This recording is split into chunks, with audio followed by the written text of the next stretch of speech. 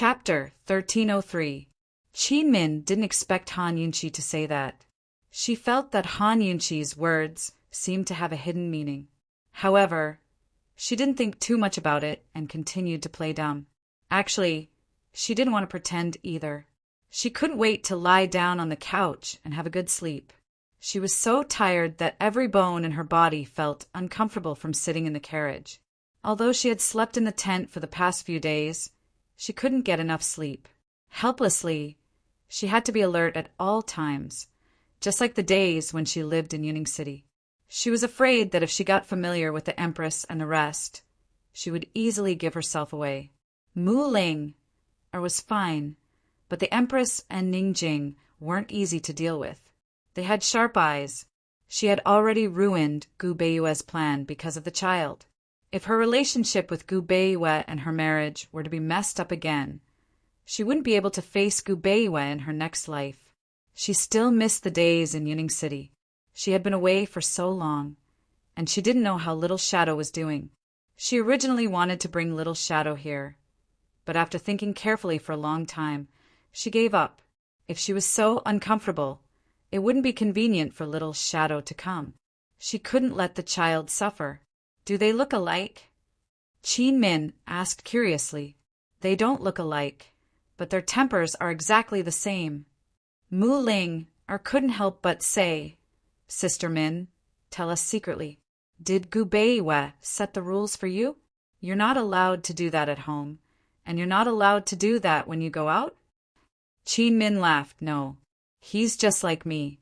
It's just that Mu Ling was easy to deal with, but the Empress and Ning Jing weren't.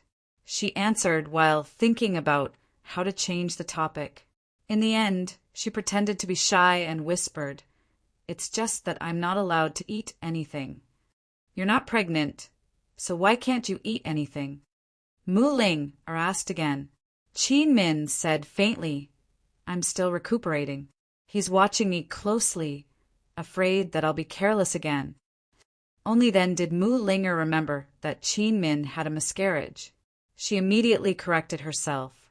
Sister Min, Gu Beiyue's heart aches for you, and that's why he's watching over you. Look at how much my brother-in-law dotes on my sister. That's why he's also keeping a close eye on her. Mu Linger had just been quite depressed that Gu Beiyue was so talkative, causing her sister to not be able to eat barbecued meat and causing her to be banned from eating in the future. However, she knew that Qin Min did not have a miscarriage because she fell down on her own. She was afraid that Qin Min would blame herself and be unhappy if she brought up this topic. So she changed her words to comfort her. Ning Jing listened quietly. Han Yunqi knew what was going on, so she didn't say anything. Actually, you don't have to be so secretive, Qin Min said calmly.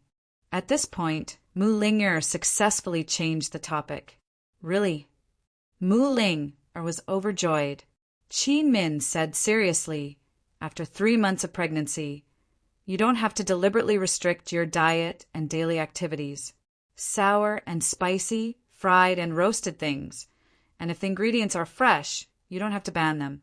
It's okay to eat them occasionally to satisfy your cravings. But Gu Beiyue, Mu Linger didn't quite believe her. After all, Gu Beiyue was an authority in the medical field. Unexpectedly, Qin Min said, You have to trust a female doctor when it comes to women's matters. Mu Linger was stunned for a moment before she laughed out loud. That makes sense, that makes sense. Han Yunqi could clearly tell that Qin Min was deliberately changing the topic. But when she heard this, she felt as though she had found a soulmate. Although she wasn't an obstetrician, she knew that there was no need to be so particular about pregnancy. She just couldn't convince Long Feiyi, and Gu Beiyue was on Long Feiyi's side. She said teasingly, Qin Min, when you go back tonight, tell your Gu Beiyue to help me put in a good word with Long Feiyi. Qin Min smiled. Your Majesty, this subject's wife will do her best. Mu Linger pursed her lips into a soundless smile, as if she could see her future days of eating, and eating. Ning Jing was about to speak, but Qin Min hurriedly spoke first. She said to Han Yunqi, Your Majesty, may this subject take your pulse? Han Yunqi immediately reached out her hand. She'd heard Gu Beiwe say that Qin Min was a medical all-rounder who was a professional in all aspects. Moreover, she had her own set of acupuncture techniques that could cure many illnesses that couldn't be cured with medicine or took too long to heal themselves. Instead, her acupuncture techniques could cure them quickly. She just wanted to let Qin Min take her pulse and see if there was any difference between what Qin Min said and what Gu Beiwe said. Normally, Gu Beiwe would take her pulse every few days and give her a simple checkup while telling her things to take note of. However, this time, Qin Min took her pulse for a long time. At first, Han Yunqi was still calm, but when she saw Qin Min's cautious expression and silence, she began to feel uneasy. "My sister, what's wrong?" Mu Linger couldn't help but ask. Qin Min remained silent. After a while, she replied, "It's nothing serious." As she spoke, she suddenly approached Han Yunqi, and Han Yunqi whispered something. Han Yunqi looked incredulous. "Really? Your Majesty, we can verify it in about 5 months." Qin Min respectfully returned to her seat. "You?" Han Yunqi was very surprised. Qin Min only smiled and didn't explain. Ning Jing and Mu Linger were confused. Mu Linger panicked. "What are you whispering about?" Han Yunqi said, "I'm pregnant with a girl." Ah, Mu Linger was shocked. Ning Jing was also extremely shocked. Qin Min, you can even tell? Qin Min still looked like a well-bred young lady. She sat there upright, and even the way she placed her hands was very polite. She smiled faintly, and the feeling she gave people was so beautiful. She wasn't stiff or pretentious at all. That warm and sweet smile made people unconsciously think of the sunlight outside the tent. It was warm but not hot, bright but not dazzling. It was April, and the spring sun was warm outside the tent. The spring breeze was gentle, and the spring scenery was beautiful. Qin Min said with a smile, "Your Majesty, Madam Jing, Madam Ling, Qin Min is willing to make a bet with you." No one had ever made a bet with Han Yunqi. Han Yunqi didn't want to win. She only wanted to lose. She wanted to lose so badly. Long Fei, you wanted a daughter so much. Wasn't she the same? "Bet, Qin Min, if you win." Han Yunqi thought for a very long time, but she was unable to think of any conditions. She asked, "What do you want?" Qin Min had been overjoyed the entire time. She was completely confident that the Empress was pregnant with a girl. The reason why she said it was purely to divert the Empress' attention and change the topic. However, she became serious when she heard the Empress say that. "Your Majesty, I have a request. I hope the Empress won't tell Beiwe." "Go ahead." Han Yunqi even wanted to replace Gu Beiwe and have Qin Min stay in the palace to do regular checkups for her. "Your Majesty, if I'm right, please let Beiwe rest well. I hope the Empress can let Beiwe recuperate more. He's a medicine pot, so he can't tire himself out too much," Qin Min said seriously. Last time when Gu Beiwe left the Ning province, she had taken Gu Beiwe's pulse. Gu Beiwe's body was actually extremely weak.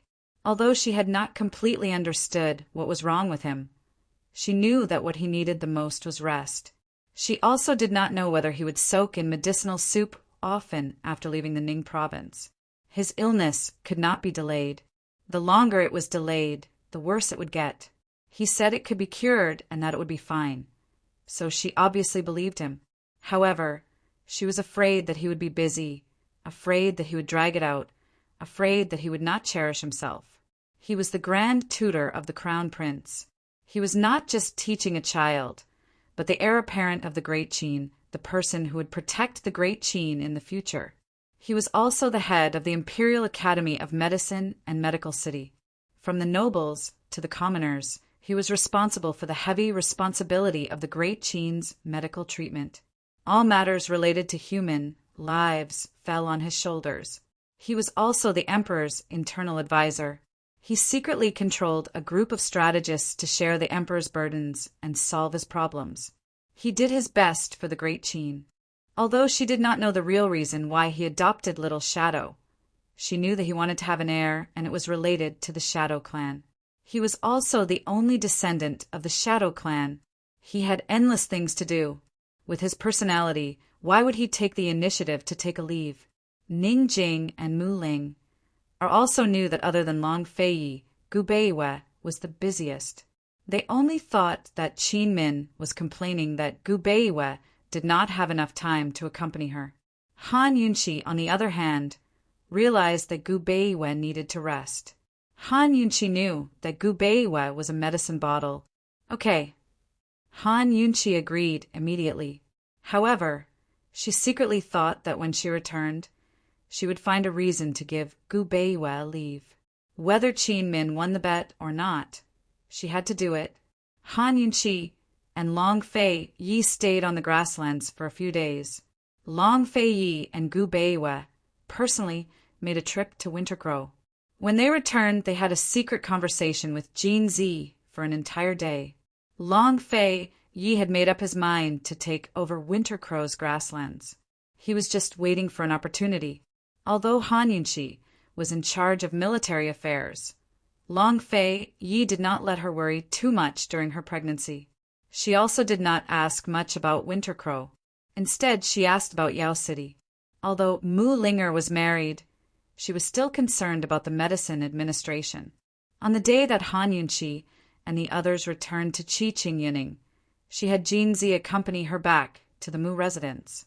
Han Yunqi originally planned to discuss with Long Feiyi on the way to give Gu Beiwe a leave of absence. Who knew that after traveling with them for a day, Gu Beiwe and Qin Min suddenly received a secret letter from Medical City's vice head Shin. Medical City's Qin family and Rin family had quarreled over a patient. Vice head Shin could not handle it and asked Gu Beiwe to hurry back as soon as possible. Your Majesty, Qin Min will go back with you. Gu Beiwe said seriously. No need. We'll take the official road. We can find a doctor along the way. Han Yunqi refused.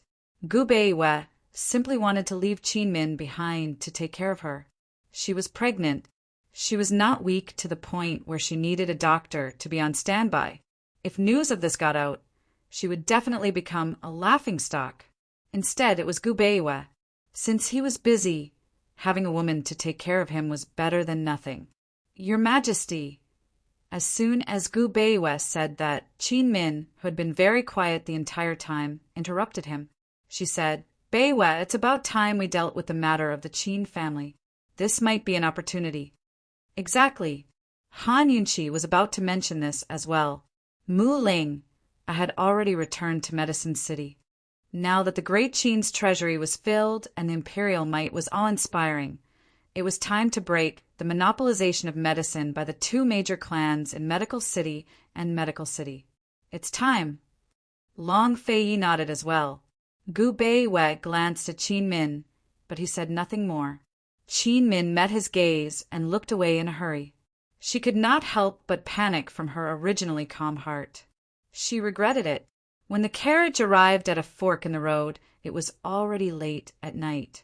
Long Feiyi and Han Yunqi had to head due south, while Gu Beiwe and Qin Min had to head southwest. After watching Long Feiyi's carriage leave, Gu Beiwe turned around and said indifferently, First, Miss Qin, you must be tired from the past few days, right? Don't worry and sleep. I'll drive the carriage myself. Qin Min had already boarded the carriage and pulled down the curtains, but she still could not help herself in the end.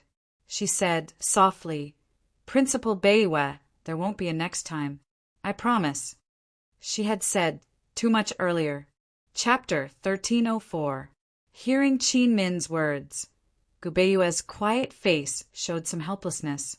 He seemed to want to say something, but in the end he only sighed softly and waved the whip to drive the carriage.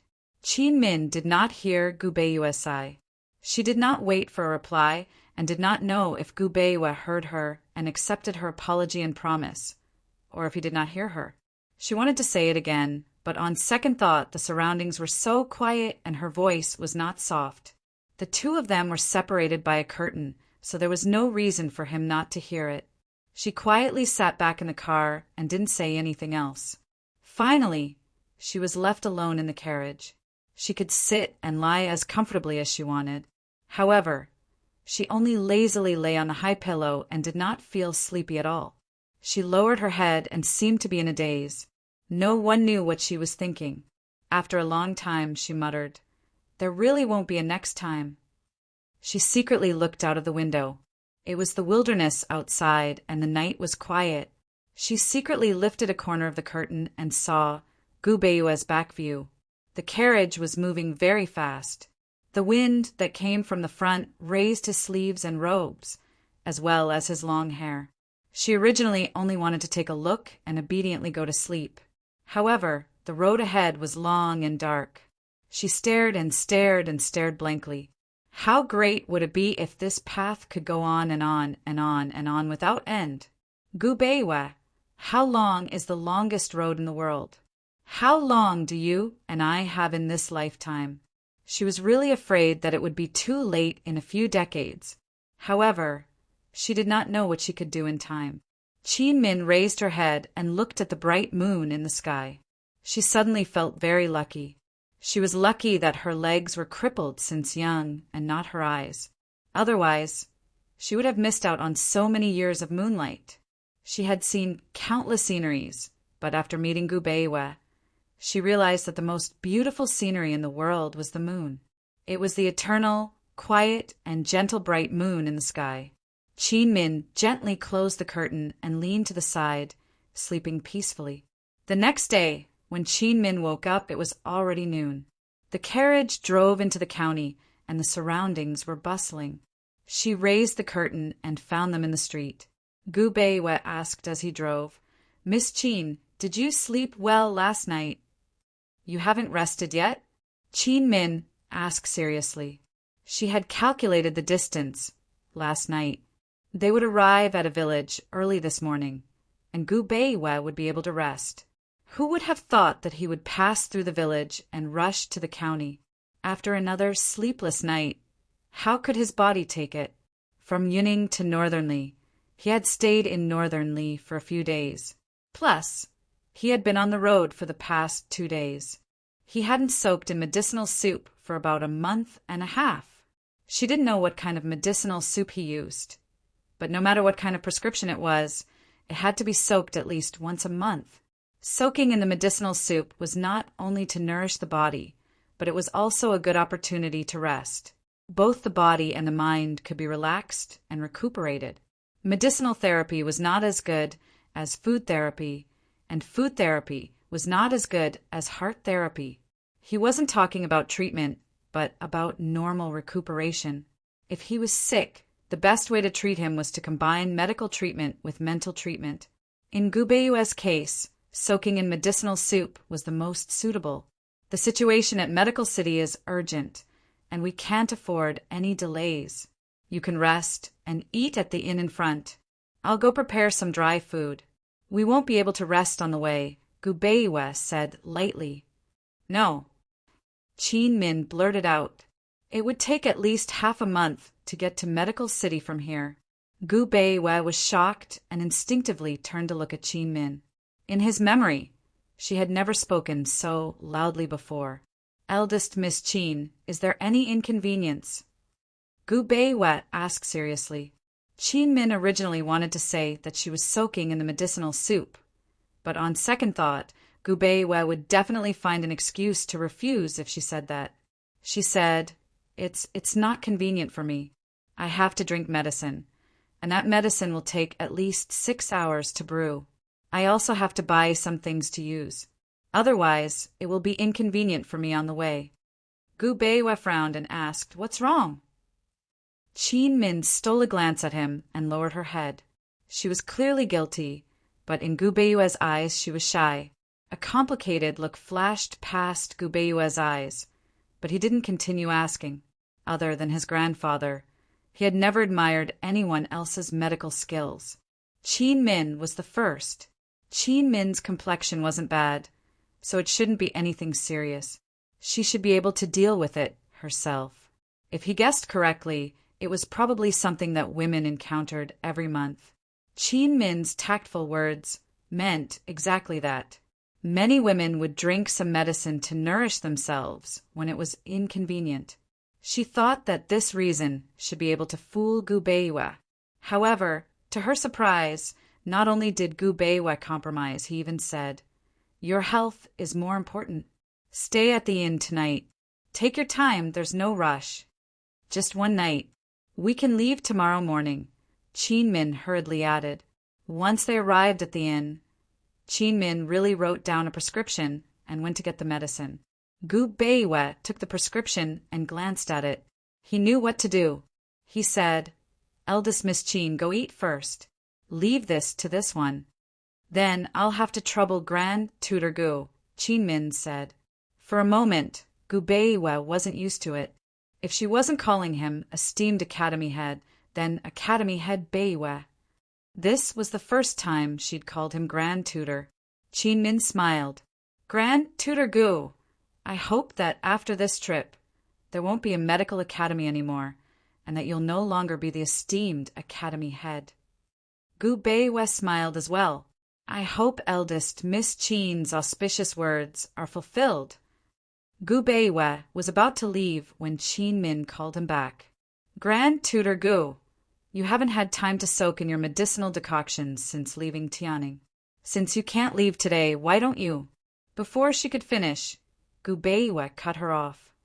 "Eldest Miss Qin, 2 guards will be arriving later. They're both reliable men. They'll escort you to Medical City. It won't be too late for you to leave after you've recovered. I'll prepare some dry rations and leave in a bit." Qin Min was stupefied. It was as if a basin of cold water had been poured over her head. She only felt a chill spread from the top of her head to her feet, then from her skin to her heart. It was so cold that she didn't know what to do. She stared blankly at Gu Beiwa, not knowing what to say. "Sky room number 1.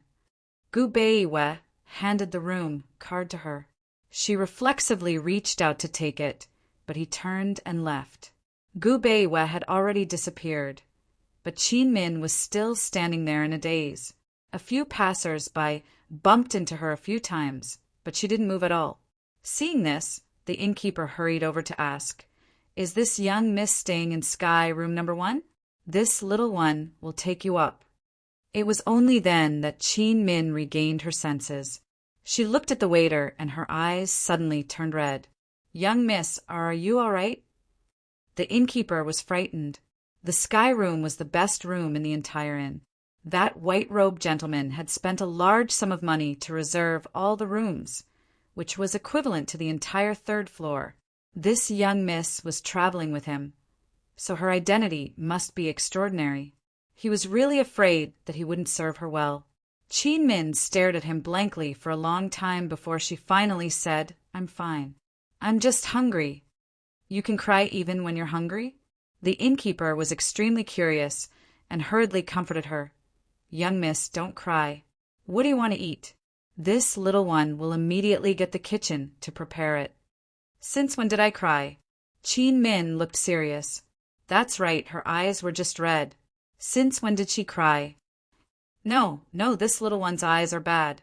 The innkeeper hurriedly brought over the menu and tried to change the topic. "Young miss, what would you like to eat? Would you like to eat in the hall?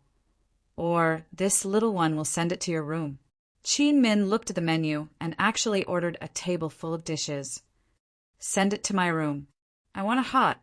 After she finished speaking, she went upstairs. The innkeeper heaved a sigh of relief and hurriedly got the kitchen to prepare it.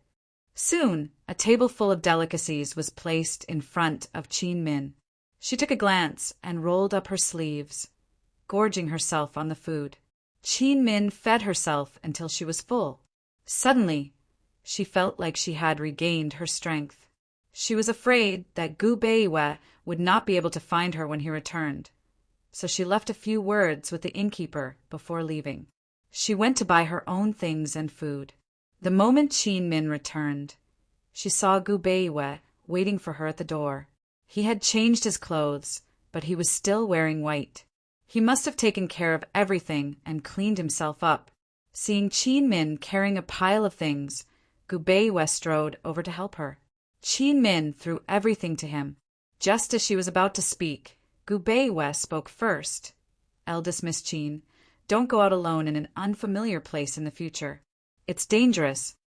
She didn't know if he was thinking about the incident in the tea house in Ningzhou City, but she remembered. Thinking about his anger that day and how he had said that he would spare her life, her heart warmed. She said, "Thank you, Grand Tutor Gu. I'll remember it. I've already instructed the kitchen to boil the medicine. It will be sent to your room later," Gu Beiwe said. Qin Min nodded and asked, "Grand Tutor Gu, are you leaving?" "I'll leave when the guards arrive." Gu Beiwe put down Qin Min's things and was about to leave. Qin Min asked, "Grand Tutor Gu, are you hungry?" "I'm not hungry," he said indifferently. "I'll be right outside the door. Eldest Miss Qin, if you need anything, you can just shout." Qin Min opened the things in the package and smiled faintly. "If Grand Tutor Gu isn't hungry, let's set off. I've already prepared the food. You don't have to rest on the way." Gu Beiwe was slightly startled. Qin Min continued, "Grand Tutor Gu is seriously ill, but you're still busy with Medical City's matters. I'm just a small matter and shouldn't be delayed. If I don't return to the Qin family, Grand Tutor Gu might not be able to do anything." "It's okay if you're delayed for a day or two," Gu Beiwe advised. "No." Qin Min feels guilty and uneasy. As Qin Min spoke, she clutched her stomach and sat down, pretending to be in pain. Gu Beiwe wanted to take her pulse, but Qin Min stopped him. "It's just a small matter. It's not an illness." She stood up. "Grand Tutor Gu, let's go." Gu Beiwe frowned, but he didn't hesitate for long. He said, "Eldest Miss Qin, hurry and sit down. Drink the medicine and we'll leave tomorrow morning." At this moment, Qin Min almost jumped up. She succeeded. However, she still lowered her eyes and said seriously, "No, you can't be delayed because of me. It's fine. Your health is more important." Gu Beiwe comforted her gently. Qin Min still shook her head. "No." A hint of helplessness flashed past Gu Beiwe's eyes, but he still smiled faintly and said, "Eldest Miss Qin, it's time for me to soak in the medicinal soup. Today's delay isn't because of you." Qin Min's eyes were full of smiles, but she didn't dare to laugh. She said, "Grand Tutor Gu, can you let me take a look at the prescription?" Gu Beiwe really wrote down the prescription and sent the waiter to get the herbs and boil them into a large tub. He soaked in the steaming medicinal soup and sighed heavily before raising his head and closing his eyes. He really didn't understand Qin Min's intentions at first, but when Qin Min pretended to be in pain and sat down, he understood everything. She was deliberately looking for an opportunity to make him soak in the medicinal soup. Once again, he could not help but ask himself if marrying Qin Min was the only and biggest mistake he had made in his life. Chapter 1305. Gu Beiwe was soaking in the medicinal soup. The soup was not full enough to reach his chest. He was thin but refined. His chest was firm and well-defined. Although he was a pot of medicine, he did not look sickly. Perhaps it had something to do with the fact that he had been practicing martial arts since he was young. His figure, hidden under his white clothes, was unimaginably good. He was originally looking at the ceiling in deep thought, but for some reason he fell asleep unknowingly. If it were any other time, he would have buried his head in a pile of letters. If he was not busy, he would have stayed up late for another 2 to 4 hours. He would not sleep, nor could he sleep. He clearly did not relax, but the steam from the medicinal soup and the smell of the herbs made his body slowly relax. Gradually, his heart also relaxed. In this familiar temperature and smell, everything seemed to become familiar. He seemed to have returned to the time when he was young and soaked in medicinal soup every day. His body and mind did not regress to that time. Instead, he was like a bystander, watching the child soak in the medicinal soup, gradually become a teenager, and gradually grow up. His gentle eyes unconsciously revealed a look of pity. He had pitied countless people, but this was the first time he pitied himself. From a bystander's point of view, he pitied himself in the past. What kind of maturity was this? He was immersed in the familiar past until the waiter came in with a warm bowl of medicinal soup. Only then did he wake up. The waiter added hot medicinal soup into the large bathtub. With an ambiguous expression, he said with a smile, "Young master, who is that lady at the door to you? She has been waiting outside for a long time." Gu Beiwet immediately looked up, but did not say a word. The waiter thought that he had said something wrong and did not dare to ask again. He quickly avoided Gu Beiwet's gaze and continued to pour the medicinal soup. After a while, Gu Beiwet finally opened his mouth and said lightly, "She is my wife." The waiter's ambiguous tone made him have to admit it. Otherwise, how would a lady like Qin Min be thought of if she waited outside? "My eyes are bad. My eyes are bad." The waiter was very surprised and nodded repeatedly. However, he was puzzled. Since these two were husband and wife, why did they have to live in separate rooms? This young master lived in sky room number 2, while that madam lived in sky room number 1. Gu Beiwet saw the waiter's suspicious look and immediately thought of this. He explained, "We had a quarrel yesterday, so she's angry." The waiter laughed and was no longer curious. If it weren't for Gu Beiwet's intelligence and observation, and if it weren't for the waiter's talkative nature, Gu Beiwet wouldn't have to explain so much. When people who were too smart or too deep stayed with people who were too simple, it was destined that the smart ones would be more tired. What else did the waiter think Gu Beiwet would say? But after meeting Gu Beiwet, he didn't say anything. He waited for a while, then turned to leave. However, just as he was about to open the door, he turned back and whispered, "Young master, when you went out just now, madam cried." Gu Beiwet, who had been silent, suddenly sat up. He frowned and asked seriously what happened. The waiter thought that madam was crying because of a quarrel, but seeing Gu Beiwet's reaction, he knew that something was wrong. He hurriedly explained, "I don't know either. After you went out, madam just stood there without moving. She seemed to be bewitched. She didn't move away, even after being hit twice." Did you hit her?" Gu Beiwet anxiously interrupted. No, she just hit her shoulder.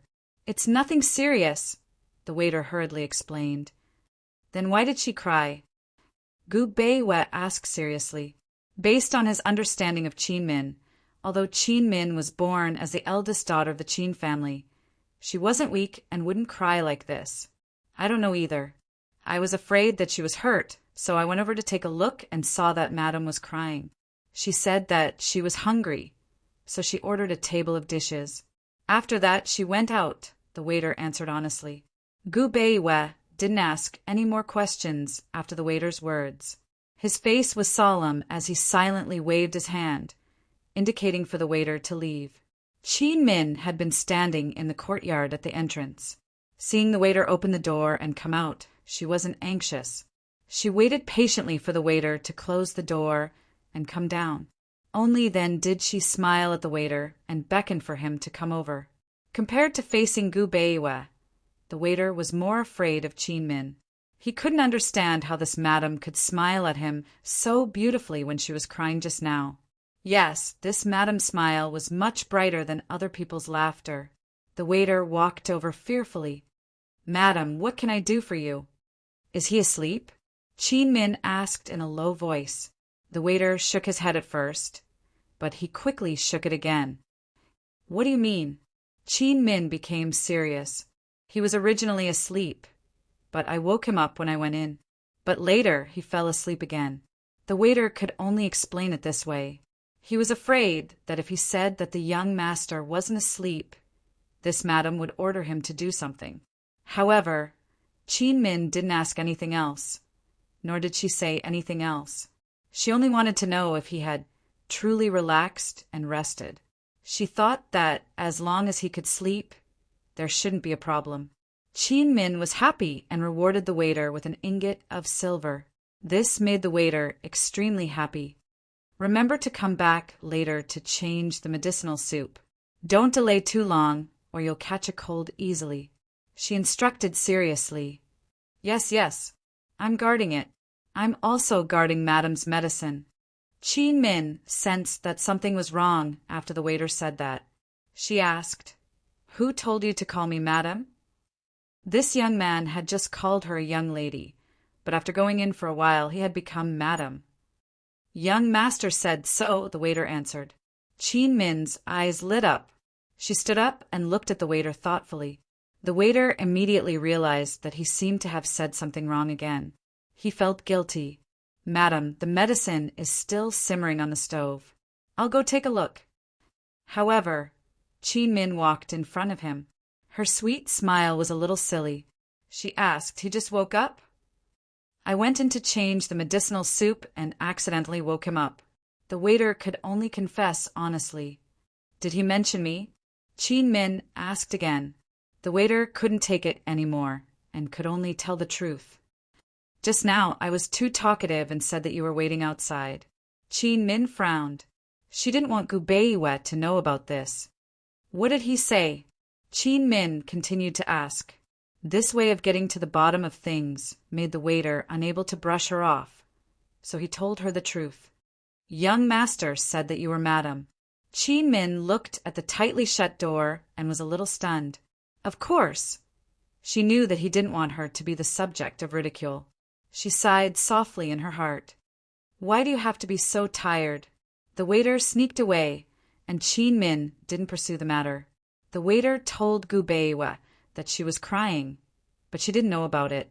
In the waiter's opinion, if her eyes were filled with tears and she was crying again, then she was crying. However, in her opinion, if the tears didn't fall out of her eyes, then she wasn't crying. Even if Gu Beiwei knew that she was at the door, she still guarded the door. She had to keep an eye on the waiter to see if he changed the water on time. Otherwise, if he caught a cold and caught a cold, then this hard-earned medicinal bath wouldn't be worth it. As she waited, she pondered over Gu Beiwei's prescription. Although she studied medicine, she was familiar with pharmacology. Unfortunately, she couldn't understand this prescription even after looking at it for a long time.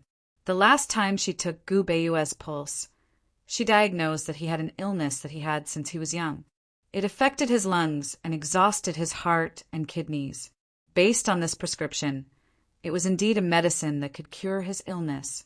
However, she couldn't understand the use of several herbs. She hesitated for a long time and finally returned to her room. She secretly made a copy of the prescription and stayed there to slowly ponder over it. Actually, her first thought was to consult Mu Linger or Gu. However, after thinking about it seriously, she dispelled this thought. After all, this was Gu Beiwei's privacy. The only thing she could do was to urge him to take medicinal baths more often. After a while, the waiter brought over a bowl of black medicinal soup. Qin Min didn't want to drink it at first.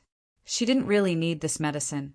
Moreover, most of the time, she didn't like to drink medicine. She preferred acupuncture. The medicine was bitter, and she was afraid. She was about to throw the medicine away, but she seemed to have thought of something. She smiled to herself, as if she was entertaining herself, and drank the bitter medicine in big gulps. Elsewhere, the hot medicine drove away the cold of the night. Qin Min only felt her whole body warming up. She moved a chair over and placed it by Gu Beiwei's door. Holding a lantern, she stepped on it. The waiter happened to bring the hot medicinal soup over and was shocked when he saw this. Madam, madam. Sure. Qin Min stood on the high chair and looked back with a fierce look. If you wake him up, I'll ask you. The waiter walked closer and advised anxiously, Madam, what are you doing? If it falls, our small shop can't afford to pay for it. Qin Min ignored him. She tiptoed and hung the lantern on it. Then she jumped down nimbly. The waiter looked at the hanging lantern and then looked at Qin Min. It was really unbelievable. He never thought that such a weak woman could actually do a man's work. Go in, the soup is going to get cold, Qin Min urged. The waiter didn't know what was wrong with him. He suddenly trembled and hurried in.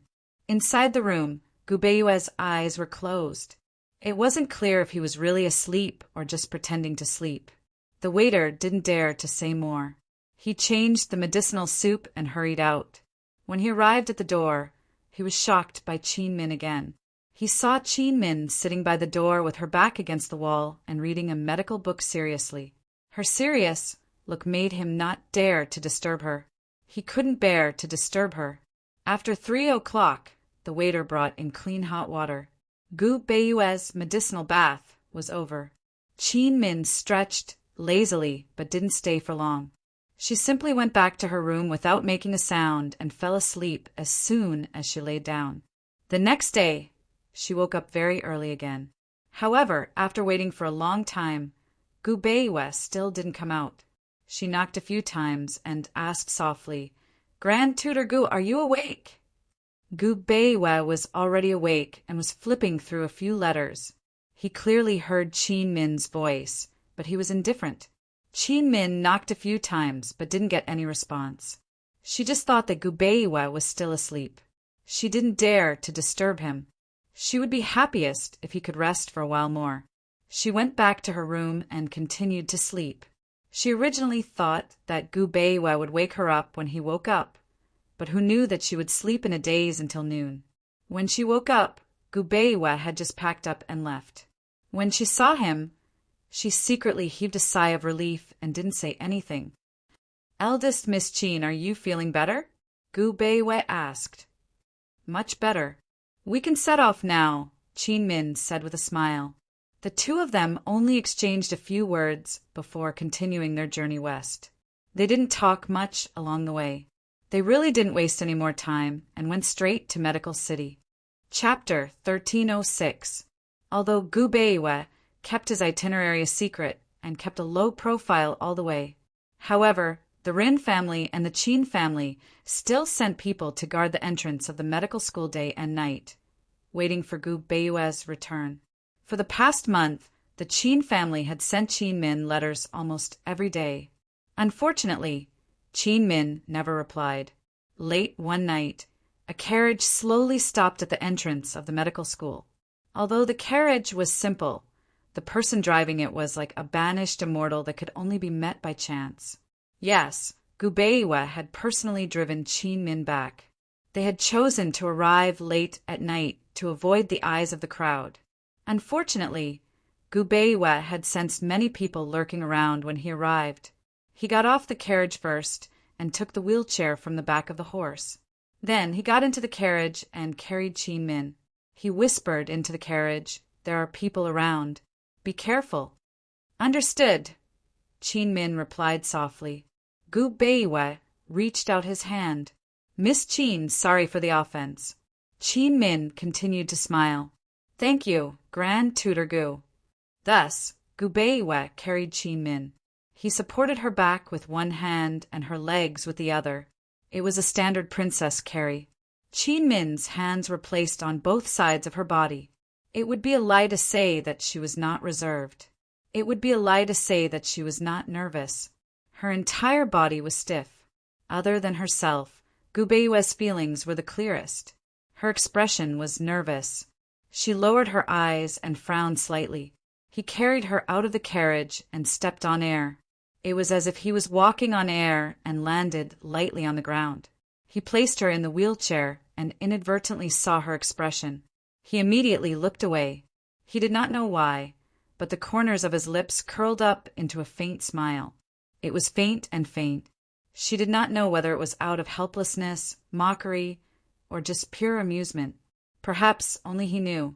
Or perhaps even he did not know.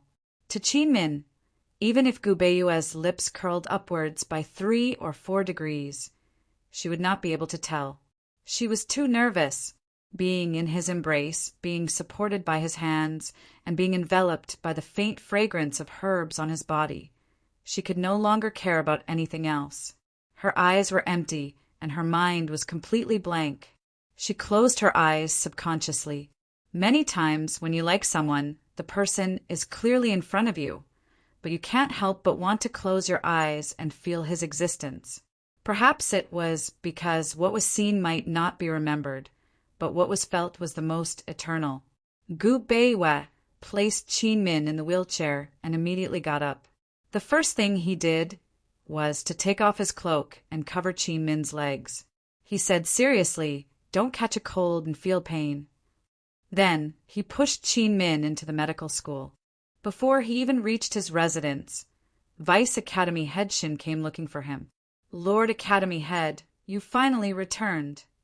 Is that patient still recuperating?" Gu Beiwe asked seriously. "Yes, it'll be the morning after tomorrow. If he isn't treated soon, he'll lose his life," Vice Academy Head Shin said anxiously. Gu Beiwe walked into the room as he asked, "What's the Qin family's intention now?" However, Vice Academy Head Shin still did not answer when they were already inside. Qin Min was a very careful and intelligent person. She knew that Vice Academy Head Shin was afraid of her presence. She hurriedly said, "Vice Academy Head Shin, the Qin family is in the wrong right now. My father is in the wrong. What's the situation now? Please speak frankly." Vice Academy Head Shin was not familiar with Qin Min, so he was rather surprised. It had to be said that when Gu Beiwe married Qin Min, everyone in the medical school, including him, felt that Gu Beiwe did not marry Qin Min sincerely. Instead, he had other motives. Vice Academy Head Shin was still somewhat hesitant. Gu Beiwe was about to speak when Qin Min suddenly stood up from the wheelchair and said indifferently, "Vice Academy Head Shin, you can rest assured now, right?" This Vice Academy Head Shin was frightened. He walked around Qin Min in a circle in disbelief, unable to believe his eyes. Qin Min sat down next to Gu Beiwe and gracefully gestured for him to sit. Vice Academy Head Shin, let's sit down and talk in detail. Vice Academy Head Shin looked at Gu Beiwe and only sat down after Gu Beiwe nodded. "Esteemed Academy Head, this what's going on."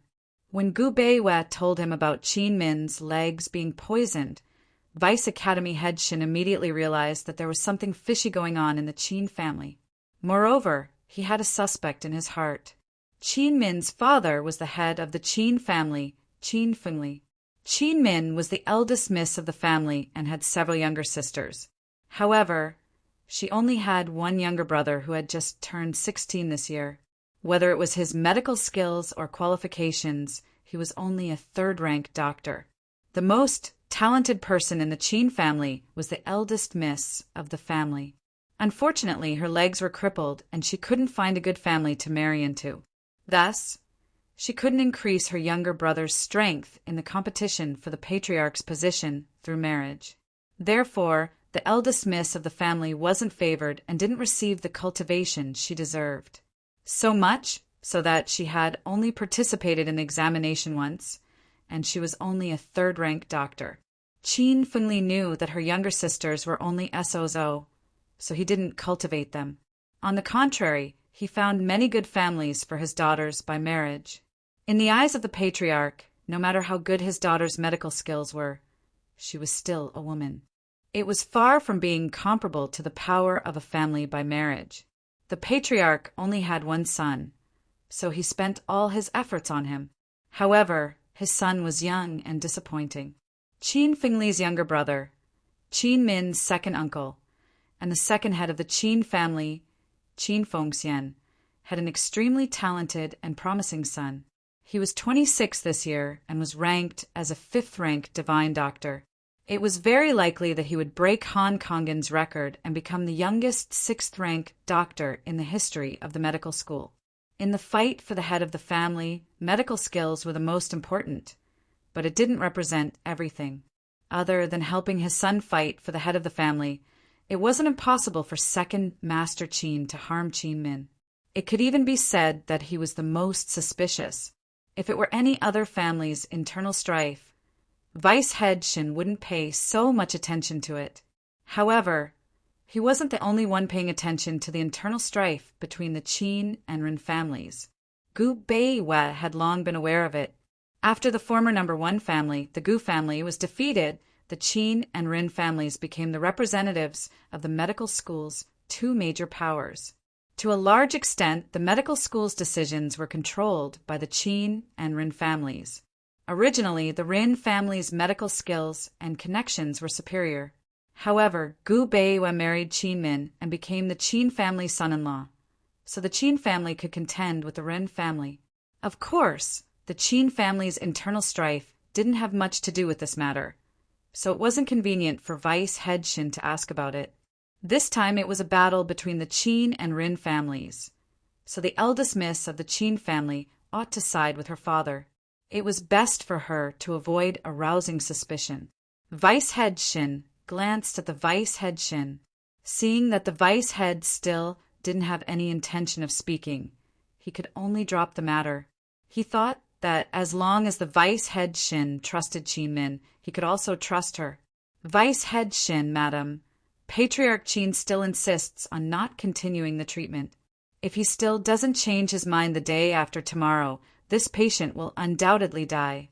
To be on the safe side, it's better for the Vice Head Shin to personally step in, Vice Head Shin said seriously. This time, the grievances between the Ren and Qin families were like this. Not long ago, there was an old man over 50 years old. His family was poor and had contracted a strange illness. He had been seeking treatment for a long time. Later, Patriarch Qin heard about this case and sent someone over to take the initiative to treat the old man. Patriarch Qin was a 7th-rank medical sage. Together with Patriarch Ren, they were known as the medical school's 3 sages, second only to divine Dr. Vice Head Shin and senior Dr. Gu Beiwa.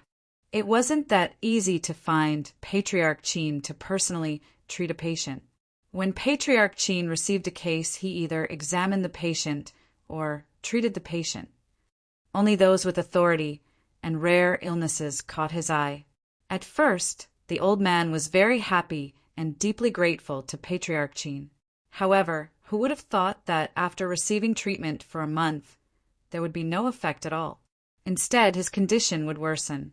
Just as Patriarch Qin was about to proceed with the 2nd stage of treatment, the old man suddenly ran away. He actually ran to the gate of the Ren family and knelt down, claiming that he had been cheated by Patriarch Qin and begging Patriarch Rin to save him. This matter thoroughly angered Patriarch Qin. Patriarch Rin didn't accept the old man's pleas. While refusing to treat him, he also persuaded the old man to return to the Qin family. However, Patriarch Qin said that no one in the Qin family was allowed to touch this case again, including himself. Patriarch Qin formulated a 3-month treatment plan for the old man. He used the method of putting him on the brink of death. First, all the lesions would be forced out, and then a thorough treatment would be carried out. This was an extremely risky treatment method. Now that the treatment was halfway through, once the doctor changed, the risk would be very high. Even if Patriarch Qin was willing to explain the previous treatment in detail to Patriarch Rin, Patriarch Rin wouldn't dare to take over. Patriarch Rin thus accused Patriarch Qin of depraved medical ethics, treating patients as ants and wantonly trampling on the patient's life. He even questioned Patriarch Qin's previous treatment plan. Patriarch Qin was so angry that he pushed the patient to Patriarch Rin. He was even more determined not to accept the patient. No matter who persuaded him, he wouldn't give in. The Rin family and the Qin family were already turbulent in the dark. This time, when the 2 patriarchs quarreled, the 2 families openly opposed each other. This matter caused an uproar and upgraded the appearance of the 2 families. Large and small forces in the medical city also stood on the same side. Vice President Shin could pretend to be ignorant of the struggle between the 2 families and the 2 camps. However, this matter involved the patient's life. Since there was a patient between the 2 families, Vice President Shin had no choice but to intervene.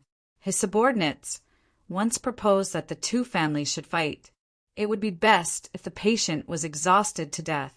When the time came, the dean could use this as a reason to punish the 2 patriarchs and even revoke their medical qualifications.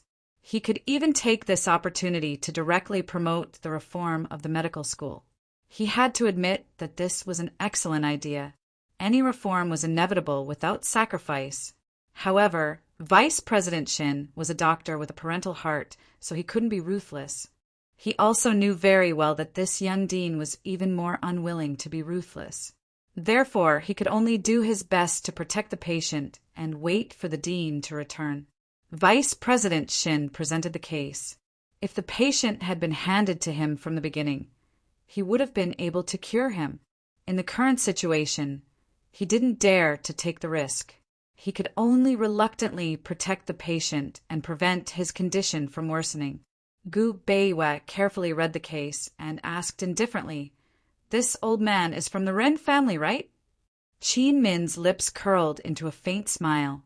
Vice President Shin was stunned at first, but he quickly came to a realization and fiercely slapped his forehead. He must be. I'm old and muddle-headed. Chapter 1307. Hearing Gu Beiwa's reminder, Vice Academy head Shin came to a sudden realization. The Rin family was the cause of this dispute. Clan head Qin often stayed in seclusion, waiting for patients to come to him. Clan head Rin, on the other hand, often wandered the world, taking the initiative to search for all kinds of difficult and complicated diseases. Clan head Ren had many unknown difficult and complicated diseases on his hands. For doctors of their level, treating those common and minor illnesses was a waste of time unless the situation was urgent. It was like using a sledgehammer to crack a nut. Therefore, they all hoped to challenge difficult and complicated diseases, both to treat and to research. As long as they collected a certain number of cases, they could propose a systematic treatment plan, repeatedly experimenting to form a paradigm. In the end, not only would they become the originator of a certain treatment, but they would also be written into medical textbooks and even medical history. It wasn't strange for this patient to be recommended to Clan Head Qin. What was strange was that this patient had the courage to leave Clan Head Qin and seek treatment at the Rin family's door. He even questioned Clan Head Qin's medical skills. After all, Clan Head Qin was a medical sage, not to mention a poor old man who had no way to seek help. Even a powerful person wouldn't dare to question the authority of the Qin family's patriarch. This old man was most likely instigated by someone. In today's medical city, apart from Gu Beiwa, only the Rin family dared to provoke the Qin family. It looks like Clan Head Qin is going to suffer a big loss. Vice Academy head Shin said seriously. Generally speaking, there were two situations when a patient was transferred to another doctor. The first was when the doctor took the initiative to transfer the patient. The doctor would choose the best time to contact the new doctor based on the patient's condition and complete the handover. After the new doctor took over, the old doctor would assist for a period of time in order to prevent accidents and help the patient adapt. The second was when the patient questioned the doctor's skill and took the initiative to request a transfer. The new doctor could be recommended by the old doctor, or the patient could find the new doctor himself. However, the old doctor still had to complete the transfer. However, this old man's situation was different. This old man's condition was special, and Clan Head Qin's treatment method was even more special. How could Clan Head Qin be willing to tell his private treatment plan to Clan Head Rin? Clan Head Qin isn't stupid. He must have seen that the patient was found by the Rin family. Gu Beiwa said indifferently, "There's nothing we can do even if we know. Now that we're in a dilemma, it's too late." Qin Min was extremely helpless. This move of the Rin family is really insidious. Nowadays, there are many people denouncing Patriarch Qin in the medical school. Moreover, this matter had already begun to spread. In the eyes of those who didn't know the ropes, Patriarch Qin would definitely become a doctor who didn't save a dying patient. Should the Qin clan swallow his anger and hand over the treatment plan obediently? Or should he ignore the life and death of the old man and be cursed for not saving a dying patient and for having no medical ethics? In the end, the medical school would definitely punish Patriarch Qin severely. The three of them were silent and deep in thought. Since Gu Beiwa was not in a hurry, It meant that he had the confidence to save the patient. In this way, saving people was the most important task. How to use this opportunity to suppress the two patriarchs was the key. Qin Min sneaked a peek at Gu Beiyue. If it was something else, she wouldn't be sitting there, much less talk about it. However, this matter was related to her and the Qin clan, so she had to sit there and speak up. On the way here, Gu Beiyue hadn't discussed this matter with her, but she was completely certain that Gu Beiyue already knew how to deal with this matter. What was he still hesitating about? Sardine, this matter, what do you think? Vice Academy head Shin had been in a terrible fix for many days. In the end, he was still anxious. Gu Beiyue ignored him, but Vice Academy head Shin unexpectedly cast an inquisitive look at Qin Min. Qin Min subconsciously avoided his gaze, not knowing what to do for a moment. She knew that Vice Academy head Shin was inquiring about Gu Beiyue's thoughts. She had been by Gu Beiyue's side for so long, but this was the first time she had encountered such a situation. Qin Min had an indescribable feeling that made her want to laugh. She hesitated for a moment, then raised her eyes to look at Vice Academy head Shin. Unfortunately, he was no longer looking at her. I don't know what he's thinking either, she muttered to herself. She felt that it was strange. What was Vice Academy head Shin so anxious about? He had been by Gu Beiyue's side for so long, even longer than she had. Why couldn't he understand Gu Beiyue's temperament? Actually, getting along with Gu Beiyue was the easiest. He would speak when he needed to, and there was no need to ask or guess when he didn't need to. Although he didn't like to explain too much, he could make people feel at ease. As Qin Min thought about it, she suddenly realized that she understood this man a lot more than before. They had clearly not had many opportunities to get to know each other. They had clearly been married for 2 to 3 years, but they had only been together for less than half a year. How did she know so much about him? Qin Min unconsciously drifted off, but Gu Beiyue suddenly opened his mouth. Madam! Qin Min heard his voice, but she was still in a daze. She hadn't come back to her senses, so she didn't realize that Gu Beiyue was calling her. The way he called her Madam sounded so unfamiliar, as if he was calling someone else. However, when it came from someone else, it sounded so familiar. She knew it was her the moment she heard it. Madam. Gu Beiyue turned to look at Qin Min and called her again. Qin Min came back to her senses this time and responded instinctively. Ah! Madam, are you worried about father-in-law? Gu Beiyue asked indifferently. Qin Min shook her head honestly. Gu Beiyue couldn't help but smile. Vice Academy head Shin became more and more suspicious. Eldest Miss Qin, as a daughter, really didn't want to protect her own father? All right then, I'll teach you how to save people. Go save them. Gu Beiyue finally said what he was thinking. Vice Academy head Shin was shocked. Vice Academy head Shin was shocked. How good was eldest Miss Qin's foundation to be able to learn this? Although the director had personally taught her, this case wasn't simple, right? Although he knew that Miss Qin had her own set of acupuncture skills, and her medical skills were far higher than her grade. In his opinion, Miss Qin's medical skills were not that high after all. Could it be that eldest Miss Qin had some unknown ability? Qin Min was also surprised. However, she didn't expect Gu Beiyue to hesitate for so long before making this decision. Why was he hesitating? Did he not trust her? Was he afraid that she would side with the Qin family in this dispute? She glanced at him and replied indifferently, All right. Qin Min was still waiting for Gu Beiyue to continue. But Gu Beiyue said indifferently, Madam, it's getting late. You should rest first. Qin Min's eyes widened. She was clearly very surprised. Was this guy trying to drive her away?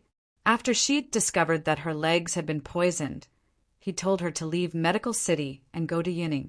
He'd said that he would find an opportunity to reform the great Qin Empire's medical industry with Medicine City. He'd also said that he hoped for her participation and would take the opportunity to help her find the person who'd poisoned her legs. He'd promised her the right to participate, but now... Why had he trusted her in the beginning, but now he was doubting her? In the past 2 to 3 years, other than the fake pregnancy incident. She hadn't done anything wrong. Qin Min had a backbone. Since Gu Beiwa had chased her away, she naturally left. When she entered the room, all her emotions surged up. However, there was nowhere for her to vent her anger.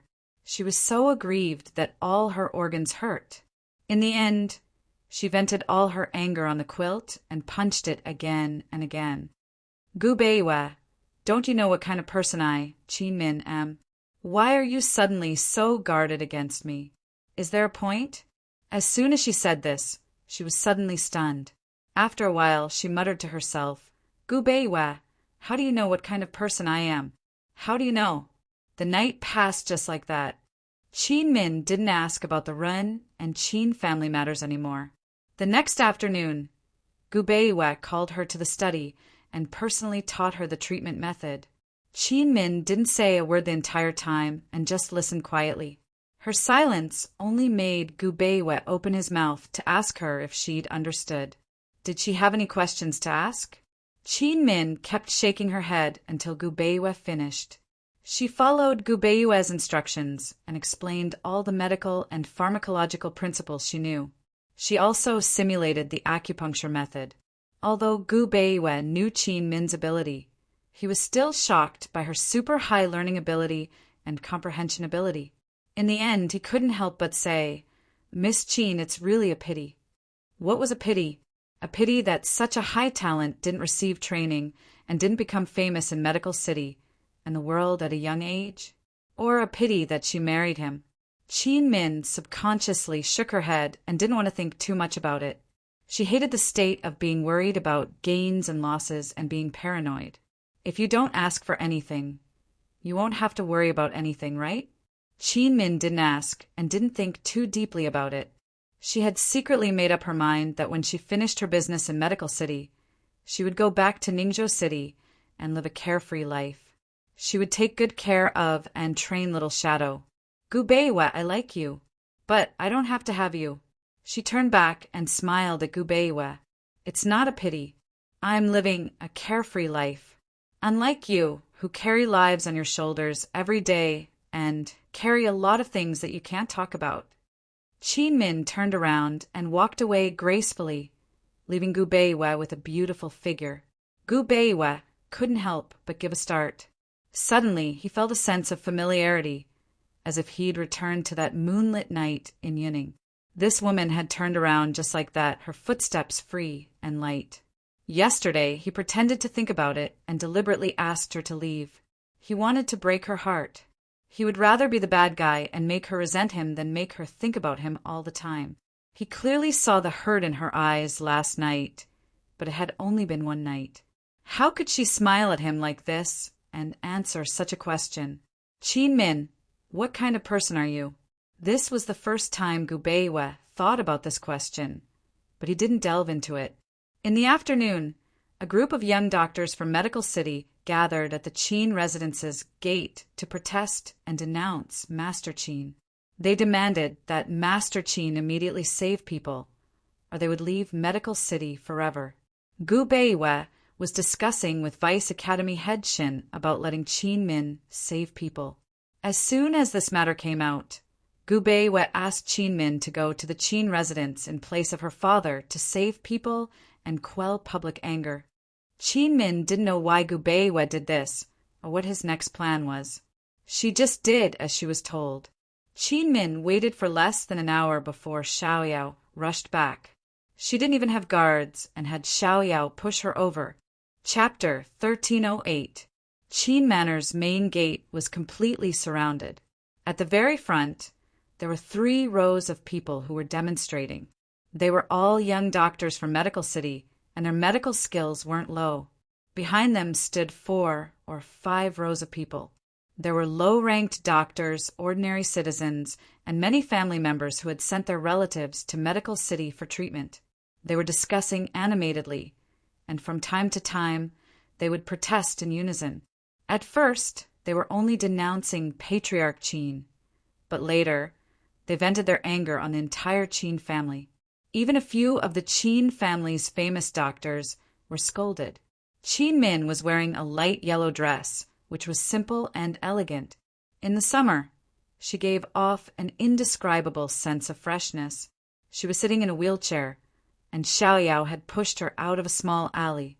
Everyone's attention was on the commotion outside the Qin manor, so not many people noticed her. Even if someone did notice her, it was because they were attracted by her beauty. They could only sigh that she was so beautiful, but she was a cripple. Everyone in Medical City knew that the Qin family's eldest miss was crippled, but few people knew that the Qin family's eldest miss was as beautiful as a flower. Xiaoyao was frightened by the scene outside the Qin manor. She stopped and asked in a low voice, "Madam, why don't we have the son-in-law send 2 guards over? If they make a fuss—" Before she could finish, Qin Min interrupted. "They're at their own doorstep, so why are they afraid of being bullied? Are you joking?" Xiaoyao pursed her lips and didn't try to persuade her any further. She had originally followed her master from Ningzhou City to Yuning, but her master disliked her for being a busybody and left her in Yuning while she went to the north with the son-in-law alone. She was curious if anything had happened between Madame and the son-in-law along the way. She didn't dare ask too much, for fear that she would upset Madame and send her to Ningzhou again. After all, she had begged for a long time before Madame agreed to let her serve in Medical City. Xiaoyao pushed Qin Min closer and closer to the crowd. At this moment, the Qin manor's tightly shut doors suddenly opened. For a moment, all the discussions and denunciations came to an abrupt end. The world was finally peaceful again. Qin Min poked her ears and had Xiaoyao stop. She had to see who the Qin family had sent to deal with this matter first. Qin Min was surprised because the person who came out of the Qin manor was none other than her second uncle's precious son, the Qin family's eldest young master, Qin Jingyuan. He was dressed in a dignified white robe, with a jade belt around his waist and his hair tied up high. He stood loftily at the entrance with a serious expression. Although he was young, he had the calmness of a doctor. Second Master Qin and his son couldn't wait for her father to fail miserably in this matter. So why would they help him? Qin Min knew what was going on.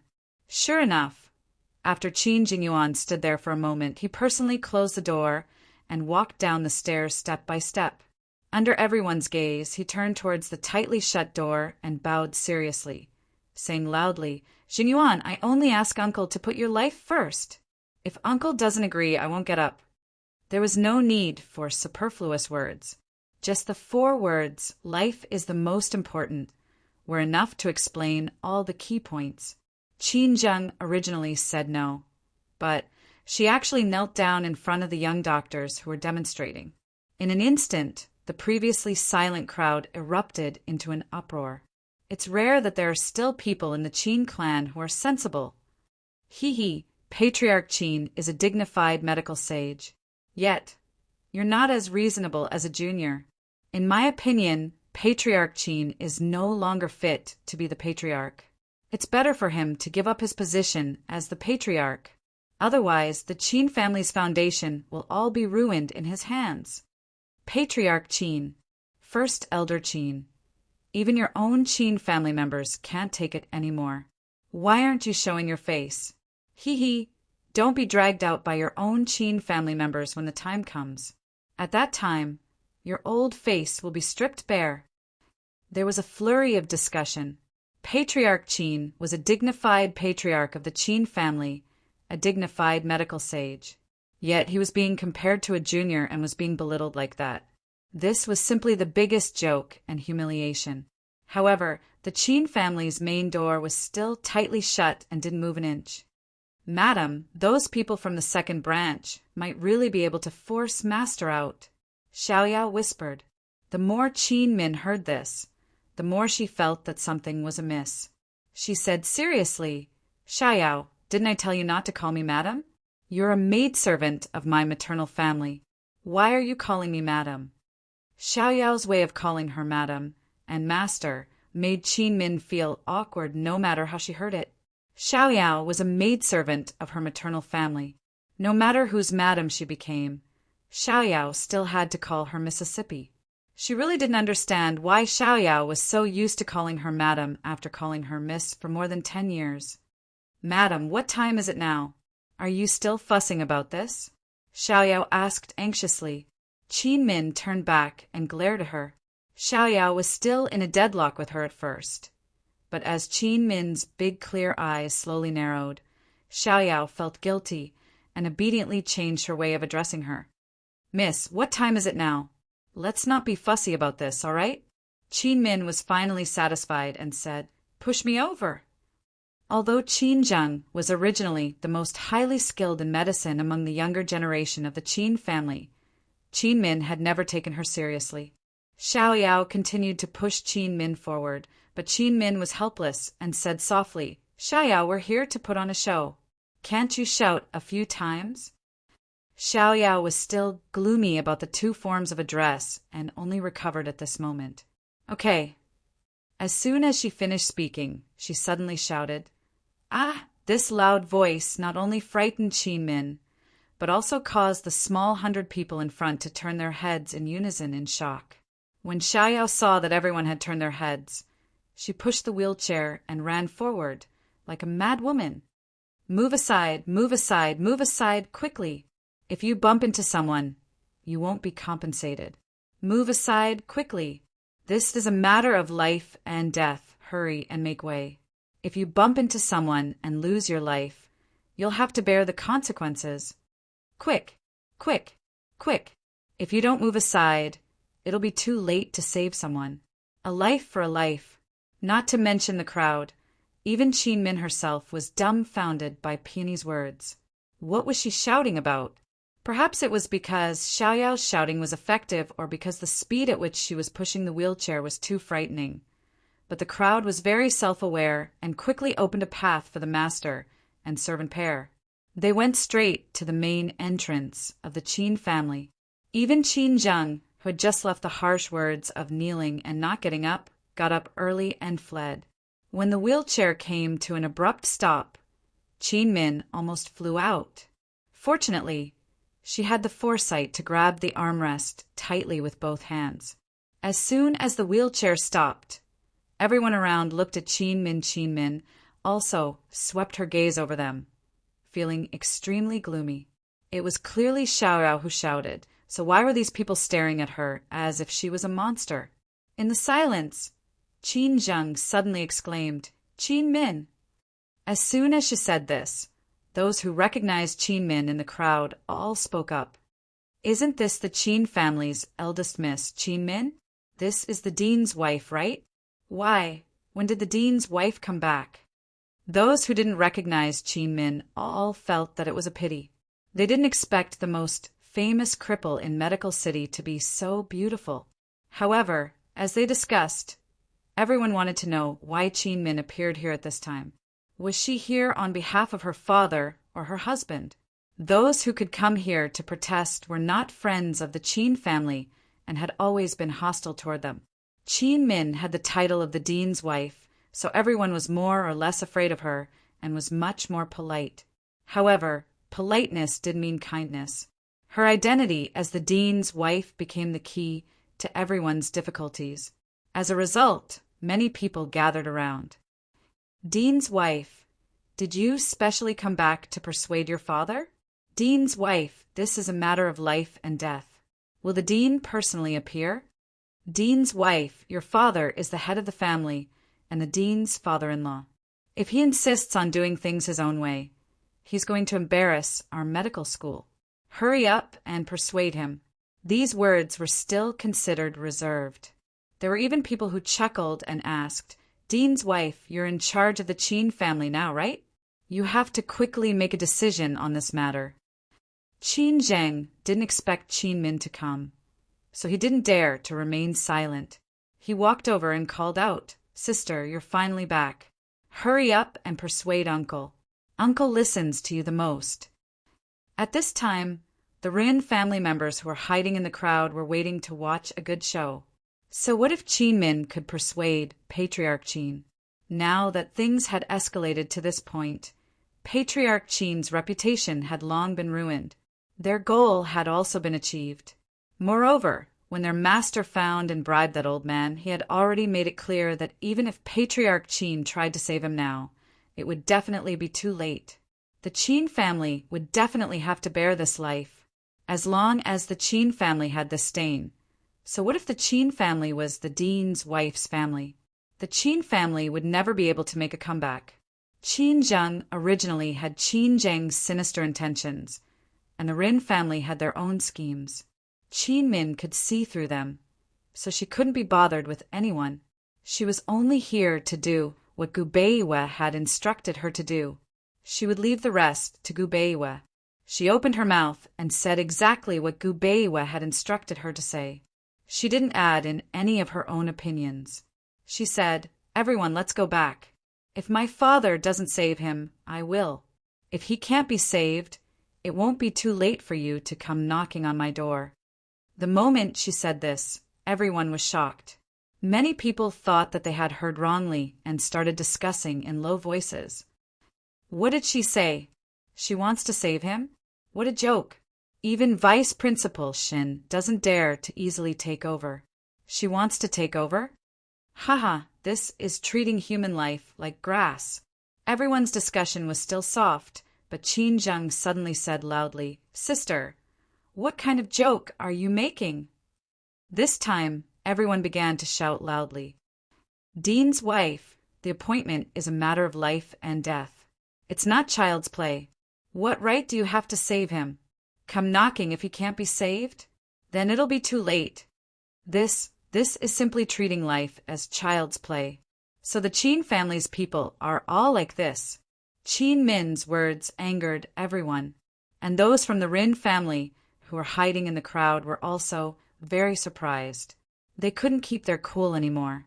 Just as they were about to speak, a woman walked out of the crowd and said loudly, "Dean's wife, I can save this person too.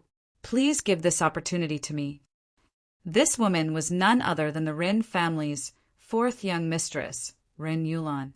Chapter 1309. Fourth young mistress Rin? Everyone present was surprised once again, including the people from the Rin family. What's wrong with fourth young mistress? Did master send her here? Can she really save him? Hurry, hurry. I'll keep an eye on her. You two should hurry back and tell master. The members of the Rin family were confused and anxious. Qin Min stared at fourth young mistress Rin in astonishment. Of course, Qin Min knew that fourth young mistress Rin was the most beautiful doctor in Medical City. Not only was she good-looking, but she was also very skilled in medicine. Fourth young mistress Ren was already quite famous. In the last medical competition, fourth young mistress Ren helped Gu Beiwe save people and became an honorary director of the medical school. Although she wasn't a director who was strictly recommended, she was still a special case that could be recorded in the medical school's history. After that, everyone knew that fourth young mistress Ren was Gu Beiwe's confidant. There were even rumors in Medical City that fourth young mistress Ren was very likely to become the mistress of the medical school and the wife of the dean. At that time, the Rin family became the #1 family in Medical City because of fourth young mistress Ren's fame after the Gu family fell. However, Gu Beiwe chose her in the end. As for her marriage with Gu Beiwe, many people speculated that Gu Beiwe was suppressing the Rin family. Although Qin Min knew about these things, she never thought much about it. After all, she and Gu Beiwe were husband and wife in name. These complicated matters belonged to Gu Beiwe alone and had nothing to do with her. She just wanted to leave the Qin family. At this time, Qin Min was surprised. Who asked fourth young mistress Rin to come? Was it Patriarch Rin? Or fourth young mistress Rin herself? Or Gu Beiwe? Fourth young mistress Rin really had the ability to save people? Qin Min didn't know fourth young mistress Ren's background, so she didn't speak easily. She only prayed in her heart that it wasn't Gu Beiwe who asked fourth young mistress Rin to come. Qin Min didn't speak, so fourth young mistress Rin said, "Madam Dean, my Rin family is also at fault. I'm here to save people and also to make up for my mistakes. Please help me. A complicated look flashed past Qin Min's eyes as she asked, "What fault did the Rin family have?" This time, the surroundings became even quieter. "My father shouldn't have rejected that old man's request to seek treatment from the Ren family." Someone from the Rin family couldn't help but interrupt fourth young Mistress Rin.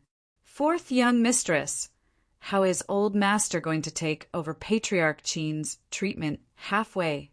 Even Vice Academy head Shin didn't dare to take over. No wonder master refused." Fourth young Miss Ren ignored him and continued, "Even if father can't treat him, he can still send the patient to Deputy Hospital Head Shin or the Council of Elders for consultation." His father only cared about being angry with the Qin family head and scolded him. He didn't pay attention to him and didn't even let him in. He made the old man kneel at the gate for an entire day. If this wasn't wrong, then what was? What's the difference between this and not saving a life? As soon as fourth young Mistress Rin said this, the crowd fell silent. Everyone looked at each other in surprise. In this dispute, most of the blame was placed on the Qin family. Until now, no one had criticized the Rin family so harshly.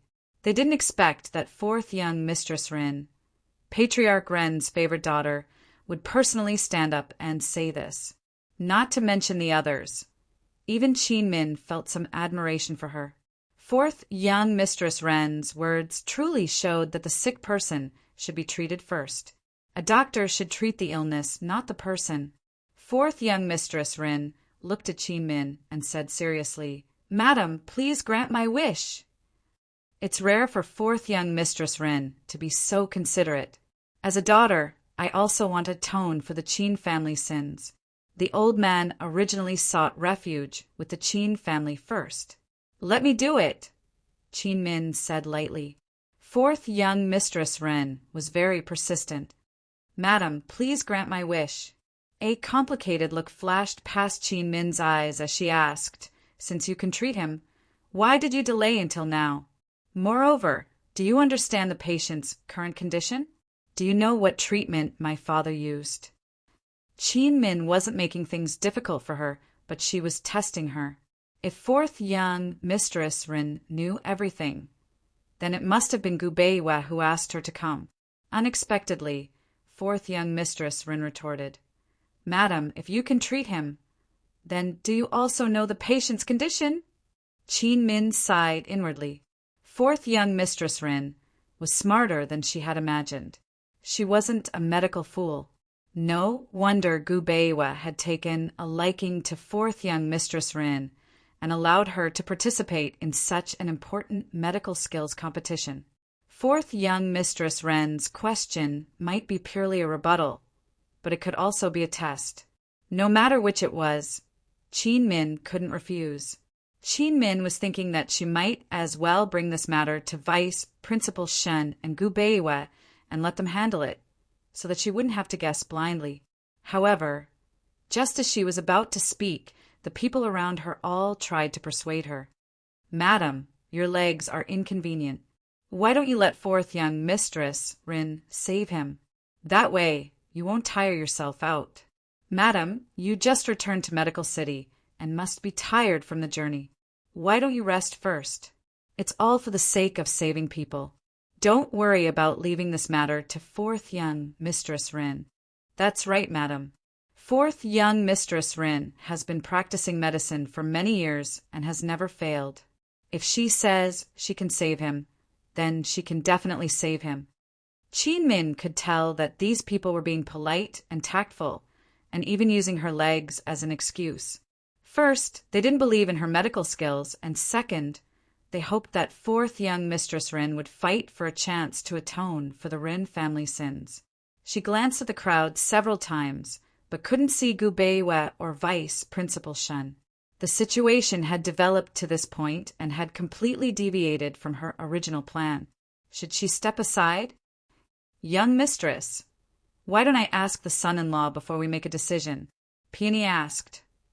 "There's no need. This is such an important matter. He must be watching." Qin Min didn't give up and continued to look for familiar voices in the crowd. She hoped to see Gu Beiyue's eyes and tell her how to continue this farce. Unfortunately, she couldn't see anyone relaying the message. What should she do? The people around her kept calling her Madame Dean and trying to persuade her. They kept pleading for fourth young Miss Rin, causing Qin Min to have the misconception that this matter had nothing to do with the Qin family. Instead, it was the Rin family who had made a mistake. Everyone was surrounding the Ren family and pleading for leniency. Qin Min didn't hesitate and said loudly, "The director has the final say on who will save him. Fourth young Mistress Rin, let's go look for the director." If Gu Beiyue wasn't around, then they would go. Everyone fell silent when Qin Min mentioned the director. A complicated look flashed across fourth young Mistress Ren's eyes as she said indifferently, "Well, listen to Madam." Qin Min and fourth young Mistress Rin went to the medical school with countless people following them. When Qin Min saw Gu Beiyue, she immediately shot him a look, asking if he was the one who had arranged for fourth young Mistress Rin to go. However, Gu Beiyue didn't respond. Qin Min was originally just puzzled, but Gu Beiyue's reaction angered her. Fourth young Mistress Rin repeated what she had just said and begged Gu Beiyue to give the Rin family a chance. Qin Min, on the other hand, remained silent and didn't say a word. Everyone looked at Gu Beiyue, waiting for him to make a decision. Only Qin Min lowered her head, her emotions unreadable. In the silence, Gu Beiyue didn't hesitate for long. He said indifferently, "Saving a life is more important than atonement. The person with a high rank can go with Vice Head Shin." The person with a high rank was naturally fourth young Mistress Rin. Fourth young Mistress Rin glanced at Gu Beiyue. This glance contained many days and nights of longing and longing. However, all of these feelings were just a glance at her. "Thank you, Madam Director." She bowed and shifted her gaze away in the time it took for her to finish her sentence. Everyone looked at Qin Min, who still had her head lowered and didn't say a word. Qin Zheng, who was originally standing beside Qin Min, lamented in a strange tone, "Sister, I thought brother-in-law would be biased towards you." Sigh. The patient was in the small room at the back door. Everyone was waiting for news from fourth young Mistress Rin. However, not long after, fourth young Mistress Rin suddenly rushed out with her hands full of blood. "Sardine, quick! The patient committed suicide." For a moment, everyone was dumbfounded, including Gu Beiyue. However, Qin Min immediately raised her head and had Xiaoyao push her over. Xiaoyao immediately pushed her wheelchair and rushed madly to the back door, her speed much faster than when she was at the entrance of the Qin family's residence. Gu Beiyue was about to go over when more than 10 people from the Ren family surrounded him and blocked his way. In the small room, there was a dagger stuck in the patient's abdomen. The patient was bleeding profusely, and the situation was very urgent. Vice Head Shin could only stop the bleeding, not knowing what to do. Seeing that Qin Min was the first to arrive, Vice Head Shin was so anxious that he forgot his place and shouted, "Quick, get the director here!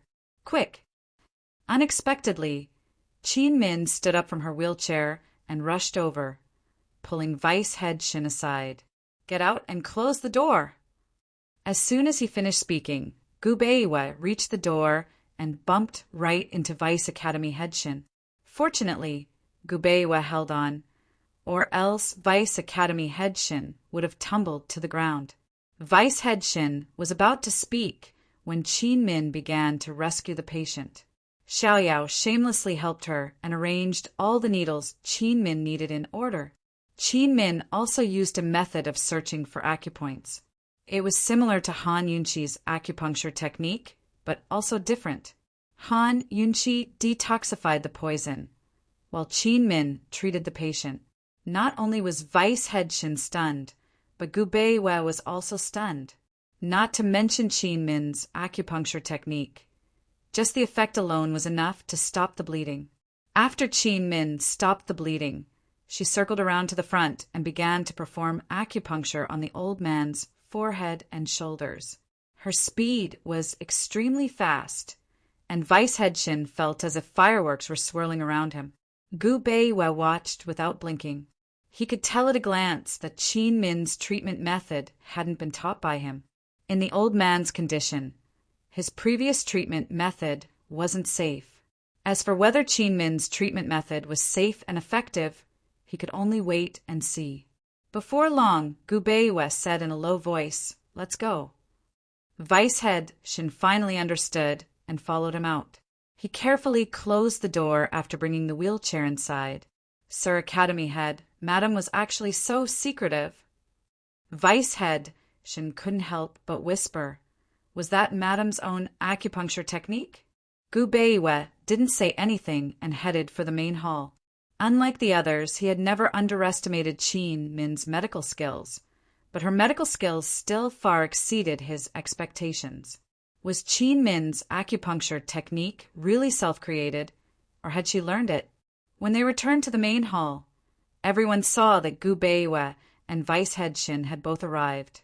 They gathered around, thinking that the rescue was over. Chapter 1310. Sir Director, can we save the patient? Sir Director, this old man can't die. Sir Director, what's the current situation?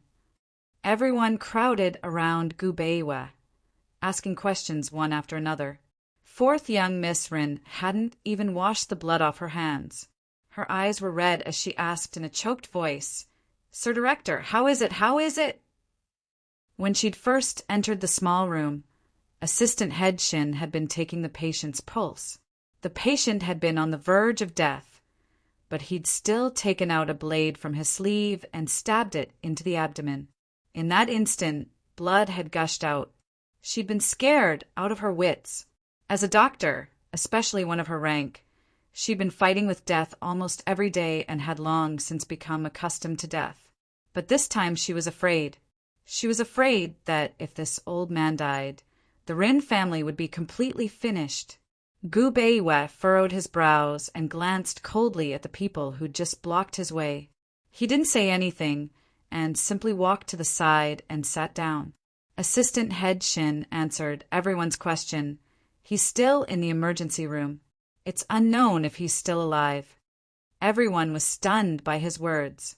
He was still in the emergency room, but the two most skilled doctors in Medical City were here, who was staying inside to save him. At this moment, everyone recalled the madam who'd been hurriedly pushed away by the servant girl. Could it be Qin Min? Everyone had their own guesses, but no one dared to ask. In the silence, Gu Beiwa opened his mouth. Qin Min is still in the emergency room. Once he said this, the room became even quieter. It was so quiet that even the sound of falling leaves outside the door could be heard. Fourth young Miss Rin fell into a chair, her face full of suspicion. When silence and waiting coexisted, time passed slowly. A full 4 hours had passed, and everyone's heart was restless and uneasy. What about Gu Beiwa? Gu Beiwa's head was lowered, and he didn't move at all. He was originally a very quiet person, but at this moment he was like a statue in his own silent world. Another hour passed. Suddenly, Xiaoyao dashed in from the back door and stopped in front of Gu Beiwa. Son-in-law, the entire world was silent. Everyone was motionless. Only Gu Beiwa slowly raised his head. "We couldn't save him," Peony said. In that instant, Peony clearly saw the fear in her husband's eyes. She would never forget the look in her son-in-law's eyes at this moment. She had always been surprised. A person like her son-in-law must be fearless. Not only was the entire world silent, it was also dark. However, Peony suddenly laughed and added, "As if." In that moment, Peony saw the light in the young master's eyes. She would never forget it. This was the first time she knew that a person's eyes could really emit light.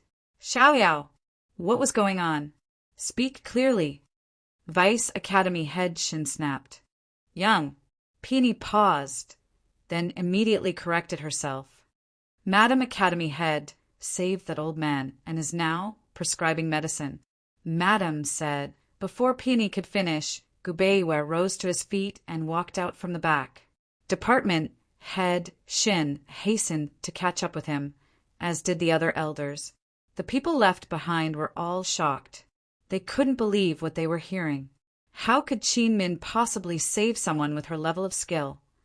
After all, the old man's illness was already critical. How could he be saved if he tried to commit suicide? Besides Gu Beiwe, who else could save him?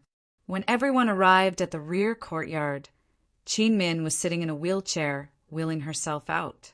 She saw Gu Beiwe at first glance, but her smile was directed at everyone. At least his life was saved. The medical academy and the Qin family won't have to commit such grave sins. Gu Beiwe seemed to want to say something, but didn't say anything in the end. He, Vice Academy head Shin, and the elders walked into the small room and inspected it before coming out. At that moment, Qin Min finally looked Gu Beiwe in the eye and smiled at him. "Husband, I'm not lying, am I?" The word, husband, stunned Gu Beiwe. It took him a while to regain his composure. "Thank you for your hard work, madam." The people around them didn't notice the strangeness between the husband and wife. They all looked at Qin Min in astonishment. Even though they'd seen it with their own eyes, they still couldn't believe it was true. Even the elders couldn't believe it, let alone the people outside. When Gu Beiwe announced that the old man was out of danger, everyone in the room, including the people crowding outside, were all dumbfounded. Fourth young Miss Ren was included. As for the young master of the Qin family, he had already run back to the Qin family. Since the old man was saved, Gu Beiwe naturally had to preside over the situation and punish the heads of the Ren and Qin families, as well as those related to them. In front of everyone, Gu Beiwe said to Qin Min, "Madam, although you saved his life, the Qin family can't escape punishment." Qin Min said indifferently, "I understand. Father shouldn't be angry and leave me in the lurch. I won't complain, no matter how husband deals with me." She called him husband again. Fortunately, he adapted quickly this time and didn't give himself away in front of everyone. One had to know that everyone was looking at him at this moment. The Ren family and the Council of Elders are responsible. Gu Beiwe finally brought up the main topic. There are doctors everywhere in Medical City.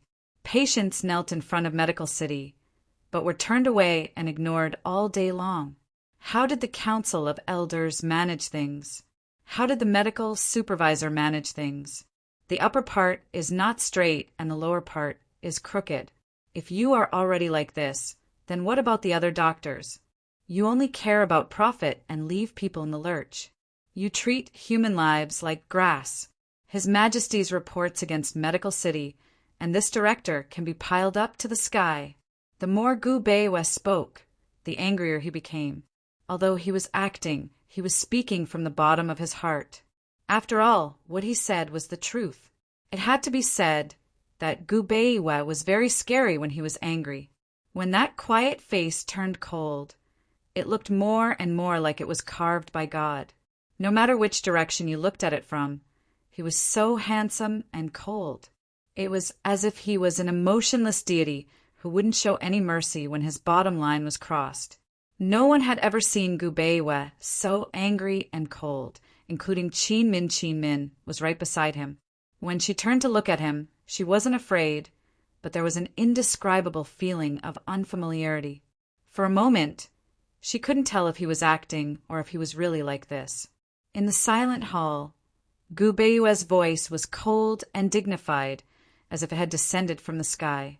He said, "Vice Academy head Shin, from today onwards, Ren and Qin are stripped of their medical sage rank and demoted to medical slaves.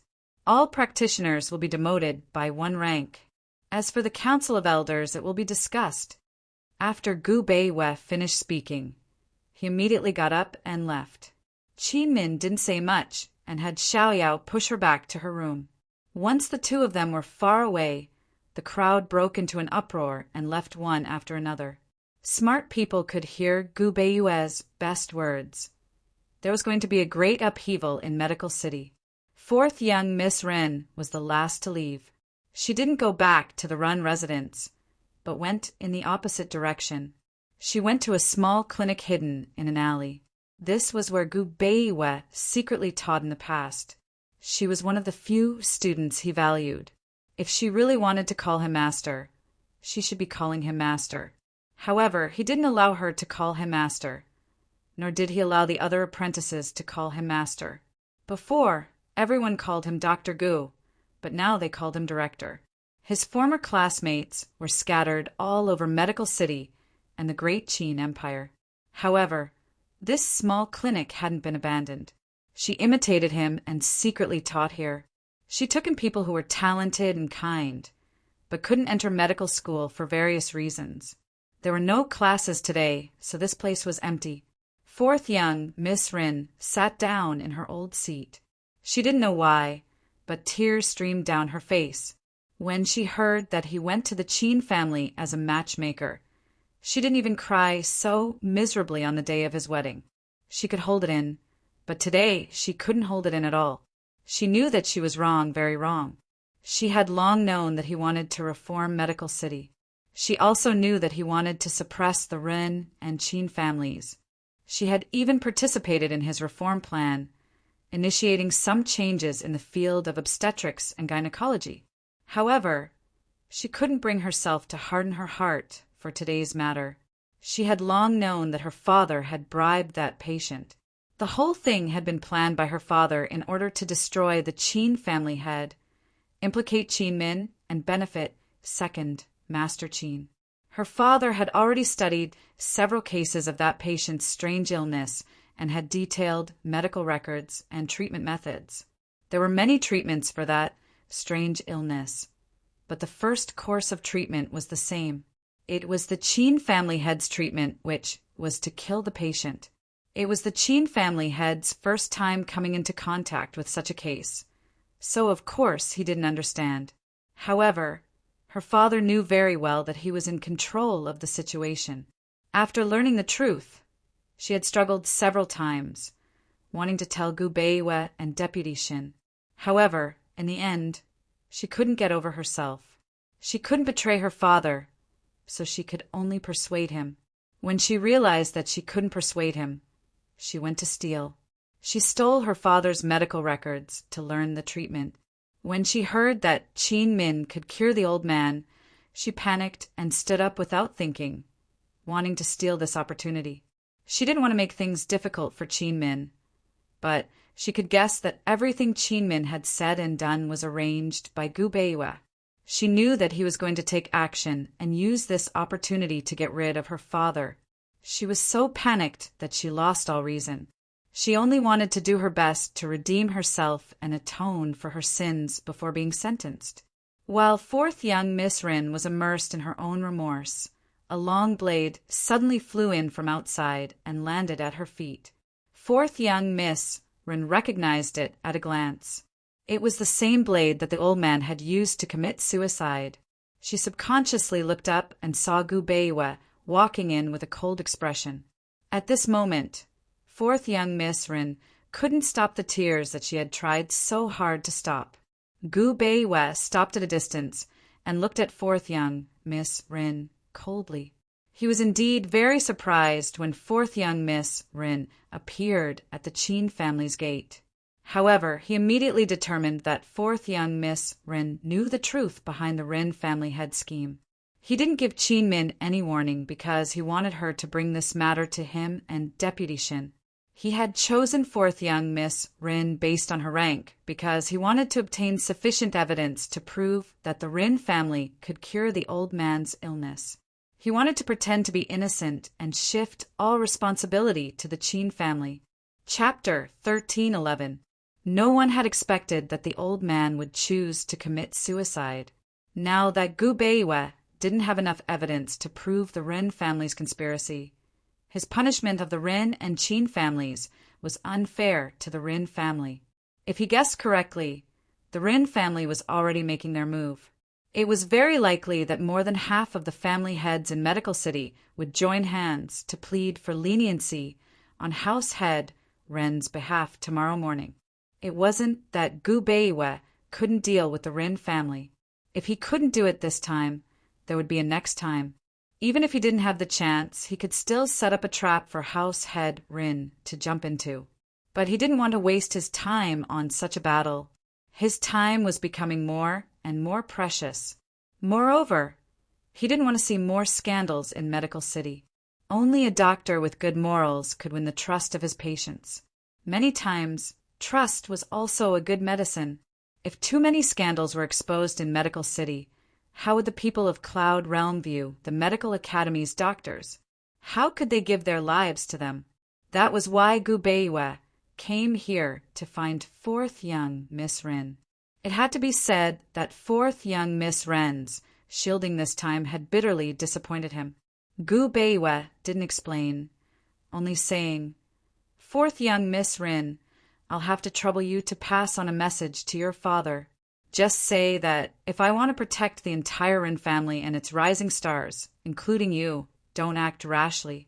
Don't act rashly. Otherwise, he will pay an even greater price. Your Excellency Academy Head." Fourth young Miss Rin stopped crying as soon as she spoke. She'd known him for so many years, but this was the first time she realized that he wasn't such a heartless person. When he was ruthless, he could be so heartless. Or perhaps he was just heartless to begin with. Their past friendship, gratitude, and even politeness were all gone now. "I hope you can pass on my message." Gu Beiwe turned to leave after saying this, but fourth young Miss Rin chased after him and sobbed, "Your Excellency Academy Head, I know my wrongs." Gu Beiwe circled around her and continued to leave. Anxious, fourth young Miss Rin grabbed his arm and said, "Your Excellency Academy Head, I'll definitely pass on your message. I only have one question for you. How long have you known Qin Min?" He had always thought that she, like most people, thought that he had married the crippled Qin Min in order to support the Qin family and fight against the Rin family. He wasn't restricted by the other members of the Qin family. She had always stubbornly believed in it. Perhaps this was the reason why she didn't break down in tears on his wedding day. However, Qin Min's medical skills were far beyond her imagination. Although she was unwilling to admit it, she had to admit that Qin Min's medical skills were almost on par with hers. Why was Qin Min so secretive?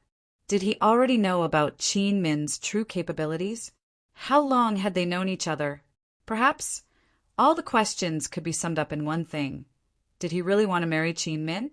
Gu Beiwe did not turn around and only said, "Fourth Miss Rin, it is improper for men and women to touch each other. Your question is a private matter, so it's inconvenient for me to answer. Please forgive me." He was still polite and courteous, but fourth young Mistress Rin felt extremely distant. She would rather have him lose his temper, be impatient, or reprimand her than to feel so distant. She felt so uncomfortable that her entire heart felt stifled, and she slowly let go of his hand. When Gu Beiwe returned to the medical school, Qin Min was hiding in the study and reading medical books. In less than 2 hours, the news of Qin Min's superb medical skills and her secretive abilities had spread throughout the entire medical city. The Qin family, as well as the madams and young ladies of the aristocratic families who were on good terms with the Qin family, all flocked to visit her. There were even many students from the medical school who wanted to see her, saying that they wanted to consult her. She, who had always disliked crowds, was scared out of her wits, so she hid in Gu Beiwe's study and let Xiaoyao deal with the crowd outside. Gu Beiwe also saw the crowd, so he quietly took a detour and returned to the courtyard from the back door. As soon as he entered the study, he saw her sitting on his spacious chair with her legs crossed, flipping through the medical books. When she saw him enter, she was stunned for a moment, then immediately put her legs down and sat upright. His gaze moved down and saw that her feet were still on her embroidered shoes. She didn't have time to put them on properly. She knew that it would be too late and thought that he wouldn't notice. But who knew that he would actually look down? She wanted to pretend that she didn't notice anything, but he just stared blankly. She was embarrassed, and her legs subconsciously shrank back. Only then did he realize her embarrassment and hurriedly looked away. Sorry, I didn't know you were here. My apologies.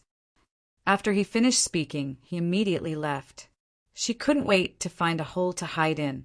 As she put on her shoes, she muttered, Gubeiwa, aren't you very good at pretending? Can't you just pretend that you didn't see it? As a doctor, Gubeiwa had seen a woman's bare feet and legs before, let alone a woman without shoes. He had seen Qin Min's calf a few times and even helped her apply medicine. The reason why he was stunned was not because of her feet, but because she had taken off her shoes and was sitting on the chair. Was this dignified, proper, and cultured eldest miss always like this in private? When he first saw her back, he thought that he had mistaken her for someone else. Gubeiwa stood outside the door. He didn't know when Qin Min had put on her shoes, but he didn't dare to go in again. Qin Min waited for a long time before she walked out. Gubeiwa had already regained his usual calmness, as if nothing had happened. He invited Qin Min to sit in the courtyard. When it came to embarrassing matters, as long as one party wasn't embarrassed, the other party would also be at ease. Qin Min had also regained her usual quiet and gentle demeanor. She was a completely different person from the person who was lazily sitting on the chair and reading a book. Eldest Miss Qin, your medical skills have surprised me. Gubeiwa went straight to the point. He was surprised and curious. That set of acupuncture techniques is... The Qin family had a few sets of acupuncture techniques that were not taught to outsiders, but it was definitely not Qin Min's set. What he wanted to ask was who taught Qin Min this set of acupuncture techniques. I extracted the essence of the Qin family's 10 sets of acupuncture techniques and created them with severe injuries. Qin Min didn't hide anything. Gubeiwa was shocked. He knew that Qin Min wouldn't lie, and there was no need for her to lie. If Qin Min had created this set of acupuncture techniques, then her medical attainments would be even higher. Her future achievements would be immeasurable. Seeing that Gubeiwa didn't say anything, Qin Min hesitated for a moment before she asked faintly, Grand Tutor Gu, I didn't spoil your plans in my eagerness to save someone, right? Gubeiwa knew that Qin Min was referring to him and fourth Miss Rin. Fourth young Mistress Rin suddenly appeared and accused her father. Fourth young Mistress Rin claimed that she could cure that strange illness. Third young Mistress Rin had chosen fourth young Mistress Rin. Based on these 3 points alone, not to mention Qin Min, even other people would guess that fourth young Mistress Rin was instructed by him. Gubeiwa wanted to explain, but Qin Min said faintly, Grand Tutor Gu, I didn't understand the situation. I just thought that since I promised you to save someone, I had to do it no matter what. If I spoiled your plans, I hope you can forgive me. Please convey my apologies to fourth Miss Rin. Gubeiwa looked at her and suddenly felt an indescribable feeling in his heart. Before he could speak, Qin Min stood up. She was still so polite and calm, as if no one could disturb her quiet little world. Grand Tutor Gu, if there's anything else, feel free to let me know. I'll take my leave first. So speaking, Qin Min turned to leave. Gubeiwa watched her retreating form as his eyebrows creased. His dark eyes flickered with a trace of heartache. However, he didn't chase after her or explain himself. It was a misunderstanding, right? He didn't want to find an opportunity to deliberately reject and hurt her. He muttered to himself, Qin Min, the matter at Medical City is over. You should go back to Yining. Maybe you'll be happier there. Qin Min walked away confidently, but she was counting. She was waiting. She was counting how many steps she had taken. She was waiting for him to catch up with her and explain to her about fourth Miss Rin. He had acquiesced to her probing, which meant that he had arranged for fourth Miss Rin to do what she did. She didn't know why he had arranged it, and she couldn't care less. However, shouldn't he at least give her a heads up? Not only did he allow fourth young Mistress Rin to interfere, but he also chose her. Why did he teach her the treatment method so seriously? Did he know how awkward it was for her when he chose fourth Miss Rin? How sarcastic were those people looking at her? She was open-minded, but that didn't mean she had no self-respect. In order to succeed, she was willing to sacrifice a little bit of her self-respect. However, he should have at least told her first. What was the point of not saying anything and letting her guess like a fool? Fortunately, she was the first to save the old man in the end. She was stubborn and willful enough to complete what he had asked her to do. Qin Min pushed the door open and said angrily, "Gu Beiwei, you're infuriating me." Xiaoyao was in the room. When she saw Qin Min, she immediately rushed over. "Miss, those women outside are so scary." Before she could finish speaking, Xiaoyao was stunned. She pulled Qin Min and stood on her tiptoes. "Miss, you're crying." Qin Min pushed her away. "What nonsense are you talking about? What's wrong with those women outside?" Xiaoyao said seriously, "Miss, you're crying." Qin Min suddenly closed in on Xiaoyao. She glared at her and asked angrily, "When did I cry?" She was full of anger. "Xiaoyao, this brat was asking for a scolding." "Miss, your eyes are red." Xiaoyao was also very persistent. "You're not crying." Qin Min was slightly stunned. Her eyes were red? Why didn't she know? She wasn't sad. She was just angry, very angry. Sadness would make people cry. Anger, would that happen too? "Miss, did young master bully you again?" Xiaoyao probed. It wasn't clear if Qin Min heard Xiaoyao's question, but she said sternly, "Xiaoyao, tears that don't fall are not tears. I'm not crying. If you dare to spout nonsense, I'll chase you back to the Qin family." Xiaoyao originally wanted to ask about fourth Miss Ren, but when she heard this, she covered her mouth with both hands and nodded vigorously to show that she understood. In the next few days, the Ren and Qin families didn't make any big moves. Although some people came to plead for leniency, it didn't affect the overall situation.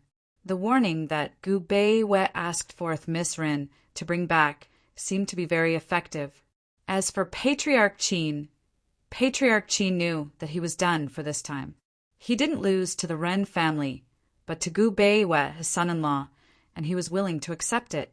Although Gu Beiwei's punishment was severe, it didn't meet with any resistance from the various families. Therefore, it had a great deterrent effect on the medical world. This was extremely helpful for Gu Beiwei's next few reforms. When this matter reached Long Feiyi and Han Yunqi's ears, Long Feiyi said that Gu Beiwei's methods were gentle violence. A few days later, Vice Academy head Shin personally carried out the punishment for the Qin and Ren family heads. Both family heads were demoted to medical slaves. The so-called medical slave was a doctor who had no personal freedom and was forever locked in prison to treat the prisoners' illnesses. Before they were sent to prison, the two family heads were temporarily imprisoned in Medical City's prison. Patriarch Qin requested to see Qin Min. Chapter 1312. Gu Beiwei told Qin Min about Master Qin's request to see Qin Min. Qin Min bowed and said seriously, "I'll listen to the director's arrangements." An indescribable feeling of unfamiliarity washed over him. It was as if they had returned to the first time they met. Qin Min's attitude was not only polite but also respectful. Gu Beiwei did not realize that he had inadvertently furrowed his brows. He said, "Miss Qin, it's only right for you to see your father." "Thank you, Director." Qin Min stood up and added, "Father just wants me to plead for leniency." "Don't worry, Director. Qin Min knows her limits." Gu Beiwei was silent for a while before saying lightly, "It's fine as long as you know your limits. Go." Qin Min bowed again and left. No matter how close a person was, they would become strangers in the time it took to say harsh words.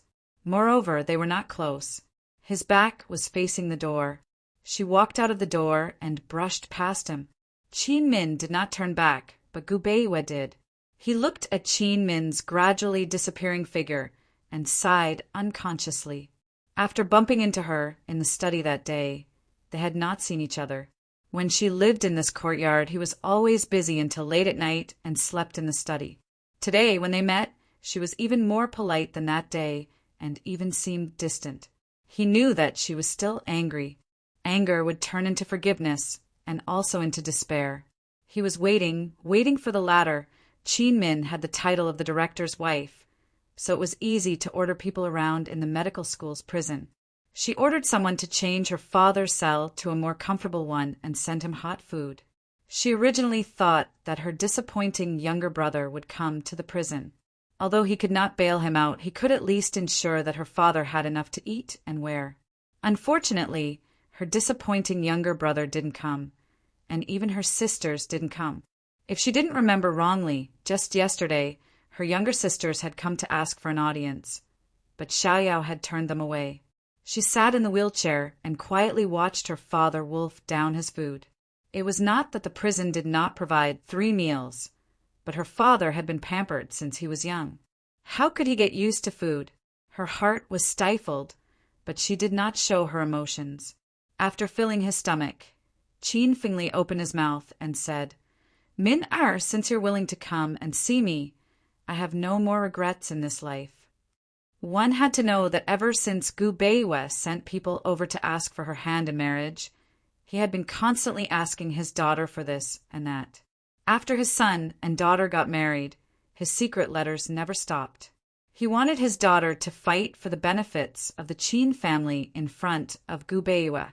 He wanted his daughter to give birth to a son for Gu Beiwe as soon as possible and consolidate her position as the legal wife. Unfortunately, his daughter had never paid attention to him. Even when the news of the miscarriage came, he went to Ningzhou in person, but his daughter did not see him. He thought that his daughter would ignore him for the rest of her life. "Father, why did you call your daughter here?" Qin Min asked indifferently. "Do you still resent father?" Seeing that Qin Min was silent, Qin Fengli said, "In the past, father let you down. Your acupuncture skills were taught by the dean." After his daughter's legs became crippled, he did not care about her anymore and gave all the learning opportunities to his other daughters. In order to let his other daughters get married, he even wanted to force her to marry an old man. When Gu Beiwe sent people over to ask for her hand in marriage, he was so shocked that he did not sleep for 3 days and 3 nights. He had also asked his daughter the reason, but unfortunately his daughter did not say anything. Now his daughter had displayed such shocking medical skills. Who else could it be other than Gu Beiwe who taught her? Qin Min did not answer and said indifferently, "Father, if there's nothing else, I'll take my leave." Qin Fengli was anxious and blurted out, "Min Er, you must be careful of 4th Miss Rin." Qin Min was slightly stunned and finally looked at her father seriously. Min Er, 4th Miss Ren's medical skills were also taught by Gu Beiwe. Otherwise, how could she be so capable at such a young age? Qin Fengli said seriously. Qin Min knew all of this. She remained silent. "Min Er, the Rin family is different from our family. Think about it carefully. If Gu Beiwe can marry you, why can't he marry 4th Miss Rin?"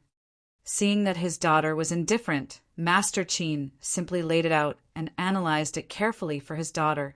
In his opinion, Gu Beiwe married her to use the Qin family to suppress the Rin family. Now that he and Master Rin were in prison, the power of the 2 families would definitely be taken over by the new heirs. From the Qin family's point of view, Qin Min, as the elder sister, would definitely support her biological younger brother. In other words, Qin Min would become the behind-the-scenes controller of the Qin family. From the Rin family's point of view, although first young Master Rin was capable and could take on the responsibility of being the head of the family, his status in the medical school was ultimately not as high as 4th Miss Ren's. In other words, first young Master Rin would have to listen to 4th Miss Rin in everything. 4th Miss Rin would be like Qin Min and become the true head of the family. If 4th Miss Rin treats the Rin family as a dowry and wants to marry Gu Beiwe as a concubine, what do you think you should do? Qin Fengli asked softly. Qin Min still didn't speak. Qin Fengli paused for a while before he revealed his true purpose. You can't lose the Qin family. Without the Qin family, what will you use to compete with 4th Miss Rin in the future? Qin Min finally understood her father's meaning. Her father said so much because he wanted her to help her useless younger brother to prevent the power of the Qin family from falling into her second uncle's hands. Qin Min sighed softly in her heart. Why didn't her father just say what he wanted to say? Why did he have to involve fourth Miss Rin? After all, her father didn't understand Gu Beiwe. Gu Beiwe didn't marry her to use the Qin family to restrain the Rin family. Moreover, Gu Beiwe wouldn't marry fourth Miss Rin just to win over the Rin family. If he wanted to control Medical City, there were many ways. As long as he was willing to be ruthless, no family could escape from the palm of his hand. As for the marriage, until now, she only knew that he didn't know why he was marrying her. But she didn't know why he was marrying her. For example, after getting along with him, she paid attention to everything, but she only knew what he didn't like, but she didn't know what he liked. Since her father saw Gu Beiwe this way, the Ren family must also see Gu Beiwe in the same way. The purpose of Gu Beiwe's trip this time wasn't to win over anyone, but to abolish all the family's privileges and the medical school's monopoly on the medical world. In other words, Gu Beiwe's trip this time was to hand Medical City over to the imperial court and the Long Fei Yi. That day, Gu Beiwe didn't punish the elders' council in public, but delayed it. In the past few days, Gu Beiwe had secretly sent people to spread the news that he was going to reform all the systems of the medical school. He was going to hand over all the major powers of the medical school's teaching, grading, and granting of medical qualifications to the imperial court. Gu Beiwe ordered people to spread the news to test everyone's reaction. Since her father was imprisoned here, he naturally hadn't heard about this. Qin Min didn't say much and only said, "Father, no matter who is in charge of the Qin family, as long as they can carry forward the Qin family's acupuncture technique and heal the wounded and dying, they will be worthy of our ancestors. The dean is a smart person and will not treat the Qin family unfairly." Min, Qin Fingli was anxious. Qin Min smiled. "Father, I will ensure that you have enough food and clothing in prison. If you need medical books, just tell the jailers and they will find them for you. Father's medical skills are superb and can cure countless illnesses. I hope that Father will keep his heart in the forest and ignore right and wrong disputes. Min is already married and can't bear such heavy responsibilities. Brother is still young and his medical journey is long, so he still needs Father's guidance. Father, take care." After Qin Min finished speaking, she called Xiaoyao to send her away, leaving Qin Fengli stunned in place and unable to recover for a long time. He didn't know if Qin Min wanted to say these words to him herself or if Gu Beiwe had asked her to warn him. However, he understood the knack of these words.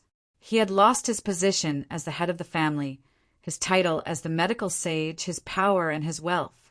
However, he didn't lose his medical skills.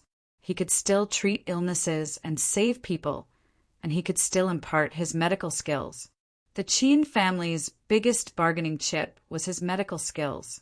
After leaving the prison, Qin Min didn't go back immediately. She and Xiaoyao went to the south of the city and were about to enter an inn. Unfortunately, they didn't walk far before they were surrounded by passers-by. Before she married Gu Beiwe, she often sneaked out of the Qin family and wore a veil to treat patients. Any inn in Medical City could find many patients who couldn't find a famous doctor. At that time, she could go to 3 or 4 inns and see more than 10 patients. At first, those patients didn't believe her and thought she was a liar, but she always had a way to convince them. At this time, she was wearing a veil, just like in the past. However, she was surrounded by passers-by before she even entered the inn. This was because they recognized her servant girl, Xiaoyao. Everyone surrounded her. Some were simply looking at Qin Min. Some were incessantly asking questions. Some wanted to take Qin Min as their master, and some even sought medical treatment. Ever since she saved the old man's life, she had become famous throughout the medical city. She was admired and respected by everyone. Some people even made her story into a nursery rhyme and sang it among the children, praising her for her stubbornness and unwillingness to submit to fate. One had to know that when she married Gubeiwa with a crippled body, more than half of Medical City was cursing her. Unscrupulous methods, seductive seduction, and premarital pregnancy. In short, she was almost treated as a vixen. This time, instead of saying that she became famous in Medical City, it was more accurate to say that she made a name for herself. The happiest person was none other than Xiaoyao. However, this had nothing to do with Qin Min. She was a very interesting person who could live happily by herself. The comments of irrelevant people didn't affect her. Seeing more and more people gathering around, Qin Min whispered, "Xiaoyao, where's the carriage?" "It's in the alley up ahead," Xiaoyao quickly replied. "Then why aren't we leaving?" Qin Min asked in displeasure. She didn't like being surrounded and stared at like a monkey. Moreover, Gu Beiwa had spread the rumors. So many people in Medical City were dissatisfied with him. As his wife, she'd be implicated as well. The more people gathered, the greater the danger. "Make way, make way!" "Please make way. We have urgent matters to attend to. Don't block the way. If you want to seek medical treatment, go to medical school. I'll arrange the time for you. Make way." Xiaoyao didn't think too much at first, but as more and more people gathered around, she became afraid. Chapter 13:13. Seeing that the situation was getting worse, Peony suddenly shouted, "Get out of the way. You'll have to bear the consequences if you bump into them." She threw caution to the wind and pushed the young lady forward. Everyone moved aside, but they were reluctant to let them go and chased them into the alley. The carriage was parked in the alley, and it would be safer once they got on. However, Qin Min couldn't possibly get on the carriage herself in front of everyone, right? And Peony didn't have the strength to carry her up. The coachman was one of Gu Beiwa's men, and he was a 13 or 14-year-old youth. He couldn't carry Qin Min either. What should they do? Qin Min looked at Peony, and Peony looked back at Qin Min, both dumbfounded. The medical school was in the north of the city. Qin Min had just changed into a wheelchair when they arrived here in a carriage.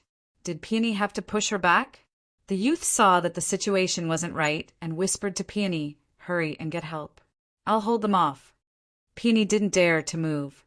Seeing Qin Min nod, she left. Qin Min didn't remove her veil. She lowered her head and didn't speak. The page boy stood in front of her protectively and shouted, "What are you doing? Disperse! Disperse! What are you looking at? How dare you be rude to the dean's wife? Are you rebelling? You and the one beside you. What's his name? Which family is he from?" Everyone retreated when the page boy yelled at them. However, before they could disperse, a middle-aged man came forward.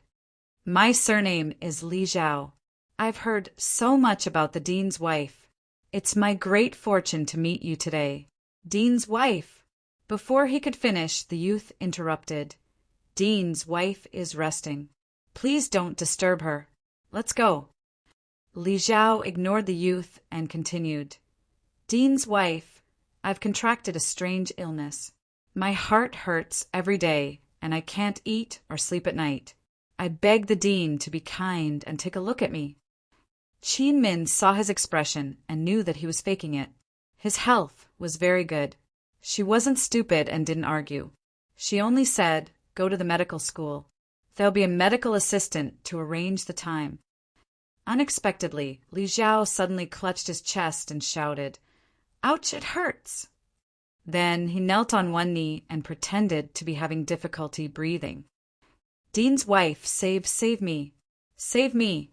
Lin Yu, take his pulse!" Qin Min said lightly. The young man immediately stepped forward. After taking his pulse, he said, "Madam, his pulse is normal. There's no strange illness." Just as Qin Min was about to speak, Li Zhao rolled on the ground and cried out in pain. Qin Min ignored her. Just as she was about to let the other doctors take her pulse, a dissatisfied voice came from the crowd. "Io, how can a little medical apprentice see the focus of the illness? Madam, this is a matter of life and death. Hurry up and save her." "That's right, Madam Dean. You can't learn from your father and leave him in the lurch. You're already in so much pain. Madam, a doctor has the heart of a parent. What is your heart made of? Qin Min was slightly shocked. Only then did she realize that Li Xiao did not come alone. There was a group of people behind him. The newcomer did not seem to be friendly at all. If she were to personally take his pulse, who knows what would happen? Just as Qin Min was hesitating, a man suddenly stood out from the crowd. Qin Min recognized him. He was the fourth young master of the Wei clan, a fifth-grade fairy doctor. After taking Li Xiao's pulse, the fourth young master sneered. A person who's not sick is pretending to be sick and making things difficult for Madame Dean on the street. What are your intentions? Io. Li Xiao was still curled up on the ground, groaning in pain. How can a strange illness be so easily diagnosed? Otherwise, he wouldn't have to beg Madame Dean. Haha, the people of the Qin clan are all the same. If Sir Dean finds out about this, he can't play favoritism for Madame Dean. He's already in so much pain. Madame Dean, please do a good deed and quickly take a look. Li Xiao's accomplices kept talking. Some were accusing others, some were pleading, and they soon incited the people around them. Qin Min had no way out. She made a prompt decision. Bring him over. Let me take a look. Quick. If they wanted to put on an act, she would accompany them to the end. A few men hurried forward to help and carried Li Xiao over to Qin Min. After taking his pulse, Qin Min was shocked. He's really sick. As she spoke, she took out the gold needles that she always carried with her. I'll perform acupuncture now. The more painful it is, the more effective it will be. If you want to live, you have to bear with it. A wretched look flashed across Li Xiao's eyes as he said, Thank you, Madame Dean. Of course. He knew that Qin Min was beating him at his own game and wanted to torture him. His superiors had already made it clear that he was not here to make things difficult for Qin Min. He was here to humiliate Qin Min and Gu Beiwei. Gu Beiwei wanted to hand the medical school over to the imperial court. If he did not pay the price, did he really think that the major clans were so easy to bully? Just as Qin Min was about to perform the acupuncture, Li Xiao suddenly broke free from the people who were supporting him. He shouted, Ouch! And pounced on Qin Min. Qin Min then realized Li Xiao's real motive. She could not dodge in time and was so frightened that she closed her eyes. However, after waiting for a long time, Li Xiao did not pounce on her. The originally noisy surroundings instantly quietened down. It was so quiet that she could hear her own thumping heartbeat. What was going on? Qin Min carefully opened her eyes and saw the side profile that she was most familiar with. The contours of this side profile were perfect and impeccable. He was so close to her that she could see his eyelashes. They were long, dense, and black. They were extremely beautiful. This side profile gave people an incomparably silent feeling as usual. However, it did not have the usual gentleness and was only penetrating coldness, regardless of whether he was cold or warm. In any case, he was here. He was Gu Beiwei. Her heart instantly calmed down.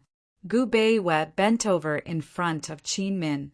With one hand behind her back, he used the other hand to grab Li Xiao's neck and easily blocked Li Xiao's entire body.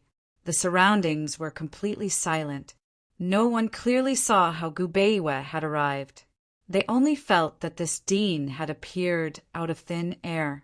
Li Xiao was the most surprised. He was clearly about to pounce on Qin Min. He clearly could have pounced on her and pressed her on top of him. He could have used the excuse of being sick to get up. Who knew that Gu Beiwei would rush over so quickly? After all, they had been following Qin Min when she was sent to prison. They had also sent people to find out that Gu Beiwei was giving a lecture. Li Xiao was so frightened that he did not dare to move or speak. He was afraid that Gu Beiwei would tighten his grip and take his life. In the silence, someone suddenly shouted, "The Dean is here. He's saved, he's saved." Once this was said, Li Xiao's accomplices slowly regained their senses. "Dean, hurry up and take a look."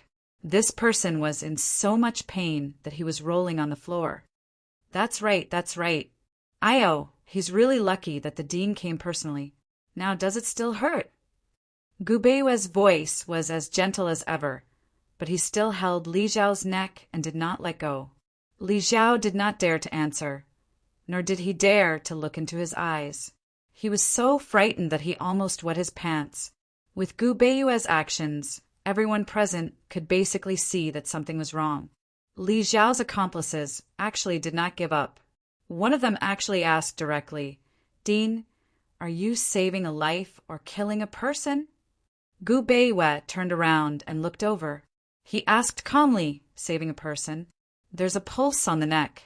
Eldest young Master Qin, you're a fourth-rank doctor. Don't you know this common knowledge? In my opinion, you should start learning again as a medical apprentice. Who evaluated your medical skills?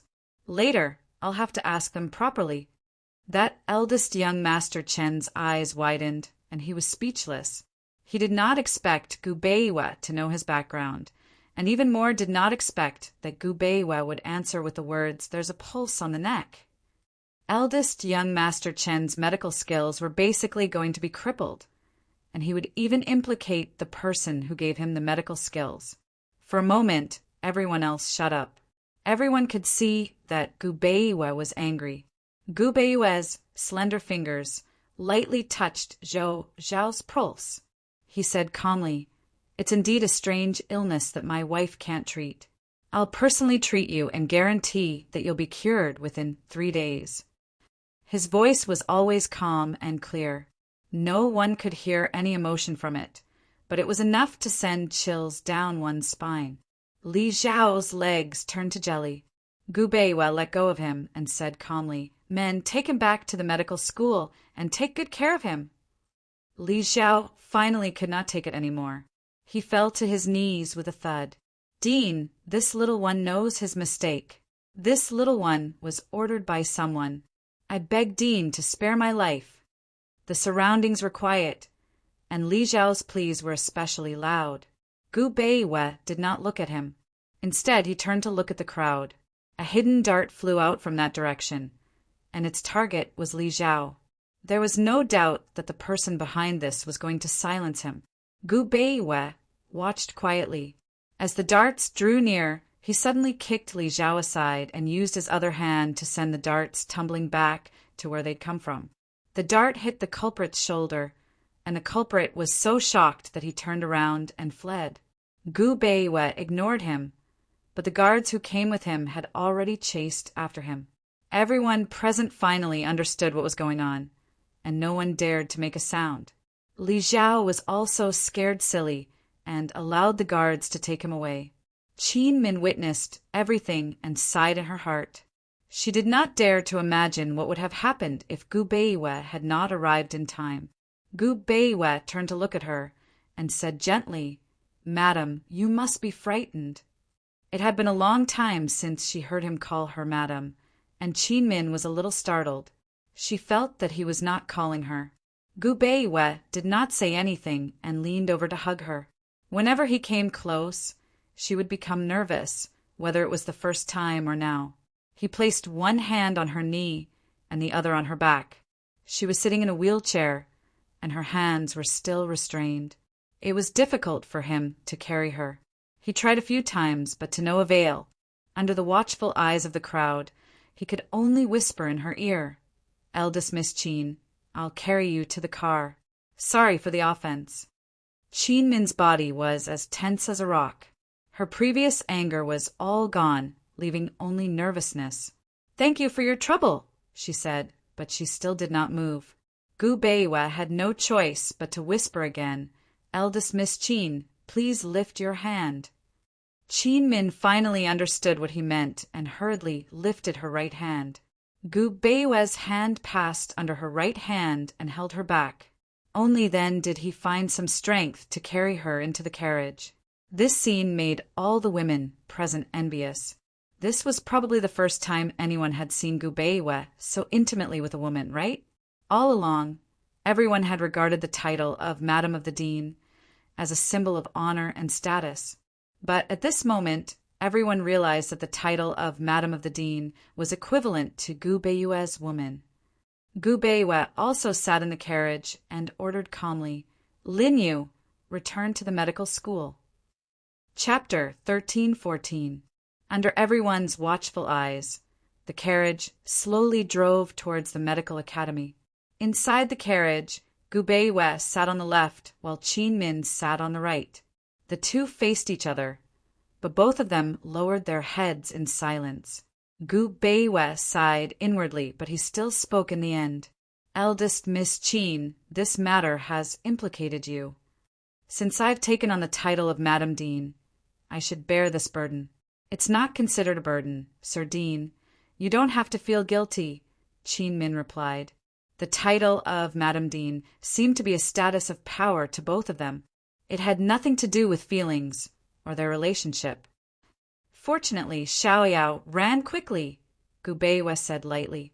Qin Min only nodded. The two of them resumed their silence. Before the carriage reached the entrance of the medical academy, Qin Min saw Xiaoyao waiting at the entrance from afar. When Xiaoyao saw that they had returned, she dashed over.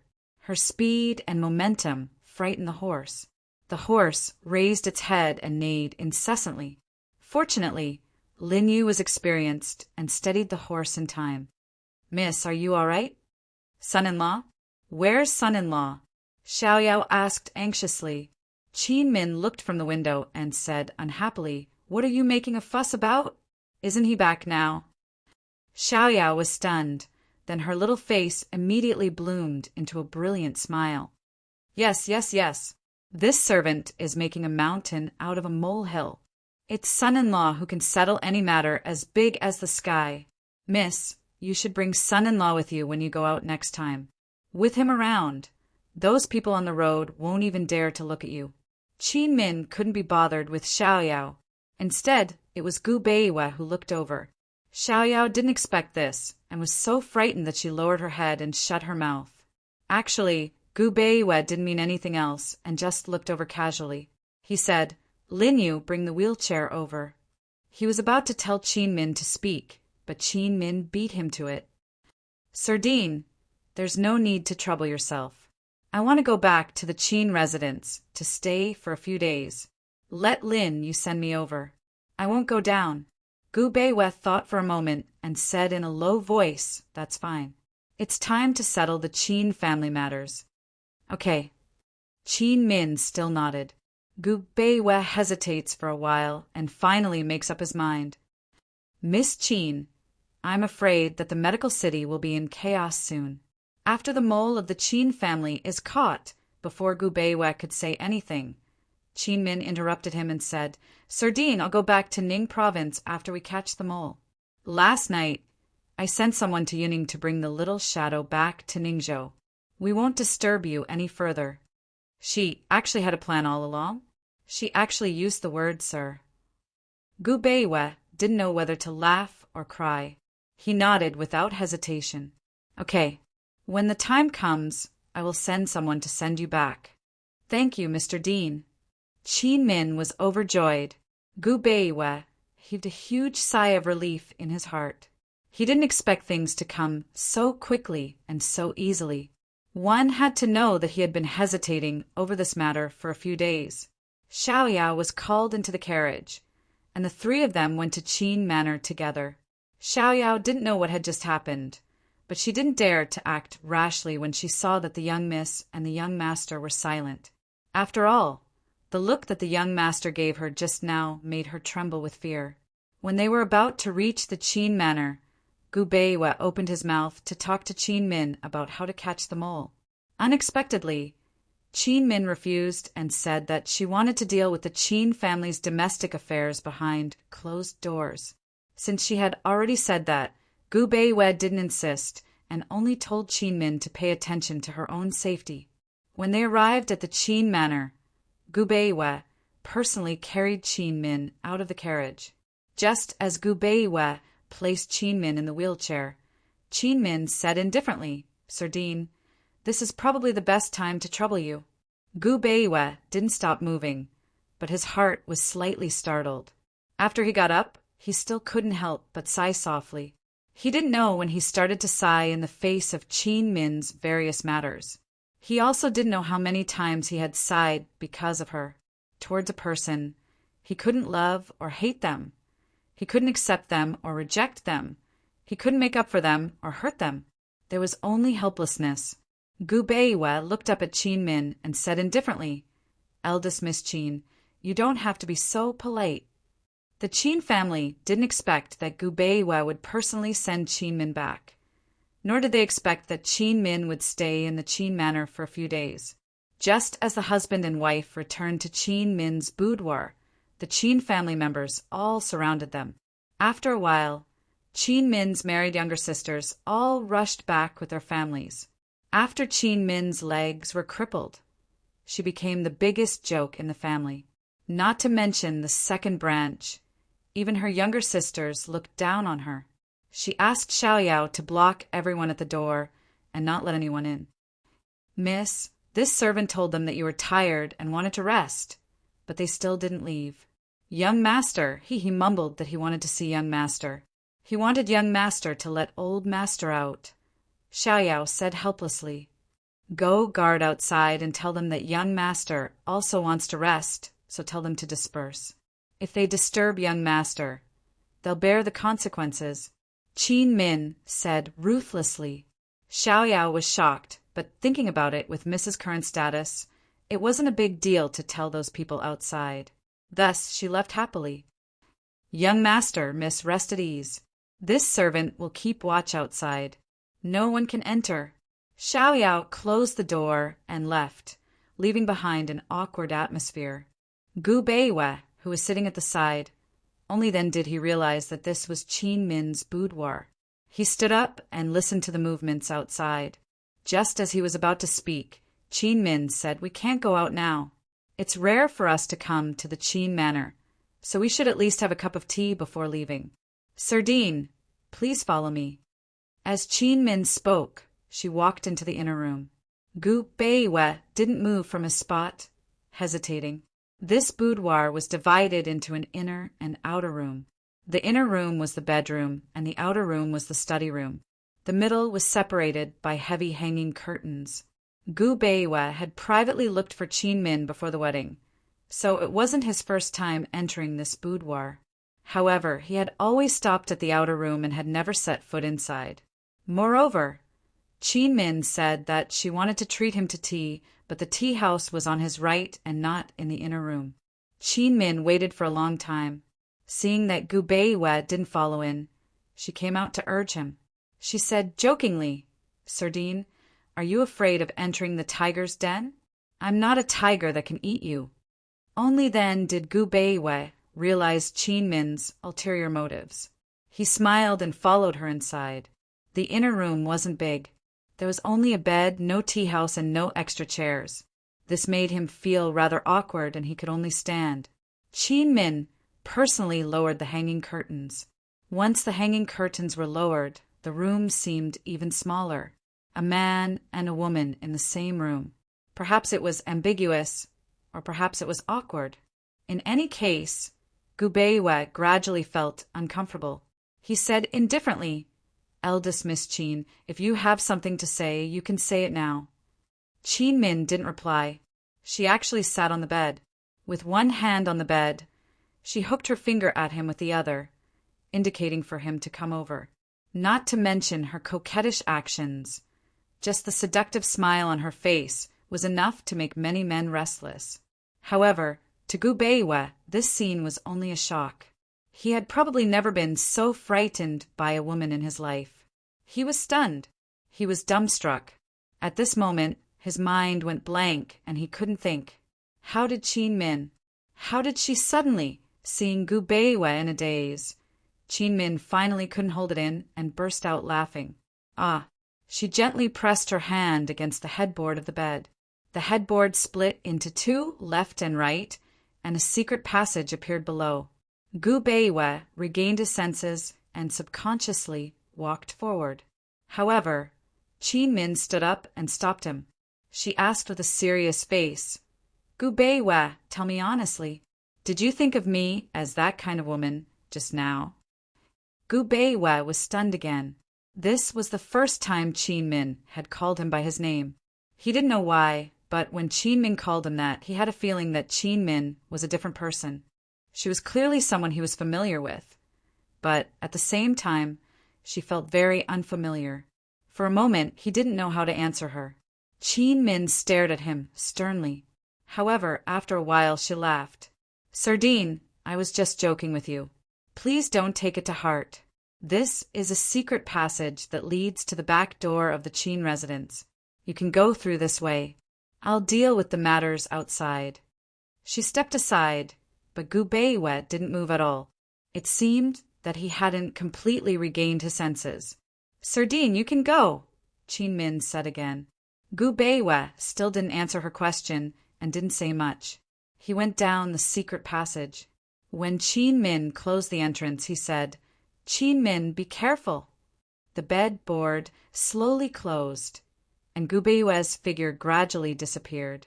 He didn't see Qin Min sitting on the bed in a daze, and he didn't hear Qin Min muttering to herself, "Gu Beiwe, you can call me Qin Min, isn't that good?" Gu Beiwe left just like that. Qin Min lay on the bed with her eyes closed. It wasn't clear if she was asleep or awake. The people outside had all dispersed, but Xiaoyao was still standing outside in a daze. She thought happily that with the young master and young miss in the room, something would happen between a man and a woman, right? Actually, she couldn't wait for the Qin family to continue surrounding them. It would be best if they could force the young master to stay in the room for the night. Unfortunately, things didn't go as she wished. After a while, Qin Min called her in. When Xiaoyao couldn't find the young master in the room, she finally understood. "Young miss, why did you send the young master away? Are you stupid?" Qin Min said indifferently, "Xiaoyao, I think he has someone in his heart." Ah, Xiaoyao was stunned. She then advised, "Young miss, don't let your imagination run wild. With the young master's ability, if he really has someone in his heart, how could he not marry her? The young master is just a blockhead who doesn't understand." Qin Min looked at Xiaoyao. She wanted to say something, but stopped. She only said, "You don't understand." "Young miss, how can I not understand? The way the young master looks at you is different from how he looks at other people. The young master definitely likes you," Xiaoyao said seriously. Qin Min waved her hand. "Let's not talk about this anymore. Go and tell them. I want to have dinner with everyone tonight." Xiaoyao nodded and went out. However, she hesitated. Should she find a chance to secretly talk to the young master? Qin Min's mother had already passed away, and her younger brother was young and incompetent. The Qin family naturally became second Master Qins. That night, second Master Qin took Qin Min down a notch. Chapter 13:15. Once Xiaoyao spread the news that Qin Min was going to have a meal with everyone, the Qin family's first and second branches became nervous. Those who had originally planned to go out on business immediately canceled their plans, afraid that they would miss the family banquet tonight, but who knew that just as everyone sat down, second Master Qin, who was originally not in the residence, would suddenly appear. "Haha, I thought Big Brother had been released from prison.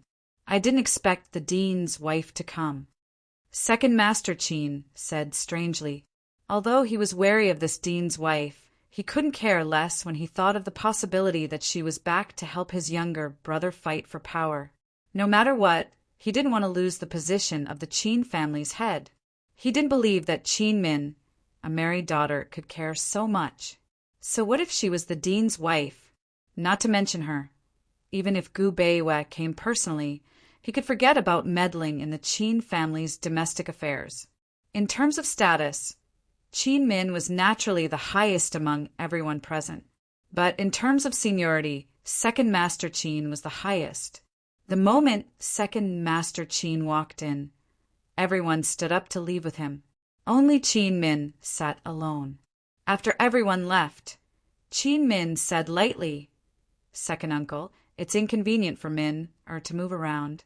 Sorry for the lack of manners." Second Master Qin didn't stand on ceremony and only said 3 words, "It's fine." Xiaoyao stomped her feet in anger. Unfortunately, she didn't dare to be impudent in the Qin family's territory. She had grown up in the Qin family and knew the Qin family's rules. She also knew this second master's temper. Qin Min only smiled and didn't say anything else. She had dinner with everyone tonight and didn't intend to say anything.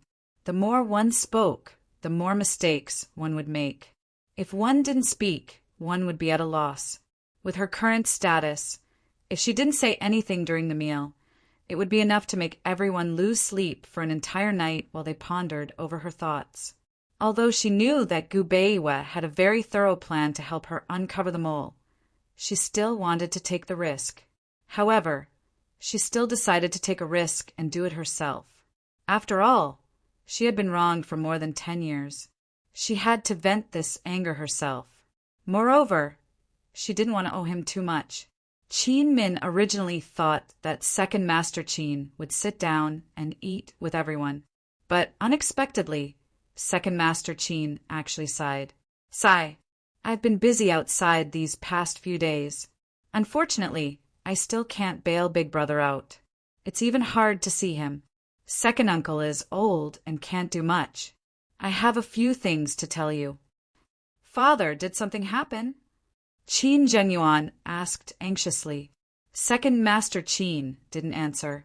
He walked to Qin Min's side and said in a low voice, "Madam Dean, this matter is related to Big Brother's imprisonment. You should avoid suspicion." As soon as he said this, everyone looked over. Qin Min's younger sisters and brothers-in-law did not say anything. Only her younger brother, Qin Chongqing, said angrily, "Second Master, do you think my sister is an outsider?" "Hee, the dean's wife is the same as the dean. She is fair and impartial, placing righteousness before family. Chongqing, don't make things difficult for your sister." Second Master Qin sneered. "Father, it's inconvenient for Madam to move around. Why don't we go next door and talk?" Qin Zhenyuan asked. "Sure," Second Master Qin said politely. "Then I'll have to trouble Madam Dean to wait for a moment." With that said, he walked to the side hall with his son. As soon as they went over, the people from the second branch immediately followed. Qin Min's 3 younger sisters looked at each other. They were clearly tempted, but her younger brother sat there angrily and didn't move. Qin Min didn't say a word and scooped soup to drink. It had to be said that this second uncle of hers gave her a great show of strength. His actions seemed to be embarrassing her, but in fact he was testing her. He was also making things difficult for her and forcing her. To put it bluntly, he was sowing discord between her and her siblings. Qin Chongqing finally couldn't hold back and asked loudly, "Sister, you're just going to let them bully you?" As soon as he said this, the 3 younger sisters and brothers-in-law all looked at Qin Min, waiting for her answer. Second uncle was already so ruthless. Wasn't Qin Min going to refute? Wasn't she going to express her stance? Didn't she come back to discuss how to save her father with everyone? Was she really going to be bullied like this by second uncle? Qin Min only said 2 words, "Eat." "Sister." Qin Chongqing slammed the table angrily. Qin Min was still indifferent. The 3 younger sisters exchanged glances again. Finally, second Miss Qin, Qin Jia, said, "Sister, what do you mean by not saying anything?" "Humph. Are you still holding a grudge against father for not nurturing you back then?" As soon as second Miss Qin spoke, the other 2 immediately followed. "Sister, you didn't come back to laugh at everyone, right? All right, now that second uncle and his son are smug, you should be happy too. Sister, I didn't expect you to be so heartless. It's fine if you don't save father, but you won't even help your younger brother. You're too disappointing." Qin Min didn't want to save her father, and she also didn't want to help her younger brother fight for the position. This was because she knew that in the near future, the power of the family would disappear in the medical field and be replaced by true talent. Now, Even if they fought until their heads bled, it would be futile. How to restrain the Qin family and the other big families in the Qin family's camp to prevent them from obstructing Gu Beiyue's upcoming reform was Gu Beiyue's own business. She was only here to find the murderer, letting her 3 younger sisters question her and her younger brother stare at her resentfully. Qin Min ate and drank her soup with a clear conscience. In silence, she waited for the murderer to lose his patience. Back then, she didn't just show her talent, but her legs were crippled by the murderer. Today, she became the wife of the dean and showed her shocking talent. Now that she returned to the Qin family, how could the murderer sit still? Back then, the murderer had a reason to harm her. Today, he had even more reason to harm her. The more silent she was, the more the murderer couldn't figure out the purpose of her trip, the more impatient and flustered he would be. She locked the murderer in the second branch. In the face of second uncle's provocation, she had to remain calm. After eating, Qin Min said faintly, "Enjoy your meal. I'll go back first. Since you're done eating, you can leave too." Everyone was so angry that they couldn't speak. When Qin Min went out, Qin Jie suddenly chased after her and questioned loudly, "Qin Min, why did you come back? Leave, the Qin family doesn't welcome you." Qin Min looked back. All the opportunities that should have belonged to her back then were given to this younger sister. However, this younger sister still mocked her a lot. She didn't forget what happened back then, but after so many years, she was too lazy to bring up the old scores. Many times, revenge didn't necessarily mean doing something to the other party or taking revenge. There was a way to take revenge called standing higher and seeing further. When you stood high enough where your enemy could only look up, you would win very elegantly. Qin Min knew that she was only the wife of the dean in name and didn't really stand in such a high position.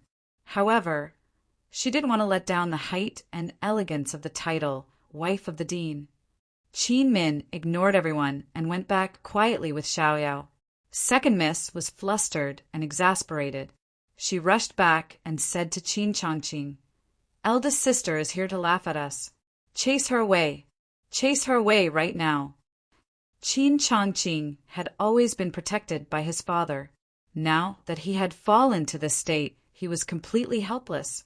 He only remembered the best sentence his father had told him before he was taken away. "Listen to your eldest sister and let her make all the decisions." Although his eldest sister didn't say anything today, he didn't dare to offend her. "Go." Qin Jie tugged at Qin Chongqing's clothes hard. Qin Chongqing waved his hand coldly. "Eldest sister coming back to stay for a few days has nothing to do with you. She's already married. Who allowed her to come back to stay?" Only God knew how much Qin Jie disliked Qin Min. She retorted angrily, "Then don't you come back every day?" Qin Chongqing muttered, "You." Qin Jie was furious. She stomped her feet and pulled her husband, saying angrily, "Yes, I still want to stay today. I'll stay as long as she stays." As soon as she left, although the other 2 sisters didn't say anything, they immediately left with her. The 3 sisters were clearly in cahoots. In the huge hall, Qin Chongqing was the only one left in front of a table full of fine wine and delicacies. He had no appetite and left after sitting for a while. After they left, Qin Fengxian, Qin Jingyuan, and the others came out one after another. Qin Jingyuan sneered as soon as she came out. She was about to speak when Qin Fengxian stopped her. He let the others eat and took Qin Jingyuan out. As soon as they left, Qin Jingyuan said impatiently, "Father, what exactly is Qin Min selling in her gourd?" Qin Fengxian sneered, "I'll see how long she can stay." "Father, there's no way she won't help Qin Chongqing. What should we do?" Qin Zhengyuan was most worried about this matter. Qin Fengxian said unhappily, "How many times have I told you? You can only achieve great things if you keep calm." As long as Qin Fengli was sent out of Medical City and truly became a medical slave, the people in the clan would immediately propose to establish another family head. Qin Chongqing's medical skills were simply not qualified. He didn't believe that Qin Min could support Qin Chongqing in a short period of time. What he needed to do now was to let Qin Min deal with him directly. Over the years, he had made many achievements in medical skills. He also did his best to save people and didn't leave any evidence behind. He really wasn't afraid that Qin Min would deal with him. As for the open and covert struggles in the residence, he naturally played many tricks, but those were not enough to make him lose the position of family head. He was very confident that he would win by not changing to deal with Qin Min's not moving. Qin Fengli used the strategy of not changing to deal with Qin Min's not moving.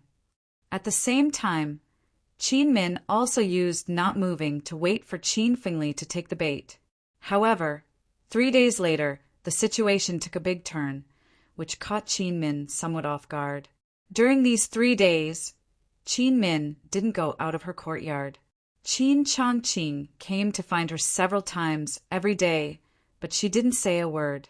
Third and fourth sisters also came to find her and tried to sound her out, but she didn't say anything. On the fourth day, Qin Chongqing had just left with his 2 sisters when Qin Jie came to visit alone. Unlike her usual domineering, arrogant, and haughty attitude, she said to Qin Min with a sincere face, "Sister, let's talk about what's in our hearts. Do I still remember what you said more than 10 years ago?" Qin Min ordered Xiaoyao to serve tea and asked faintly, "What did you say?" Qin Jie smiled helplessly. "Sister, you said you wanted to marry Ji Feng when you grew up. Do you remember?" Chapter 13:16. Ji Feng. Qin Min never thought that Qin Jie would bring up this old and rotten gray matter. Who was Ji Feng? Ji Feng was the eldest son of the Ji family and the only heir to the Ji family head position, although the Ji family couldn't be compared to the Qin and Rin families. Their power couldn't be underestimated. Back then, in order to have a marriage alliance with the Ji family, her father didn't hesitate. Her father originally hoped that she could marry Ji Feng, but later on her legs were crippled. After her father's efforts, Ji Feng married her younger sister, the Qin Jie, in front of her. When they were young, Ji Feng's children often came to the Qin family to joke, whether it was a joke or a serious one. That was because he was young and ignorant of the ways of the world. If Qin Jie didn't mention it, Qin Min really didn't remember that she had once said that she wanted to marry Ji Feng. Qin Jie actually remembered this sentence. What was Qin Jie's motive for suddenly coming to talk to her about this today? "I remember." Qin Min replied calmly, "I also said that I want to marry the young master of the Rin family. I also said that I want to marry Gu Xiaoqi. Do you remember?" "Hee, why don't I remember?" Qin Jie asked with a smile, not knowing if she was serious or joking. "That's because your memory is bad," Qin Min replied jokingly. She was secretly on guard, feeling that Qin Jie didn't come here with good intentions. At this time, Xiaoyao served 2 cups of tea, and Qin Jie quickly stood up to receive it. "Io, second miss, quickly sit down. This servant can serve you," Xiaoyao quickly said. Qin Jie, personally, served a cup of tea to Qin Min. Not everyone has the opportunity to serve tea to the principal's wife. "Xiaoyao, you can leave. I'll take care of him here." "Why are you being so polite?" Qin Min asked. Qin Jie placed the other cup of tea beside her table, but she didn't sit down. Instead, she suddenly knelt down. "Sister, if you want Ji Feng, I'll return him to you. As long as you're willing to help my younger brother. Don't mention me. Even if you want my life, I'll give it to you." Qin Jie choked out. Qin Min was really frightened. Her first reaction was that Qin Jie had been bewitched. She knew too well how selfish and utilitarian her younger sister was. If her younger brother could compete for the position of family head, it would be beneficial to her. After all, if she wanted to gain a foothold in the Ji family and become the future family head, she would need a strong maternal family to support her. But even so, she didn't need to sacrifice herself like this, right? Qin Min knew that Qin Jie was here to find trouble, But after Qin Jie made such a scene, she was really at a loss. She said, seriously, Qin Jie, why would I want your husband? You think too highly of your husband. If you don't give me a clear explanation today, don't even think about leaving my door. Even Qin Min herself found her words laughable. If news of what happened today were to spread, people who didn't know would think that she was holding a grudge against her father because she couldn't get a man from the Qin family. That was why she didn't come back to help her brother. This big hat could really crush people to death. Sister. Qin Jie held a handkerchief and pretended to wipe her tears. She secretly glanced at the teacup on the table and choked out, Sister, it's useless to say more. How can you forgive Father and me? I know that back then, Father gave me everything that should have belonged to you, and you've always held a grudge in your heart. I can repay all these debts to you. But her brother was innocent. Our Qin family is also innocent. If second uncle obtains the position of family head and takes control of the ancestral medical books, then what will happen to brother? What will happen to father in prison? Sister. Qin Jie kept talking, and Qin Min was getting impatient. She casually broke the teacup, brushed away the tea leaves on the tea, and gently blew on it. She didn't intend to pay attention to her and let Qin Jie continue talking. She wanted to hear how long Qin Jie could talk. Seeing this, Qin Min picked up the tea, and joy flashed across Qin Jie's eyes. But who knew that just as Qin Min was about to speak, a sharp sound suddenly came from the side. Squeak, eh? Little thing? Qin Min put down the blanket and looked in the direction of the sound. Qin Jie was stunned. She didn't even care if Qin Min drank the tea and suddenly screamed, "Ah, there's a rat!" There were many people who were crazy about rats, and Qin Jie was one of them. Just as Qin Jie screamed, Little Thing flew in from the window and jumped onto the tea table. It stood in front of Qin Min's teacup and pointed at the teacup with both hands, anxiously squeaking at Qin Min. Qin Min wasn't familiar with Little Thing. But no matter how stupid she was, she could tell that Little Thing was telling her that there was a problem with this cup of tea. Tea? Xiaoyao muttered to herself. Qin Min immediately looked at Qin Jie. At this moment, Qin Jie was staring at Little Thing and realized that it wasn't a rat that was squeaking, but a squirrel. Just like this, Qin Min looked at Qin Jie, and Qin Jie looked at Little Thing. Little Thing's gaze moved back and forth between Qin Min and Qin Jie. Little Thing stopped squeaking, and the huge house suddenly quieted down. Time passed very slowly, as if it was slower than everyone's heartbeat. Gradually, Qin Jie's face revealed a look of fear, and Qin Min slowly narrowed her eyes. Both of them had a tacit understanding that there was a problem with this cup of tea. At this moment, Xiaoyao thought it through and suddenly shouted, "Miss, there's a problem with that cup of tea." Qin Jie immediately pounced over to snatch that cup of tea. Qin Min was stunned at first, but she also reached out. However, both of them were not as fast as Little Thing. Little Thing suddenly picked up the teacup and jumped to the side. It propped both hands on the cup and lay down, staring at Qin Min and Qin Jie with wide eyes. That gaze was as ferocious as it could be. It was clearly warning them not to snatch it. Seeing that Qin Min and Qin Jie didn't move, Little Thing hurriedly lowered its head and took a big sip of tea. However, the tea was too hot, and it immediately spat it out. As it blew, it was wary of Qin Min and Qin Jie. That sneaky and cautious look was especially funny. However, whether it was Qin Min, Qin Jie, or Xiaoyao, they couldn't laugh. This was because Qin Min and Xiaoyao both knew that Little Thing's favorite food was poison. Unless it was a very delicious food, Little Thing wouldn't care about it. The cup of tea that Xiaoyao brewed was just ordinary black tea. How could Little Thing fight over it? There was no doubt that this tea was poisoned, and highly toxic at that.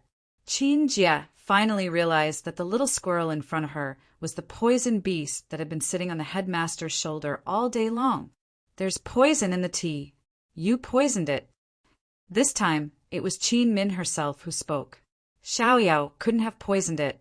Qin Jia had just drunk that cup of tea, so she was the one who poisoned it. I didn't. Qin Jia immediately denied it.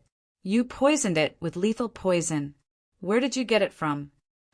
Qin Min demanded angrily. The only thing that could make Little Thing so anxious was lethal poison, and a very rare one at that. If it was any ordinary poison, Little Thing would have kicked it over long ago. Ever since the poison sect was rehabilitated and 100 Poison sect was taken over by the Empress, ordinary poisons were hard to buy, to say nothing of a lethal poison like this. Even the three-way black market only sold ordinary poisons. Qin Min had a very bad premonition, but she didn't dare make any guesses. Qin Jia was extremely flustered. She stood up and pointed at Xiaoyao. It was her. She brewed the tea. She poisoned it.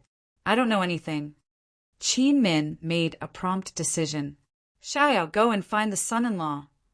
Xiaoyao immediately ran out, but the guilty Qin Jia couldn't take it anymore and pulled her back. You're not allowed to go. Xiaoyao struggled free. As a servant girl, she was naturally stronger than a noble young miss. She shook off Qin Jia's hand and ran out. Qin Jia immediately chased after her, but she stopped at the door. A moment later, she turned back into the room and closed the door behind her. Qin Min sat in her wheelchair, looking at her with cold eyes, her expression cruel. Qin Min, since you're so heartless, don't blame me for disowning you as my sister. As she spoke, she walked towards Qin Min step by step. Qin Min was extremely shocked. She did not expect her own sister to be so vicious. Qin Min reflexively tried to push the wheelchair, but Qin Jia rushed over and tried to strangle Qin Min. But at the same time, Little Thing jumped onto Qin Min's head and glared at Qin Jia. Forced into a corner, Qin Jia finally remembered that Little Thing was nearby. She froze, her hands hovering in midair. Squeak! Little Thing pounced on Qin Jia's face and scratched wildly with its claws. She dared to poison the gentleman's partner. She dared to kill the gentleman's partner. This was unforgivable. After all, aside from Mama Yunqi, it only had room for Qin Min to follow the gentleman. It didn't know what this woman had to do with the Qin clan, much less her relationship with Qin Min. In any case, it wouldn't forgive her. Ah, save me, save me. Qin Jia screamed in fright as she clawed at Lil Thing but couldn't pry it free. That was because Lil Thing's claws were already digging into her flesh. There was a loud bang as the door was kicked open. A gust of wind blew past before Gu Beiwa landed in front of Qin Min. Qin Min, are you all right? Qin Min gave a start. She didn't know why, but his sudden appearance made her feel like she was dreaming. It didn't feel real at all. How could he get here so quickly? Xiaoyao had just left. No matter how fast he was, Xiaoyao had to send word before he could get here. The Qin clan was quite a distance from the medical academy, so Xiaoyao couldn't have run there so quickly. Very soon, Xiaoyao caught up as well. She was about to speak when she saw the young master standing in front of her young miss and relaxed. She'd just reached the courtyard when the young master suddenly appeared to ask her what had happened. If she guessed correctly, the young master had been hiding in the Qin clan this entire time. She knew it. How could the young master really leave her young miss here alone? Are you all right? Gu Beiwa asked seriously. Qin Min looked at Xiaoyao before her gaze returned to Gu Beiwa's face. She couldn't help muttering, Gu Beiwa, you didn't leave? A complicated look flitted past Gu Beiwa's eyes before he unconsciously backed away. He didn't answer Qin Min's question, but looked at Qin Jia, who was still struggling on the side. Knitting his brows, he said, Lil Thing, don't be so impudent. Only then did Lil Thing release Qin Jia and jump back onto the tea table. It pointed at the cup of tea and squeaked at Gu Beiwa. Gu Beiwa's expression was serious. Qin Dash, he had only said one word when Qin Min interrupted, husband. Chapter 13:17. Upon hearing the word husband, Gu Beiwa knew that Qin Min was reminding him that Qin Jia was present, so he had to pay attention to how he addressed her. "Madam, don't be anxious," he said mildly. "First, tell me what exactly happened." Qin Min then told Gu Beiwe everything that had happened. Qin Jie's entire face was ruined. She didn't say a word and just curled up at the side, crying nonstop. Since Gu Beiwe was here, she knew that she couldn't escape this calamity. Gu Beiwe ignored Qin Jie. Seeing that the little thing was about to finish the cup of tea, he hurriedly stopped it. Qin Min's analysis was right. For the little thing to be so greedy, the poison in this cup of tea was definitely not ordinary. Where was Qin Jie going to find such a rare poison? Although he didn't say it out loud, he had the same bad premonition as Qin Min. He carefully took the teacup. Seeing that there was still some tea at the bottom, he said, "Xiaoyao, go get a good bottle." "Okay." Xiaoyao was overjoyed and soon found a clean little medicine bottle. Gu Beiwe carefully poured the medicine into the porcelain bottle, closed the cork, and casually put it in his sleeve without saying anything. The little thing stood at the side, greedy, but it didn't dare to complain. If the young master wanted it, it wouldn't snatch it even if it was greedy. After putting away the things, Gu Beiwe sat down and asked mildly, "Madam, how do you plan to deal with this matter?" Before Qin Min could speak, Qin Jie suddenly looked up and said angrily, "What right do you have to say that I poisoned it? Which eye of yours saw me poison it? What right do you have to say that the tea was poisoned? You're slandering me." "That's true. Without sufficient evidence, we can't convince the Ji family. Husband, she's not only the daughter of the Qin family, but also the young mistress of the Ji family," Qin Min said seriously. These words were to remind Gu Beiwe that he could use this matter to pressure the Ji family. At the same time, it was to remind Qin Jie that if the Ji family knew about this matter, she would be finished. A trace of fear flashed across Qin Jie's eyes, but she remained stubborn to the end. "I didn't poison it. Without evidence, I won't admit it even if I die." Qin Min said mockingly, "Qin Jie, if you didn't go down and just choked me to death, there wouldn't be so much trouble. Just you wait. I will definitely convince you. The mistress in Yuning City will personally appraise that cup of tea." "I didn't do it, so I'm not afraid," Qin Jie answered without hesitation. Both Qin Min and Gu Beiwe were stunned by his words. If they were only suspicious before, they were now very sure that the person who poisoned Qin Min back then was Qin Jie. Qin Min stood up in shock. Qin Jie was dumbfounded when she saw Qin Min stand up. "Qin Min, no. Impossible. No." Qin Jie screamed and stepped back until she hit the wall. She was stunned and couldn't believe her eyes. "You were the one who poisoned me." Qin Min was furious. She strode up to her and raised her hand to give her a tight slap. "As expected of my biological sister." "You. When did you?" Qin Jie was so shocked that she couldn't speak. The reason why she was so confident and dared to poison Qin Min was because she had already tried it. Many years ago, she bought this poison from a drug dealer at a sky-high price and started to poison Qin Min, crippling her legs. Her father looked for all the elders in the medical school, and even Dean Gu back then, but no one could save her. Her father also suspected that she was poisoned, but all the poison doctors were to no avail. All the poison doctors' diagnosis was the same. Qin Min wasn't poisoned. Since then, Qin Min was diagnosed with a strange illness, and her father gave up on her. She got everything that should have belonged to Qin Min. She thought that everything would go smoothly, but who knew that one day Gu Beiwe would marry Qin Min? She started to be afraid. She was afraid that after Qin Min married Gu Beiwe, she would meet Han Yunqi and be diagnosed with poison. From the time Gu Beiwe sent people to ask for her hand in marriage to the time Qin Min married Gu Beiwe, she locked herself in her room every day. She didn't see anyone and didn't eat anything. She was so scared that she couldn't even sleep. Later, she still trembled with fear when she recalled those days. She often thought that if that period of time had been any longer, she would have broken down. She waited in fear until the end of the wedding. She waited until she saw the emperor and empress's carriage leave Medical City. She waited until Qin Min returned home the next day, still in a wheelchair. She was overjoyed. She knew that Han Yunqi wouldn't be able to identify that Qin Min's legs were poisoned. When she bought that poison by chance, the person who bought it told her that this poison was very rare. If she didn't know the truth, she definitely wouldn't be able to identify it.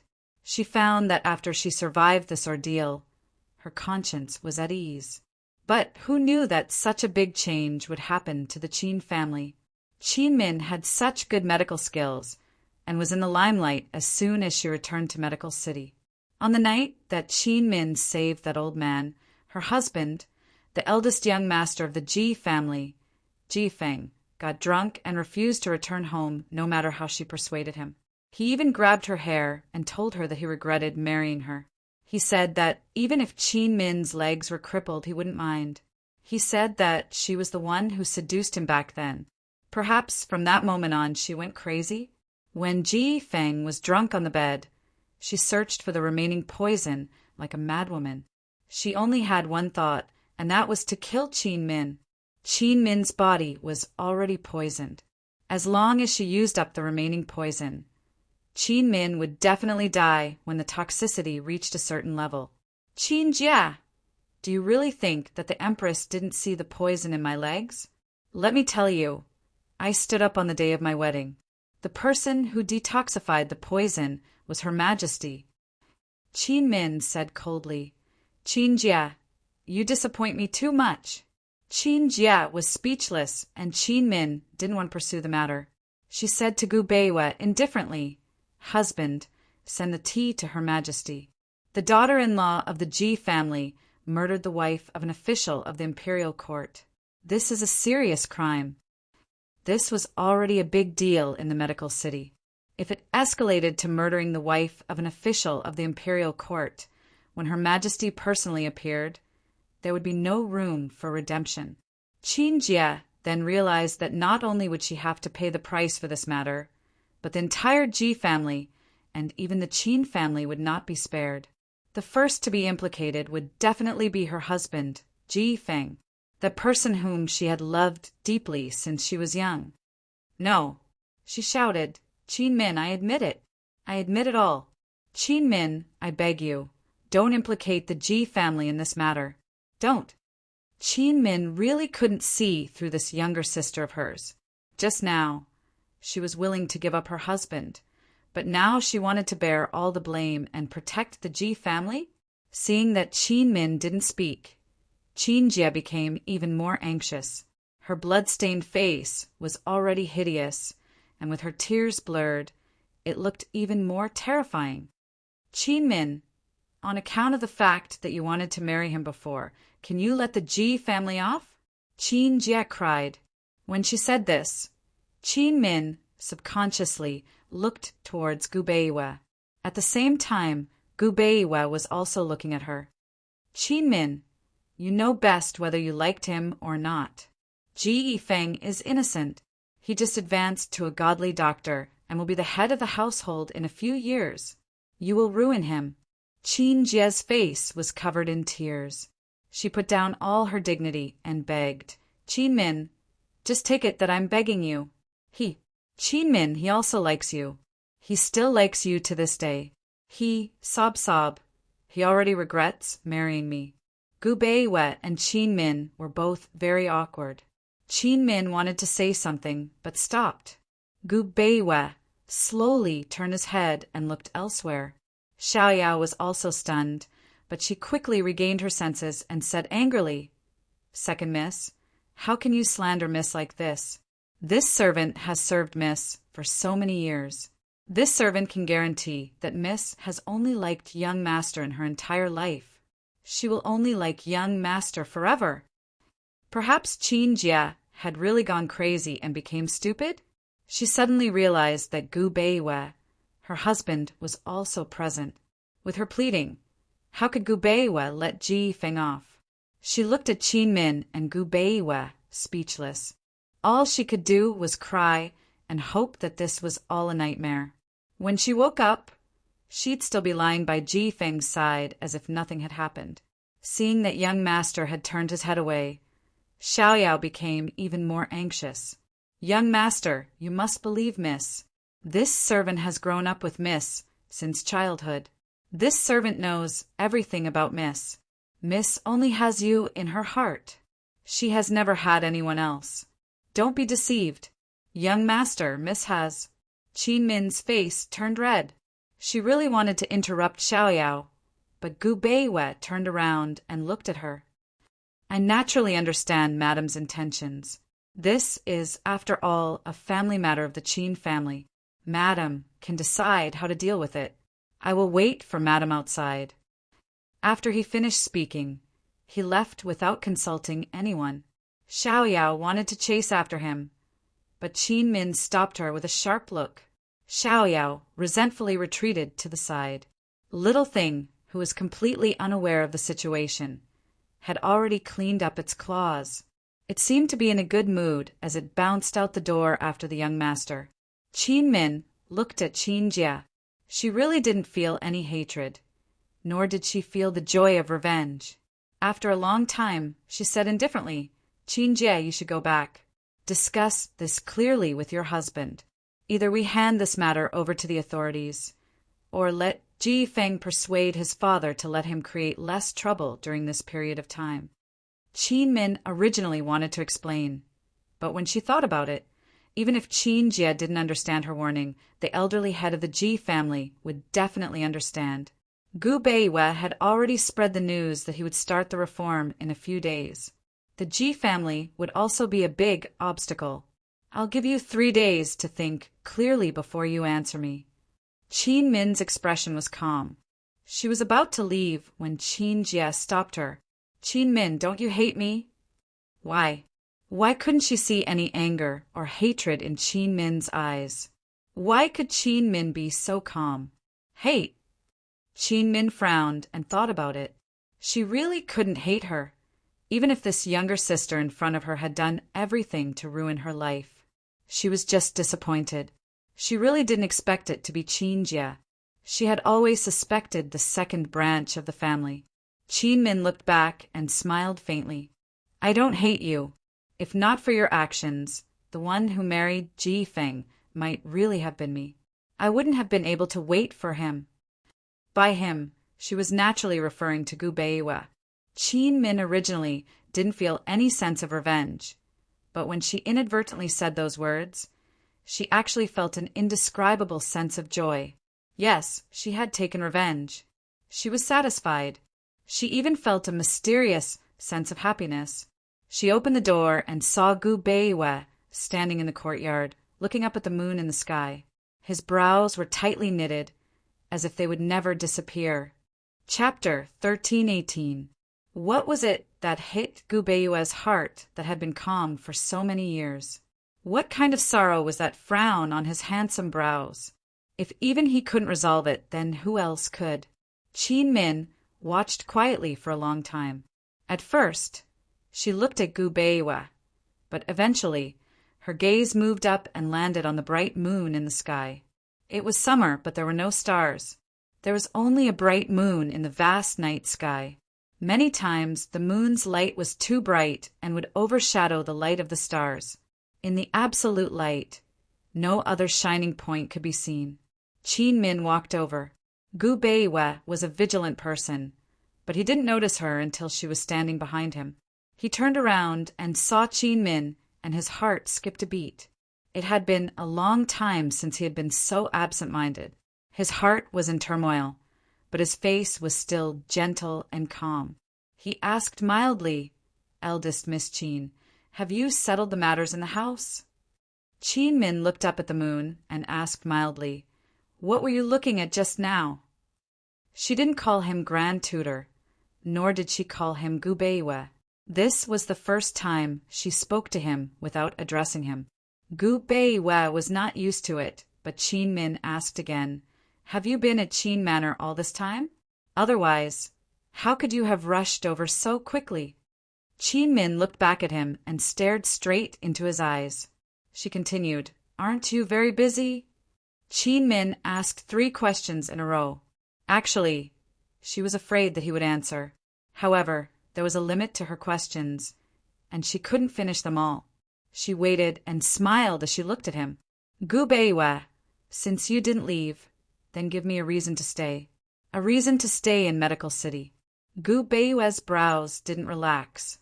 Instead, his brows furrowed more and more as Qin Min asked one question after another. Qin Min had the urge to reach out and smooth it out. However, she endured it in the end. She knew very well that she couldn't smooth out his brows. She also knew that only he could smooth out his worries, his hesitation, and his worries. Gu Beiwa hesitated for a long time. Qin Min was willing to wait, even if he hesitated for a day, a month, or even a year. Qin Min was willing to wait. He was afraid of being decisive. Unfortunately, Gu Beiwa's hesitation didn't last more than a night. He said, "Miss Qin, I haven't left since that night. I promised you about the Qin clan. No matter what, I will ensure your safety." Both the Qin and Ji families were involved in this revolution. Tonight's matter will certainly threaten the Ji family. Thank you for your help, Miss Qin.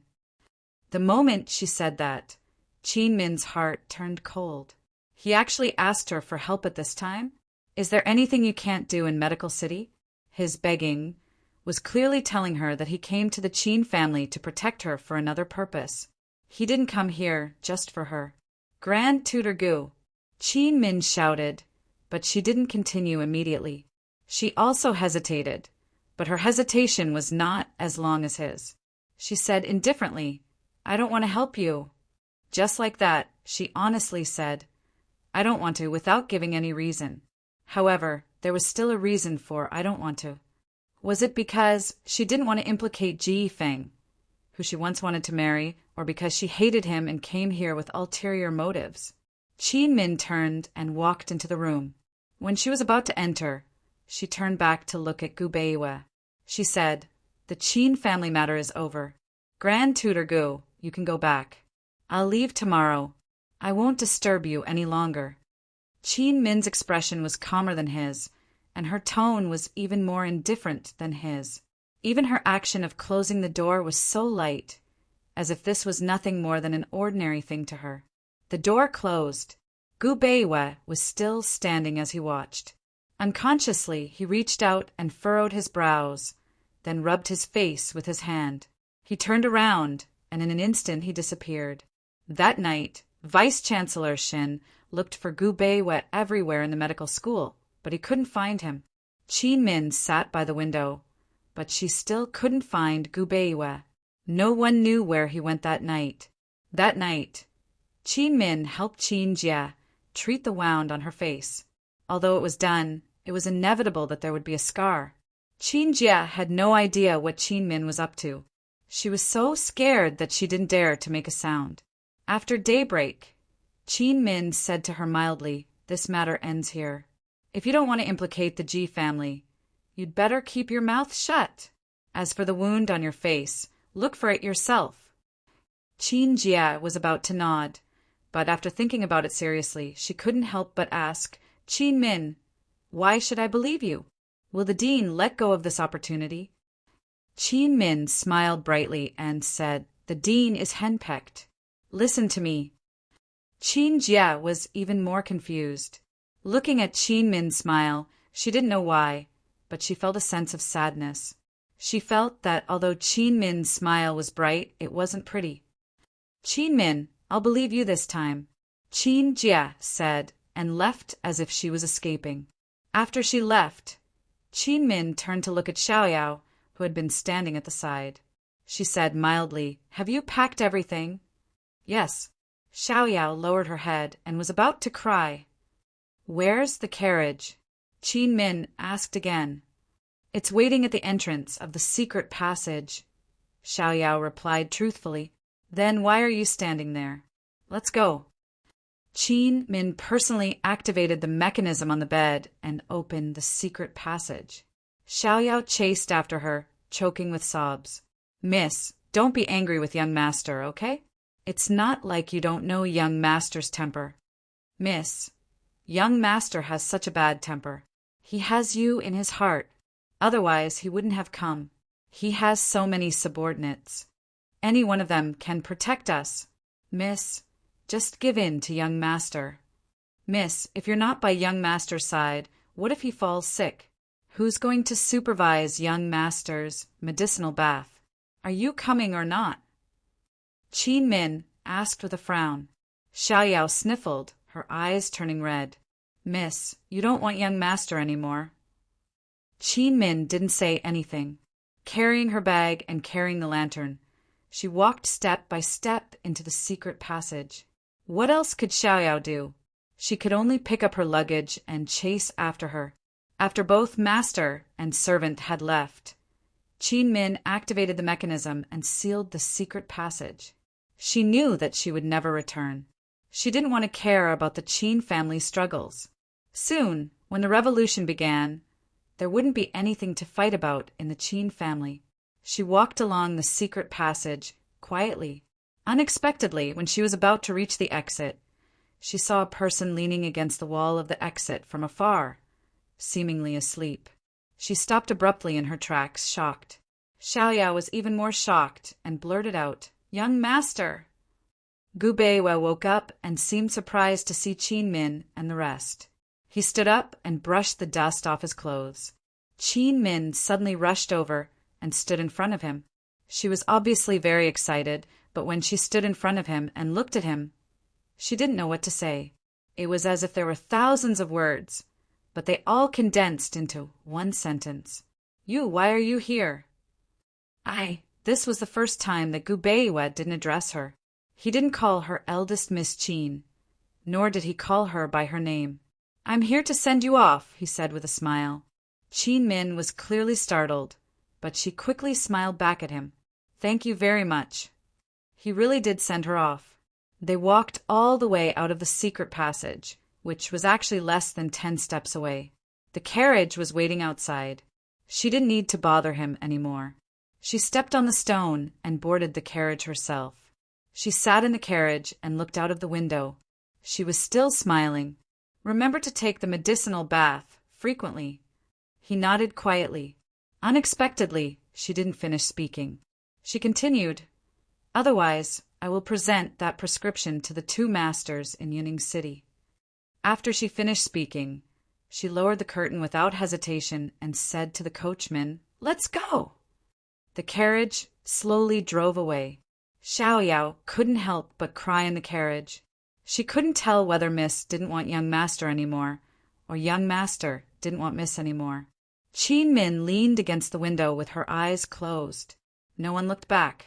No one knew if Gu Beiwa was still standing in the same place, or if he had also turned and left. When Qin Min went south to Ningzhou City, Gu Beiwa could always find a reason for her to leave. Other than the Qin family, very few people paid attention to Qin Min's whereabouts. On the second day after Gu Beiwa returned to Medical City, he started the reform that had been planned for many years. Although he had already controlled the Qin and Ren families, as well as many large families in the 2 camps, there were still many voices of opposition. Not only were there voices of opposition in Medical City, but there were also voices of opposition in the imperial court and among the people. Many large families in Medical City were involved with outsiders.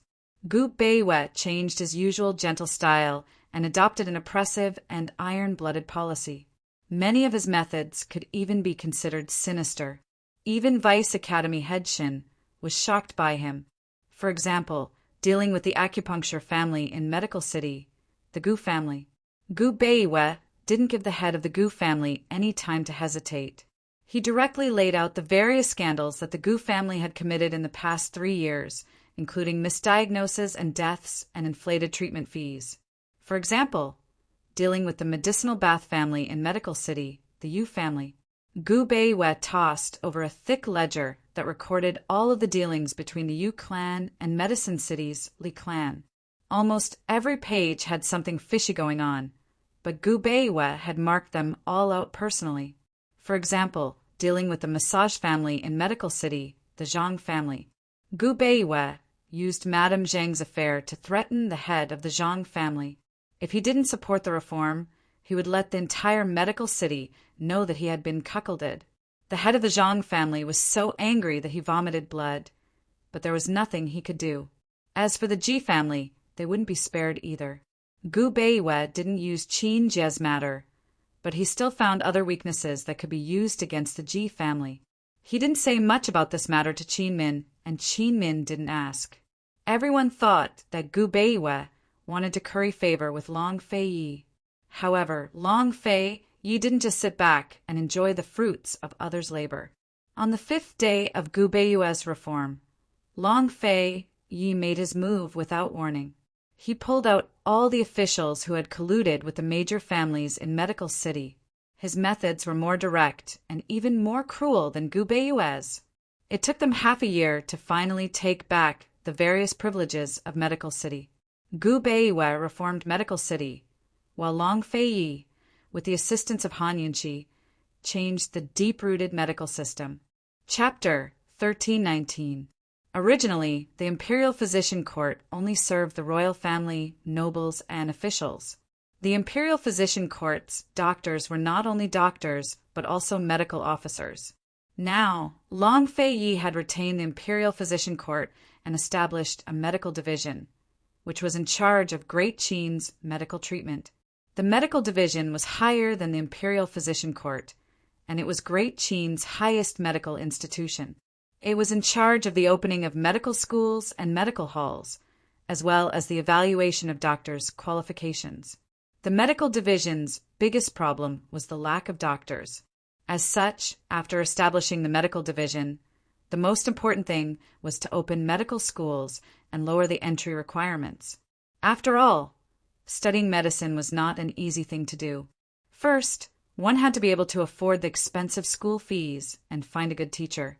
Under Han Yunqi's repeated persuasion, Long Fei Yi and Gu Beiwei discussed and resisted the financial pressure and lowered the entry requirements for medical schools.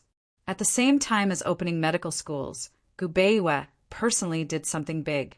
He personally went to every city, county, and town in Great Qin, and after investigating all of Great Qin's middle grade and above medical halls, he set up countless medical halls.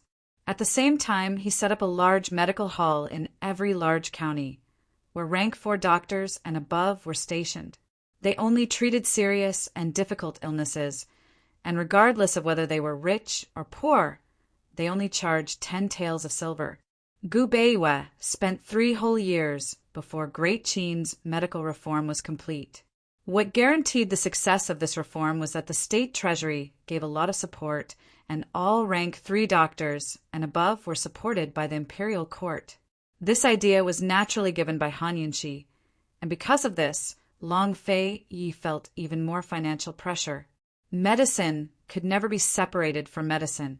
If the commoners could find a doctor but couldn't find medicine or afford medicine, everything would be for naught. Long Fei Yi and Gu Beiwei started the reform of medicine, while Han Yunqi and Mu Ling started the reform of medicine in Medicine City. Unlike the reform in Medical City, the reform in Medicine City was much easier. After all, the large families in Medicine City had long since been controlled by Han Yunqi, and the King of Medicine was one of Han Yunqi's people. Han Yunqi and Mu Ling spent more time on the establishment of the Medicine Supervisory Department. Mu Ling had always thought that the Medicine Supervisory Department's main responsibility was to verify the authenticity of medicine and treatment. However, Han Yunqi said that the Medicine Supervisory Department's main responsibility was to monitor the prices of medicine. Han Yunqi used the Medicine Supervisory Department's ruthless words. With all kinds of subsidies from the imperial court, if anyone dared to set a high price, hoard their goods, or plant precious herbs instead of cheap ones, she definitely wouldn't be polite. Whether it was Han Yunqi using her status as the empress or her power in Medicine City, these words were enough to make anyone tremble. Gu Beiwei left Medical City and set up the Medicine Supervisory Department, then began to run around. Long Fei Yi sat in Yuning, shouldering the financial pressure and the opposition of many ministers. Half a year after the medical reform, Han Yunqi gave birth to a princess for Long Fei Yi in Yuning Palace. The one who delivered the child was fourth young Miss Rin. Gu Beiwei was busy outside and wasn't in Yuning. The various ranks of doctors in Medical City either joined the Medicine Supervisory Department or the Imperial Academy of Medicine, or scattered to different places. Fourth young Miss Rin left her family and became an imperial physician in the Imperial Academy of Medicine.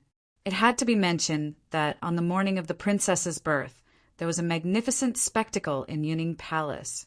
Tens of thousands of birds gathered in the sky above Yuning Palace and circled around, unwilling to leave for a long time. From a distance, it looked like 100 birds were paying homage to a phoenix. Not only the people in the palace, but all of Yuning's common people also witnessed the spectacle. Even Long Fei Yi was shocked. It wasn't until the cries of a baby came from the delivery room that the flock of birds gradually dispersed. It was the beginning of winter, and the swallows from the north had just reached the center of Cloud Realm, so the majority of the birds were swallows. Even more miraculous was that the majority of the swallows were domestic swallows. It had to be known that domestic swallows had a strange habit. They always moved south at night, like shadows, and no one could see them. They rarely appeared in groups during the day. No one could explain this spectacle, but everyone knew that this was an auspicious omen and that this princess was extraordinary. It was also because of this strangeness that Long Fei Yi simply gave the little princess the Yan character, Xian Yuan Yan. Long Fei Yi was happy to have a daughter, and he was even happier than having a son. On the same day, he pardoned the world and exempted everyone from the death penalty.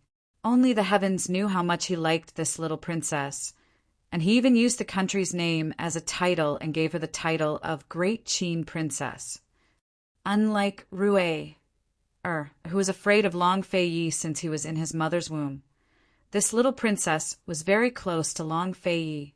Whether she was crying from fear, hunger, or other things, as long as Long Fei Yi hugged her, she would immediately calm down. Sometimes, even Han Yunqi, Granny Zhao, the wet nurses, and the maids couldn't coax her to sleep. Once she was in Long Fei Ye's arms, she would fall asleep sweetly after a few coaxes.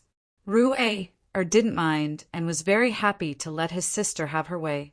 On the other hand, Han Yunqi drank, who knew how much hot and sour soup. Han Yunqi's delivery of a daughter confirmed Qin Min's original judgment. Han Yunqi lost the bet, but she lost willingly. In fact, she had already asked Long Fei Yi to give Gu Beiwei several days off. But unfortunately, Gu Beiwei refused and only said that he would rest after he was done. And coincidentally with the medical reform, Gu Beiwei was busy running around and really didn't have time to take a vacation. Han Yunqi wrote a letter to Qin Min while she was still in confinement, promising that after the medical reform was over, she would find a way to give Gu Beiwei a long vacation and let Gu Beiwei go to Ningzhou to accompany her and Little Shadow. Unfortunately, the medical reform lasted for 3.5 years, and only then did Gu Beiwei have some free time.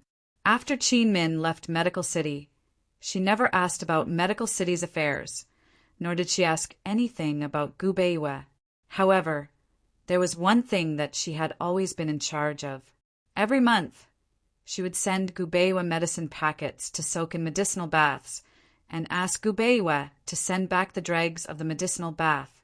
She didn't know what she did to the medicine packets, but she could tell from the dregs whether Gu Beiwei had really soaked in them. At the beginning and end of every month, she would send Gu Beiwei medicine packets. Gu Beiwei didn't refuse and did as she said. In this way, it was equivalent to Qin Min supervising Gu Beiwei to soak in medicinal baths twice a month. Therefore, she always knew about Gu Beiwei's whereabouts. At first, Gu Beiwei only sent back the dregs, but Qin Min began to put letters in the medicine packets, writing about interesting things about Little Shadow's growth. Gu Beiwei began to reply to her letters. Other than Little Shadow, there was nothing else. One day, Gu Beiwei saw a line of crooked handwriting in Qin Min's letter. He was so happy that he laughed out loud, and his mood improved for a few days. That line of handwriting was written by Little Shadow, and he knew that Qin Min had begun to teach little Shadow to write. Later, Qin Min asked Gu Beiwa about something in her letter. She said, "Grand Tutor Gu, since it's an act, why don't you lie to another child?" This sentence made Gu Beiwa frown, just like that night at the Qin residence. His brows were tightly knitted, and he didn't loosen them for a long time. Back then, he kept little Shadow because he wanted to dote on him like his own child. However, Qin Min exposed herself, and little Shadow could only become an adopted child. He and Qin Min had lied to so many people, so what if they lied to another child? Little Shadow was already an adopted child. If he found out that his adoptive parents weren't a real couple, how sad would he be? The next day, Gu Beiwa replied, "Okay, I'll lie to him for the rest of his life. He's the only son I, Gu Beiwa, have in my life." After receiving the reply, Qin Min smiled happily, but her eyes turned red as she smiled. It was so red that Peony was scared. "Miss, don't be like this. If you want to cry, just cry. Don't scare this servant. Miss, go ahead and cry. Cry it out. This servant will go out. This servant won't tell anyone. Go ahead and cry." In the end, Qin Min didn't cry. She smiled and said, "A mother can't cry casually. I'll go and make food for little Shadow." After that, Qin Min still put a letter in the medicine package that she sent to Gu Beiwa. She replied to him with an "okay." The little princess's 1-month-old birthday party wasn't a big one. Gu Beiwa had been busy in the north with the medical reform and didn't attend. Gu Beiwa didn't return to Yuning, so Qin Min didn't go by herself. Therefore, Qin Min didn't leave Ningzhou for 3 whole years. It was said that time could heal everything. Perhaps 3 years wasn't long enough. 3 years didn't heal Qin Min's heartstrings that had already been plucked. Or perhaps she was destined not to be completely healed in this lifetime, because even if the love was fake, the status was real. If they were too far apart, it was impossible for them not to have any interactions. There was nothing more helpless than this. Qin Min always wondered why Gu Beiwa was frowning that night at the Qin residence. Could 3 years soothe his furrowed brows that night? Because of this, she developed a habit of looking at the moon in the sky before going to bed at night. No matter who it was, they would see the same moon when they looked up. And to her, the moon was there and he was there. At the end of summer, 3 years later, Qin Min sat on an old tree in the courtyard and looked at the bright moon in the sky. She held the medicine dregs and letter that Gu Beiwa had just sent back and was in a daze. At this moment, a small figure flew across the roof and disappeared in an instant. Very soon, Shiyuba's voice was heard. "Quick! Stop, little master! Quickly!" Qin Min then regained her senses and looked towards the roof. She only saw a few black figures flying around, but she didn't see the familiar little figure. She smiled and didn't pay much attention to it. Although little Shadow was Gu Beiwa's adopted son, his talent in martial arts was exceptionally shocking, especially in the area of Qingdong. When little Shadow was 3 years old, Gu Beiwa had sent people to teach little Shadow martial arts. Now, little Shadow was only 5 years old, but he was actually able to shake off a group of guards. What made Qin Min even more astonished was that little Shadow's character was similar to Gu Beiwa. They were both very gentle, just like a piece of warm jade. However, he liked to smile much more than Gu Beiwa. While the guards were still searching for Qin Min, little Shadow had already silently landed behind Qin Min. He called out softly, "Mother!" Qin Min wasn't frightened because she knew that little Shadow would hide behind her. When she turned around, she saw little Shadow standing in the branches and smiling at her. The moonlight shone on his tender and clean little face, illuminating his warm smile.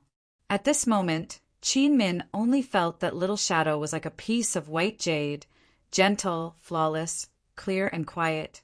So like Gu Beiwa. Why? Is Uncle Shi forcing you to practice martial arts again? Don't you already know how to do it? It's already nighttime, isn't he annoying? Qin Min was unhappy and hated Shiyuba. Little Shadow sat down and said, "Mother, Don't be angry. Uncle, she is an old man.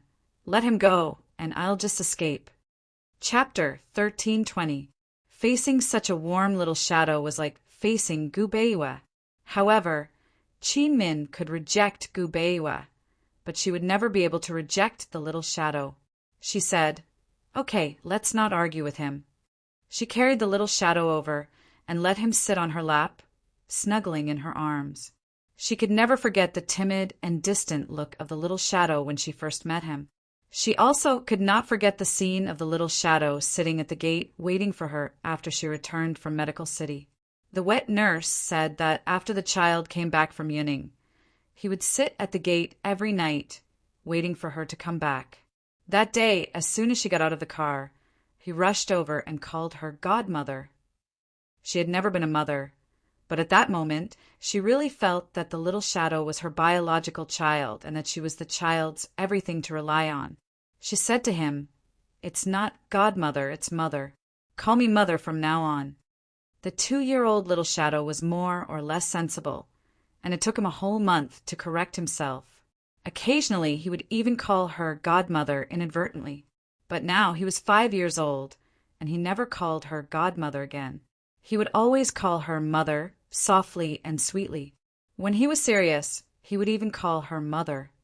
Seeing the letter in his mother's hand, the little shadow asked, "Mother, Daddy wrote again." Min answered faintly. The little shadow thought for a moment and asked, "Mother, what does Daddy look like?"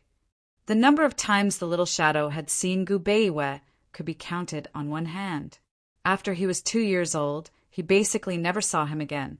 His memory was blurry, and he only knew that he was not his parents' biological son. Min thought for a long time and pointed to the moon. "He looks like that." The little shadow looked up and couldn't understand for a long time. "What are you looking at?" "The moon," Min said seriously. The little shadow was dumbfounded. "The moon? Is the moon beautiful?" Min asked.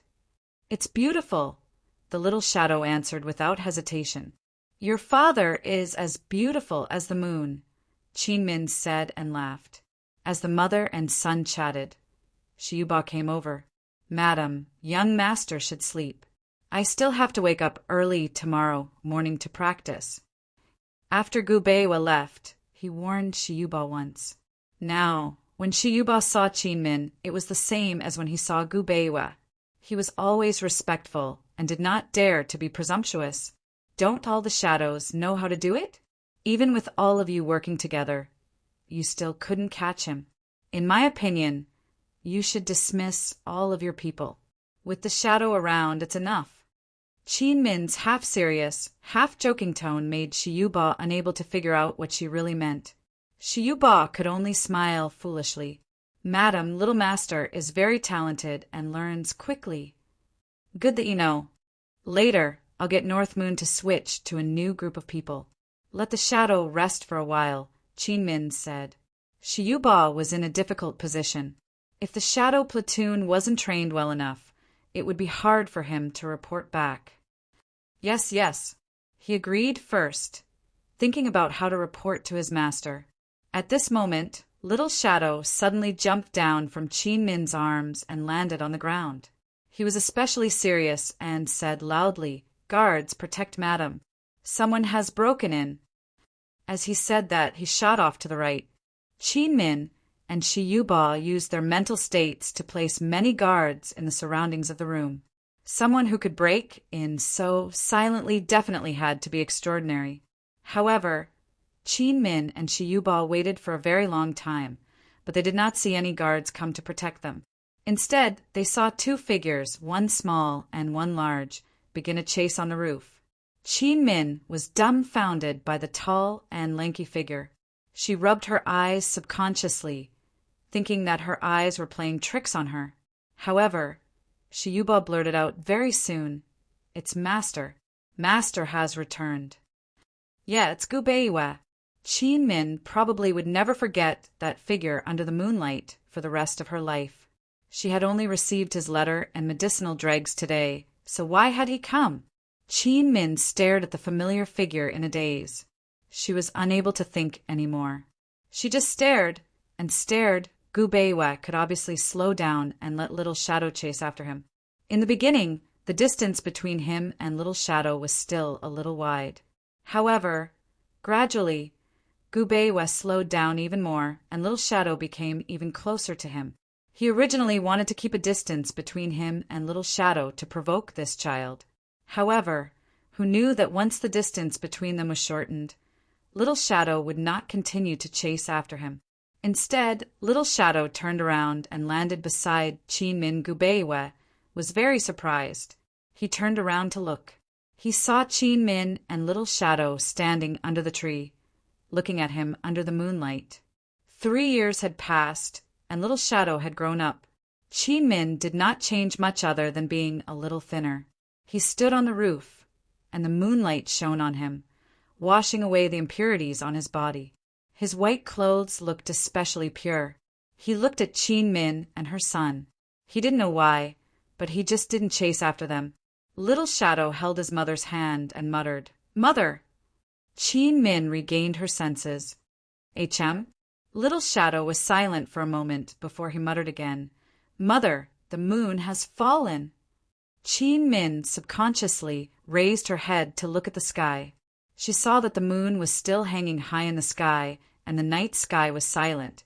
She muttered, "No, the moon is still." Halfway through her sentence, she finally regained her senses. "What the hell was this?" She said seriously, "Little Shadow, your father is back." "Mother, he's deliberately playing with me."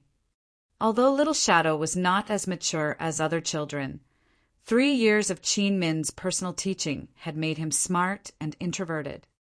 "No, he's testing your Qigong," Chinmin said again. No matter how calm Little Shadow was, he was still a child. He became nervous. "Mother, I couldn't catch up to him." Chinmin was dumbfounded again. She muttered to herself, "I couldn't catch up to him either." "But you don't know martial arts." Little Shadow looked up, his young and tender face full of confusion. Chinmin regained her senses and hurriedly comforted him. "You're still young. You'll definitely be able to catch up to him in the future." Little Shadow trusted his mother's words the most. He instantly gained confidence and said seriously, "Mother, if father runs away in the future, I'll chase him back for you, okay?" Chinmin only replied after a long while. She said, "He's lost a lot of weight." "Mother, why isn't father here yet?" Little Shadow asked again. Chinmin didn't even think about it and said casually, "I don't know either. You should go ask him." Little Shadow's figure flashed and quickly landed in front of Gubeiwa. He was so fast that Chinmin couldn't even stop him. She was about to chase after him when she saw Gubeiwa squatting down in front of Little Shadow. She stopped in her tracks. This scene made her entire heart soften and calm down.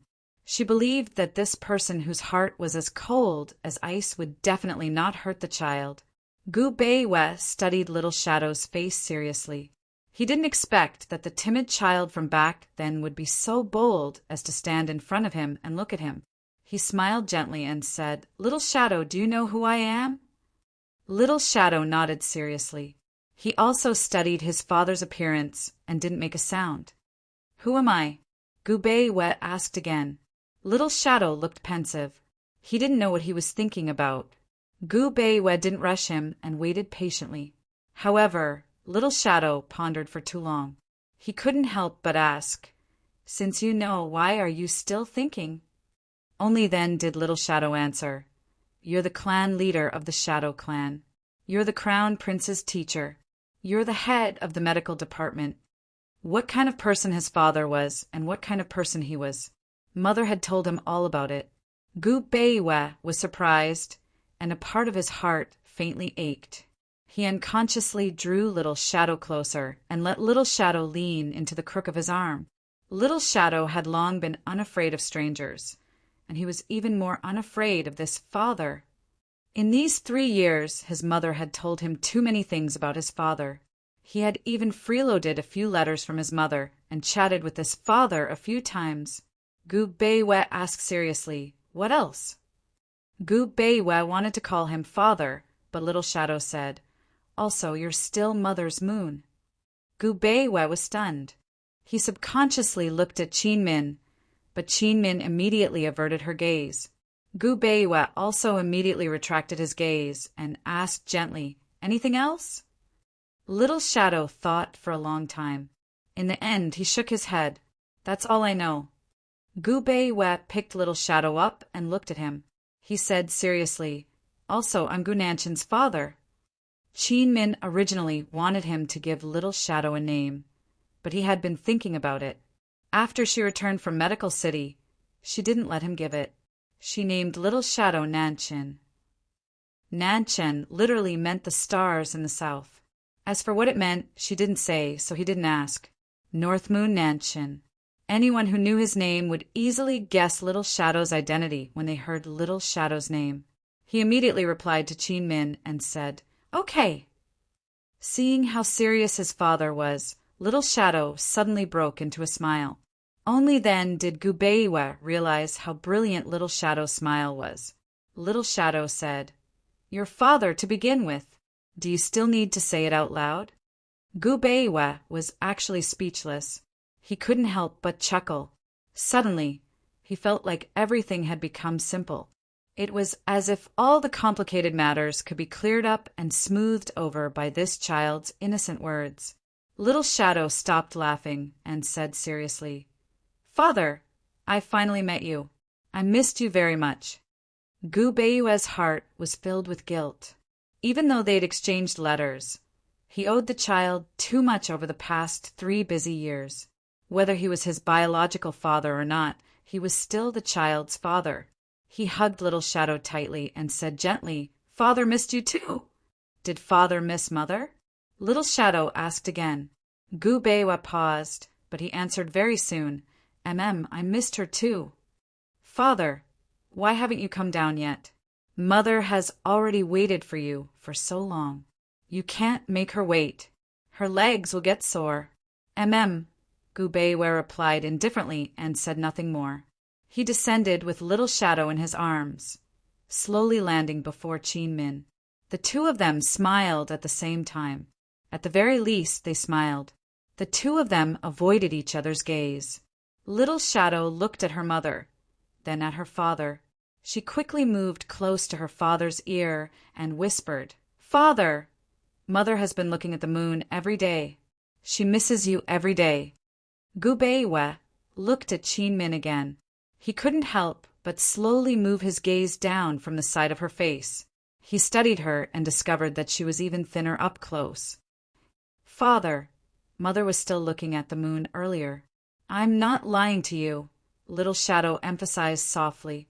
Chapter 13:21. Gu Beiwe answered Little Shadow in a low voice. Amen. Little Shadow was curious. His gaze moved back and forth between Daddy and Mommy. The more he looked, the more confused and uneasy he felt. He never understood why Mommy lived with him in Ningzhou and why Daddy didn't come back even once in 3 years. Daddy didn't even come during the New Year. Only Mommy accompanied him to set off fireworks in the snow. Mommy said that Daddy was busy with very, very important matters and could only come back after he was done. However, he still couldn't figure it out. The Emperor must be much busier than Daddy. He heard from Andy Xiaoyao that the Emperor had even brought the Empress, the Crown Prince, and the little Princess south to spend the winter in Jiangnan's plum garden. He always suspected that Daddy and Mommy had quarreled. Looking at it now, he was even more suspicious. Little Shadow thought for a moment, then hurriedly moved closer to Daddy's ear and said seriously, "Daddy, don't quarrel with Mommy. Mommy is a woman. Let her win." Gu Beiwe finally realized that Little Shadow had discovered that something was wrong between him and Qin Min. He hurriedly said, "Wife, it's been 3 years since we last met. You and the child have suffered." Qin Min also returned to her senses and said mildly, "Husband has been working hard for the country. This concubine couldn't help or share husband's burdens. How could I dare to blame you?" The two of them each said this, then fell into silence again. Little Shadow increasingly felt that something was wrong and was even more certain that the two of them had quarreled. He looked at the two of them and thought for a long time, then moved closer to Daddy's ear and said, "Daddy, hug Mommy. It'll be fine if you hug her." When he occasionally threw a tantrum, Mommy only needed to hug him. She didn't need to say anything, and he wouldn't be angry, depressed, or sad. He thought that Mommy must be like this too. Gu Beiwe was about to speak when Qin Min suddenly walked forward and hugged Gu Beiwe with her large arms. At the same time, she also hugged Little Shadow. She said, "I can't help husband. I can only miss you and hope day and night that you are well and healthy." Gu Beiwe clearly froze. This should be the second time in his life that a woman hugged him. The first time was also in Ningzhou, and it was also Qin Min. He wondered if Little Shadow had sensed it. Just like the first time, Qin Min could clearly sense Gu Beiwe's stiffness. A trace of anger flashed through her eyes as she ruthlessly pinched Gu Beiwe's back. Make him stiffen. Let him be in a daze. He had promised that he would lie to Little Shadow for the rest of his life. This was only the first time they met, and he was about to be exposed. If he frightened her Little Shadow, she would not let him off. Qin Min was really ruthless. Gu Beiwe woke up from the pain and knew what Qin Min meant. He finally reached out and hugged her tightly. "I miss you and our child too." Qin Min buried her head in Little Shadow's shoulder. Gu Beiwe lowered his head and rested his chin on Little Shadow's head. The Little Shadow was sandwiched between them and tightly hugged. Her heart was blooming with joy. He had always known that he was an adopted son. Although his mother loved him dearly, he was still uneasy and suspicious when his father did not come back for 3 years. Now that he was tightly hugged between his father and mother, his heart was finally at ease. He felt that he was lucky and happy. He said, "Father, don't be busy anymore, okay? You'll stay with us here, won't you?" Gu Beiwe did not answer immediately, and Qin Min pinched him again. She still felt sorry for him and did not pinch him in the same spot. Instead, she changed it. I'll stay here for a month. Then I'll take you to the capital. The Grand Tutor's residence has already been built." Gu Beiwe was telling the truth. The construction of the palace had been completed half a year ago, and the outer city walls of the capital had also been completed last month. The emperor had rewarded him with the land of the Gu residence, and he had hired people to rebuild it. Little Shadow was overjoyed. "Mother, we won't be separated from father anymore." We won't be separated anymore." Qin Min's voice carried a smile, but her eyes were filled with complicated emotions. She let go of Gu Beiwe and carried the Little Shadow over. She said, "Shadow, father has traveled a long way and needs to tidy up. I'll rest this morning." The Little Shadow immediately said, "Father, mother found a spring behind the courtyard and dug a pool. Shadow will accompany you to take a bath. It's very comfortable." Qin Min hurriedly said, "Shadow, it's already so late. You have to sleep. Come, go sleep with mother." Gu Beiwe patted the Little Shadow's head and said gently, "Be good. Father will personally teach you martial arts tomorrow. There's still something wrong with your footwork." Upon hearing that there was a problem with his footwork, the Little Shadow became nervous. "What's wrong? Go to sleep first. Otherwise, father won't tell you." Gu Beiwe threatened. The Little Shadow then nodded resentfully. "All right." Qin Min secretly heaved a sigh of relief. She was really afraid that the Shadow would drag Gu Beiwe to take a bath and have her serve him. One had to know that this little guy was shy. Since he was 3 years old, he refused to let the wet nurse and Xiaoyao bathe him, only asking for her help. Now that he was 5 years old, he wouldn't let her help him bathe either. However, she would still accompany him when he was bathing by the shore. Qin Min carried the Shadow away. How could Gu Beiwe not heave a sigh of relief? At this moment, Shiyuba, who had been waiting at the side, came forward. "Master, why didn't you tell me you were coming?" Shiyuba was also very puzzled. Master had clearly just sent the letter today. How did he arrive at night? It would take at least 2 days to send a letter by eagle from Yuning to Ningzhou, and it was impossible for Master to reach Ningzhou City from Yuning in 1 day. Gu Beiwe pinched his brows and didn't say anything as he walked into the house. At this moment, Xiaoyao came over and held a set of clean clothes. She said cheerfully, "Son-in-law, you're finally back. Miss asked me to bring you some clean clothes. These are the ones you changed out of last time." It had been more than 3 years since the last time, but this set of clothes looked as if they were new. They were clean and folded neatly without any wrinkles. "Thank her for me," Gu Beiwe said mildly. "Son-in-law, there's no need to be so courteous with Mississippi Miss. Also asked me to ask what son-in-law would like for breakfast." Xiaoyao asked again. "Anything will do," Gu Beiwe replied. "Then son-in-law should rest early." Xiaoyao went back happily. Shiyuba followed Gu Beiwe in. Seeing that his master was exhausted, he couldn't help but advise, "Master, the hot spring in the backyard is excellent. Madam regularly puts medicinal herbs in it and soaks in it often. Why don't you give it a try?" Upon hearing this, Gu Beiwe immediately frowned and looked over. Shiyuba hadn't recovered from his shock until he saw the sharpness in his master's eyes. Only then did he realize that he had said the wrong thing. He hurriedly explained, "Master, this subordinate wouldn't dare peek." Xiaoyao said all this. "Madam personally tested the medicine and wanted to turn that pool into a medicinal bath, so she soaks in it often." Gu Beiwe didn't say much. He let out a long sigh and motioned for Shiyuba to leave. Shiyuba was frightened by that look just now. In his memory, the last time his master had looked at him like that was at Medical City.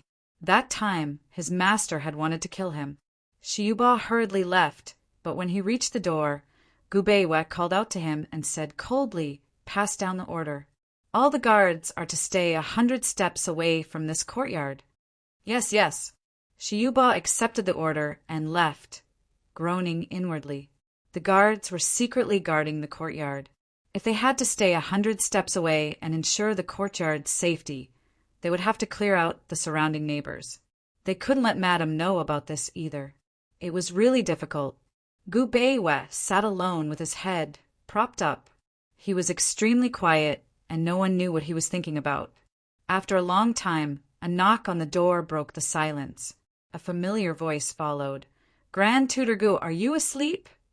Who else in this courtyard would call him that? He frowned and didn't say anything. "Grand Tutor Gu, Little Shadow is asleep.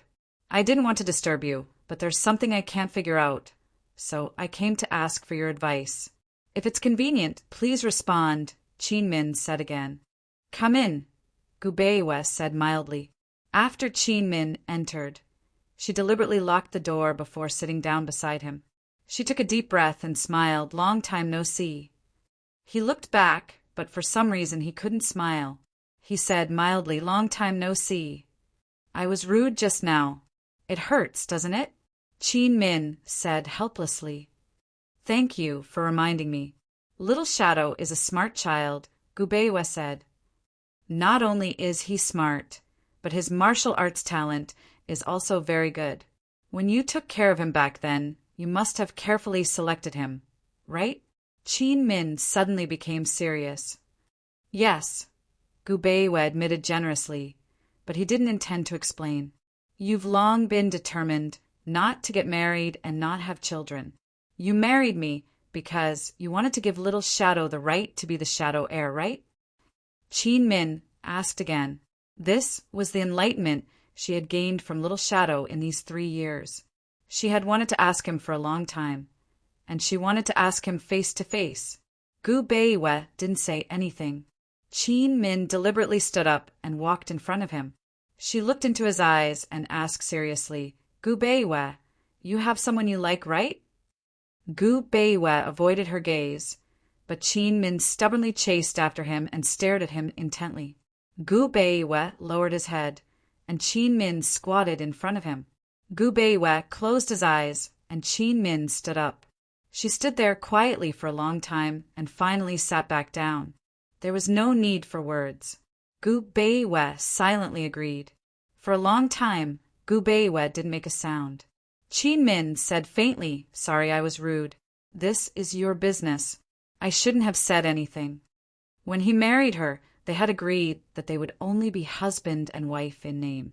He didn't force her and he didn't lie to her. He liked someone, so what was wrong with that? What did it have to do with her? But why did her heart hurt so much? So much so that she lost her usual rationality? The two of them just sat there like that. After some time, Gubeiwa said, "Eldest Miss Chin, have you figured out the things that you couldn't figure out?" Min then remembered the purpose of her trip. She said, "I haven't figured it out yet.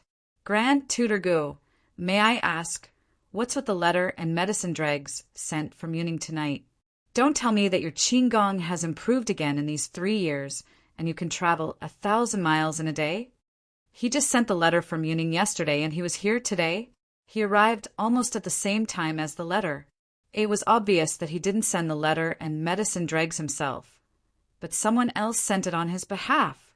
The letter was fine, but how could the medicine dregs be sent on his behalf? How could it be? Gu Beiwei sat in the room for so long, thinking about this problem. In fact, he had been in Ningzhou for a month. After the matter of the pharmaceutical department was over, the emperor and the empress gave him 3 months of leave. Rather than saying that he left on his own, it was better to say that he was chased away. The empress joked with him. A man who didn't accompany his wife and children all day long couldn't let the crown prince's teacher stay by the emperor's side for a long time, so that the emperor and the crown prince wouldn't be affected. He had been in Ningzhou for a month, 3 streets away from here. Even Shi Yuba didn't know that he had come. He didn't know why he had come here tonight without anyone noticing. Chapter 13:22. Gu Beiwei was as silent as usual, but Qin Min didn't intend to remain silent this time. When she saw Gu Beiwei return, she was stunned. However, after coaxing Little Shadow to sleep, she immediately realized that something was wrong and came to find him. She had supervised him taking medicinal baths for 3 whole years. If these 3 years were all perfunctory and deceptive, she didn't know what to do. Gu Beiwei. Qin Min said loudly, "I can't figure it out. Answer my question." For the past 3 years, Gu Beiwei had been taking medicinal baths with the herbs that Qin Min gave him. However, after he secretly arrived in Ningzhou, he sent the dregs and letters to Yuning in order to not expose his whereabouts. Then, he sent someone from Yuning to deliver them to Qin Min. In this way, it wouldn't take more than 2 or 3 days to send a letter back and forth. He didn't plan to come tonight, and he didn't expect Little Shadow to be so sensitive. As soon as he saw the letter, he immediately regretted it. He sat here, waiting for her to come while thinking about how to answer her question. However, after thinking about it, he only had 2 options. One was to tell the truth, and the other was to admit that he didn't take the medicinal bath and was just being perfunctory. He didn't hesitate because he didn't want to choose either option. He had no choice. "Gu Beiwei, you lied to me?" Qin Min's voice was choked with sobs. For 3 years, the only connection between them and her only hope for him was actually a lie and perfunctory. She didn't even hope that he would come back and see Little Shadow. She only hoped that he would be able to recuperate. His illness wasn't a small matter, it was a big matter. Gu Beiwei lowered his head and remained silent. Qin Min suddenly pulled his hand. Gu Beiwei subconsciously wanted to dodge, but Qin Min said, "Don't forget what I said when I left Medical City." He didn't dodge, but he used all his strength. She grabbed his wrist and wanted to take his pulse, but she couldn't. The 2 of them were in a deadlock. Qin Min quickly let go of him. "I'll tell His Majesty and Her Majesty now." She got up and was about to leave when Gu Beiwei finally looked up. "Qin Min." Qin Min stopped in her tracks, but she did not turn around. Instead, her back was facing him. Gu Beiwei furrowed his brows tightly and said, "Qin Min, you have no right to question my private affairs." Back then, they had already agreed. "Also, as I said last time, if you want to leave, just write me a letter of divorce. You don't have to tell me more about your affairs." Qin Min was stunned. She suddenly realized that a woman's intuition was very accurate. For the past 3 years, year after year. The more time passed, the more afraid she was of his return, the more afraid she was of his appearance. She would rather he never appear. Every month, he would reply to her 2 letters. She did not want him to stand in front of her and talk about everything. However, when he appeared, she still asked him that question without hesitation, the question about having someone in her heart. She knew better than anyone else that once this question was asked, they wouldn't even be able to pretend to be polite. She still asked, stubbornly and resolutely. Qin Min took a deep breath before turning around. Her eyes were frighteningly red, but she still smiled faintly. Grand Tutor Gu, I've been rude again. No matter what, I still hope you can take care of yourself. She paused for a moment, then continued, the pool behind the house was dug 2 years ago. I tried your prescription for 2 years, and it was only a few days ago that I came up with the best prescription. That prescription is on the table over there. According to that prescription, put 10 pieces of medicine into the pool and change them once a month. You can soak in the medicinal bath every day for 2 hours. She continued to smile faintly. Her smile contained 3 parts pain, 3 parts helplessness, and 3 parts self-deprecation. The remaining part was a realization that she would never lose. She curtsied and walked to the study table to grind the ink. Gu Beiwa had not been here for a long time, so the ink had long dried up. She lowered her eyes and slowly ground the ink. She was not in a hurry, neither too fast nor too slow, just like how she usually lived by herself, leisurely. Those who didn't know would definitely think that she was grinding the ink and preparing to write a calligraphy piece or paint a landscape painting. It was as if it wasn't the middle of the night, but the afternoon. Time was peaceful. But what was she trying to do?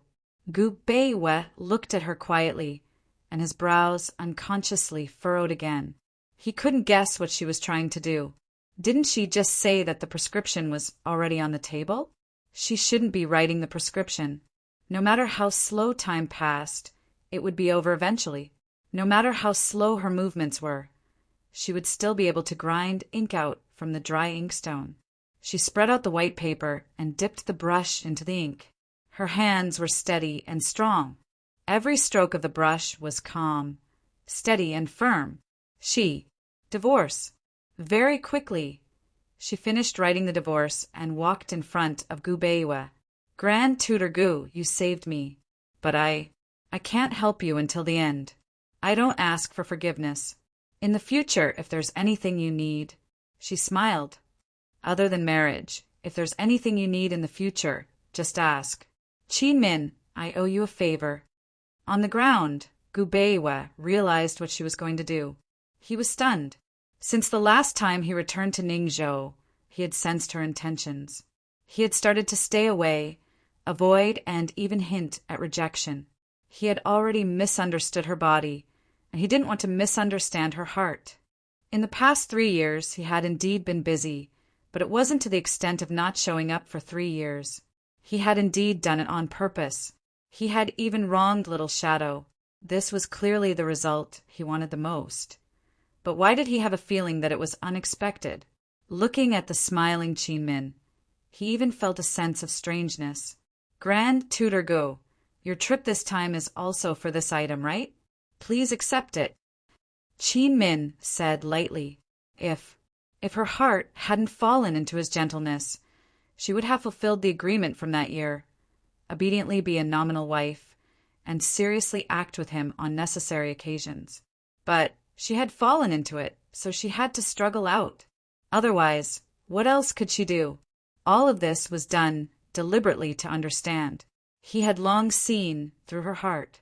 If she still couldn't see through his deliberate intentions after 3 years, his rejection would be extremely stupid. Gu Beiwe didn't move, but Qin Min placed the divorce letter in his hand. She said lightly, All right, from now on, love between men and women has nothing to do with each other. Little Shadow, please forgive me, but I have to take you away. Gu Beiwe hadn't made a sound until now, quietly looking at the divorce letter in his hand. Qin Min didn't hesitate either.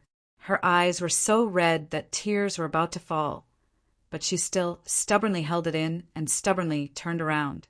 Just as Qin Min opened the door, Gu Beiwei suddenly coughed heavily.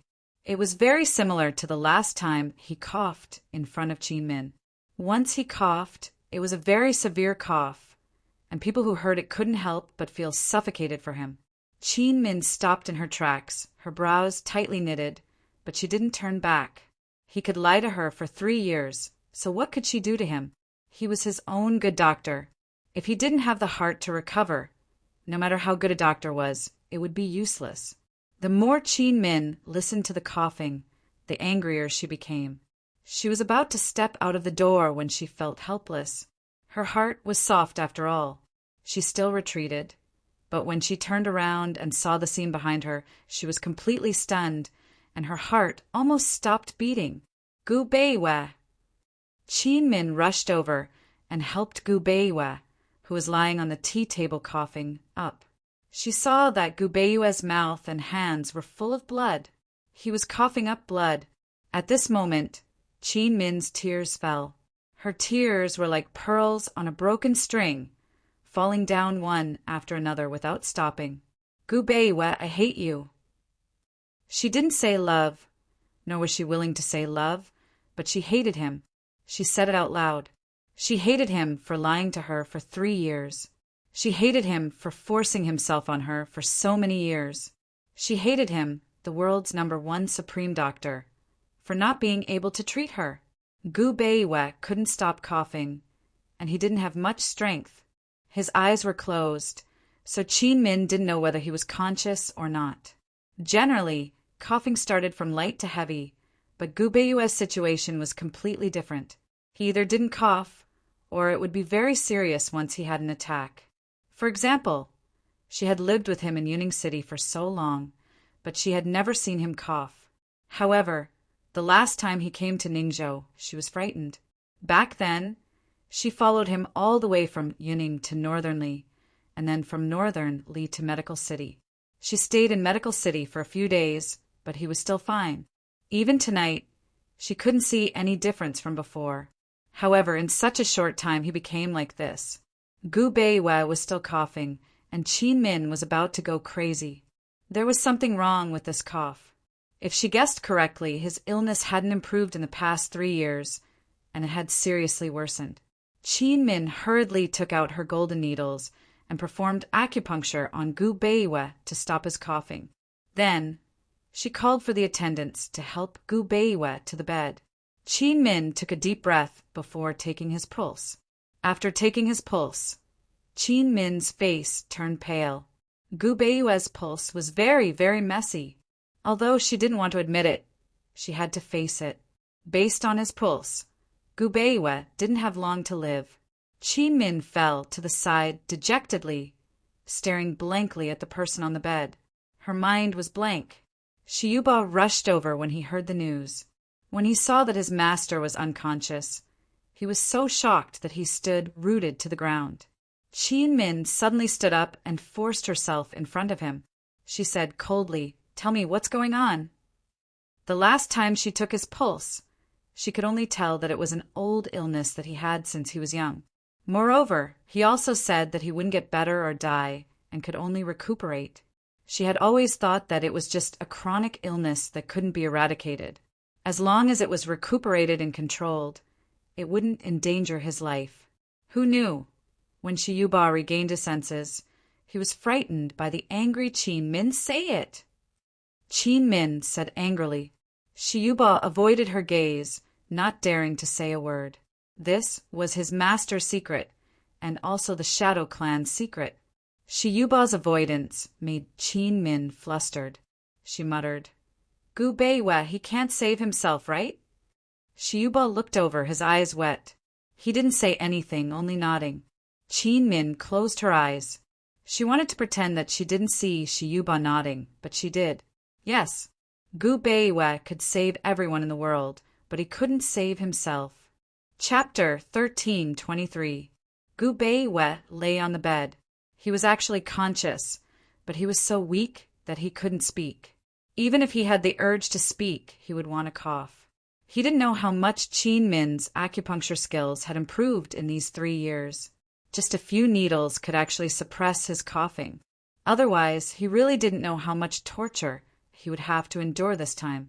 After the medical reform, he was waiting for Jin Zi's triumphant return from Wintercrow country, waiting for the emperor and the empress to officially enter the imperial capital and the palace. Then he would leave. Actually, there was no need for the empress to chase him away. He already had plans to rest. To be precise, he wanted to retire. Retire to a place where no one knew him and personally teach little Shadow Qigong. He couldn't cure himself, but he was very clear about his condition. He could even estimate the time he had left. Little Shadow was so talented.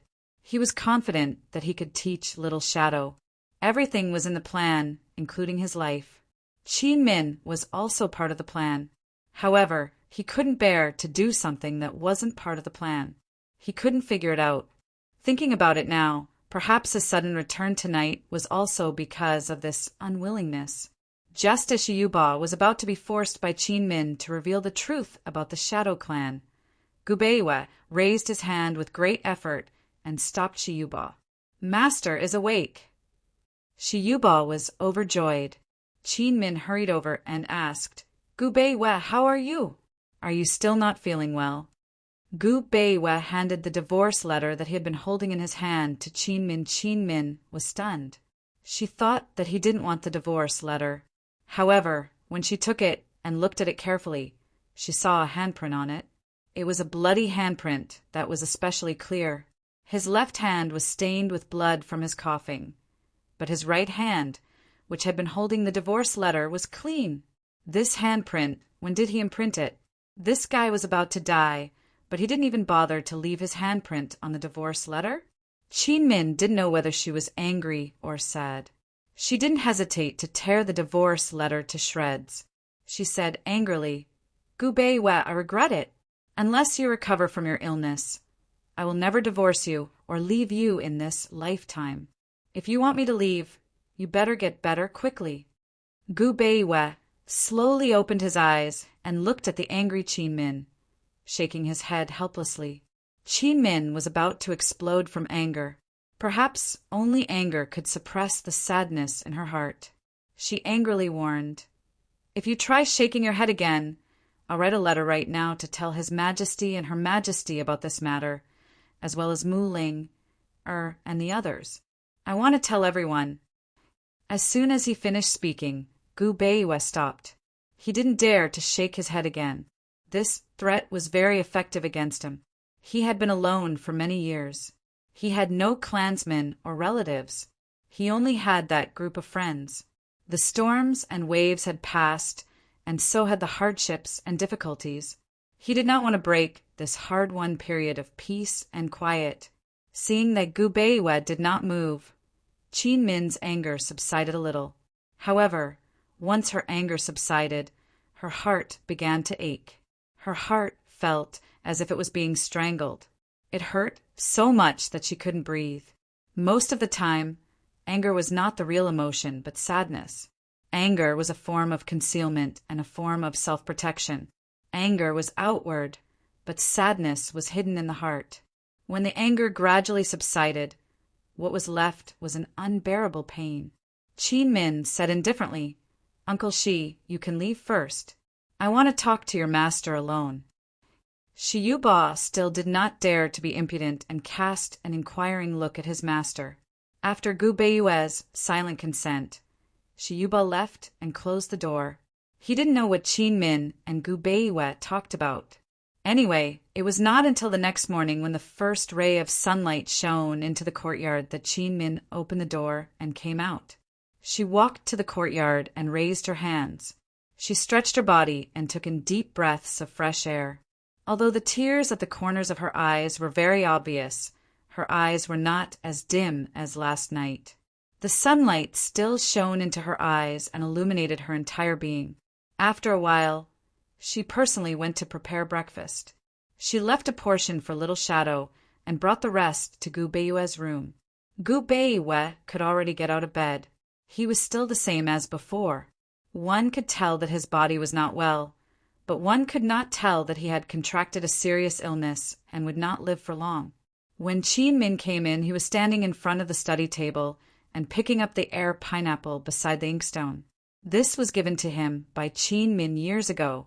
He had left it here and had not taken care of it. Even though the air pineapple was rootless and did not need to be taken care of, it still needed to be taken care of. In the past 4 years, this air pineapple that was only the size of a child's palm had completely grown. It was as big as his palm, and a yellow flower sprouted from the center of the flower. It was not very beautiful, but it was very pleasing to the eye and had a special kind of beauty. Moreover, 2 small buds sprouted from the bottom of the flower as if it had given birth to 2 babies. In the past 4 years, it must have been Qin Min who had been protecting it. Otherwise, no matter how tenacious the flower was, it would still wither. Qin Min walked over with breakfast and said with a smile, "Be careful. Don't drop the buds at the side. The 2 buds will fall off on their own in a few days and can survive on their own. Come and eat. From today onwards, I'll take care of your 3 meals. However, you have to show some appreciation for the food expenses. Okay." Gu Beiwe carefully put down the air pineapple and walked over to take a look. The breakfast that he had prepared for Qin Min had unexpectedly arrived. Qin Min spread a beige napkin on the table, and the bowls and plates were light pink. The tableware was so exquisite that there was even a chopstick holder. She cooked a small pot of white rice porridge and seemed to have added some millet. There were specks of yellow in the porridge. She also made 4 side dishes: fish, eggs, and 2 vegetables. On a summer morning, such a light but not vegetarian breakfast, coupled with elegant tableware, was enough to whet one's appetite. At the very least, Gu Beiwe had not calmed down and had a slow breakfast for a long time. He usually finished his meal with a cup of water and a steamed bun. The 2 of them sat down. Gu Beiwe was still frowning, slightly. Qin Min said seriously, "Grand Tutor Gu, if you keep this face of yours, our agreement will be voided." Last night, she knew the secret of the Shadow Clan and the truth of his illness. The Shadow Clan had been passed down from generation to generation. Only his grandfather was an exception, but he only lived to his early 40s. His father only lived to the age of 25. His ancestors had a strange illness that was passed down from generation to generation. Almost no one was spared. They could only use medicinal baths to nourish their bodies and delay time as much as possible. In the end, the coughing would not stop, and the person would be coughed to death.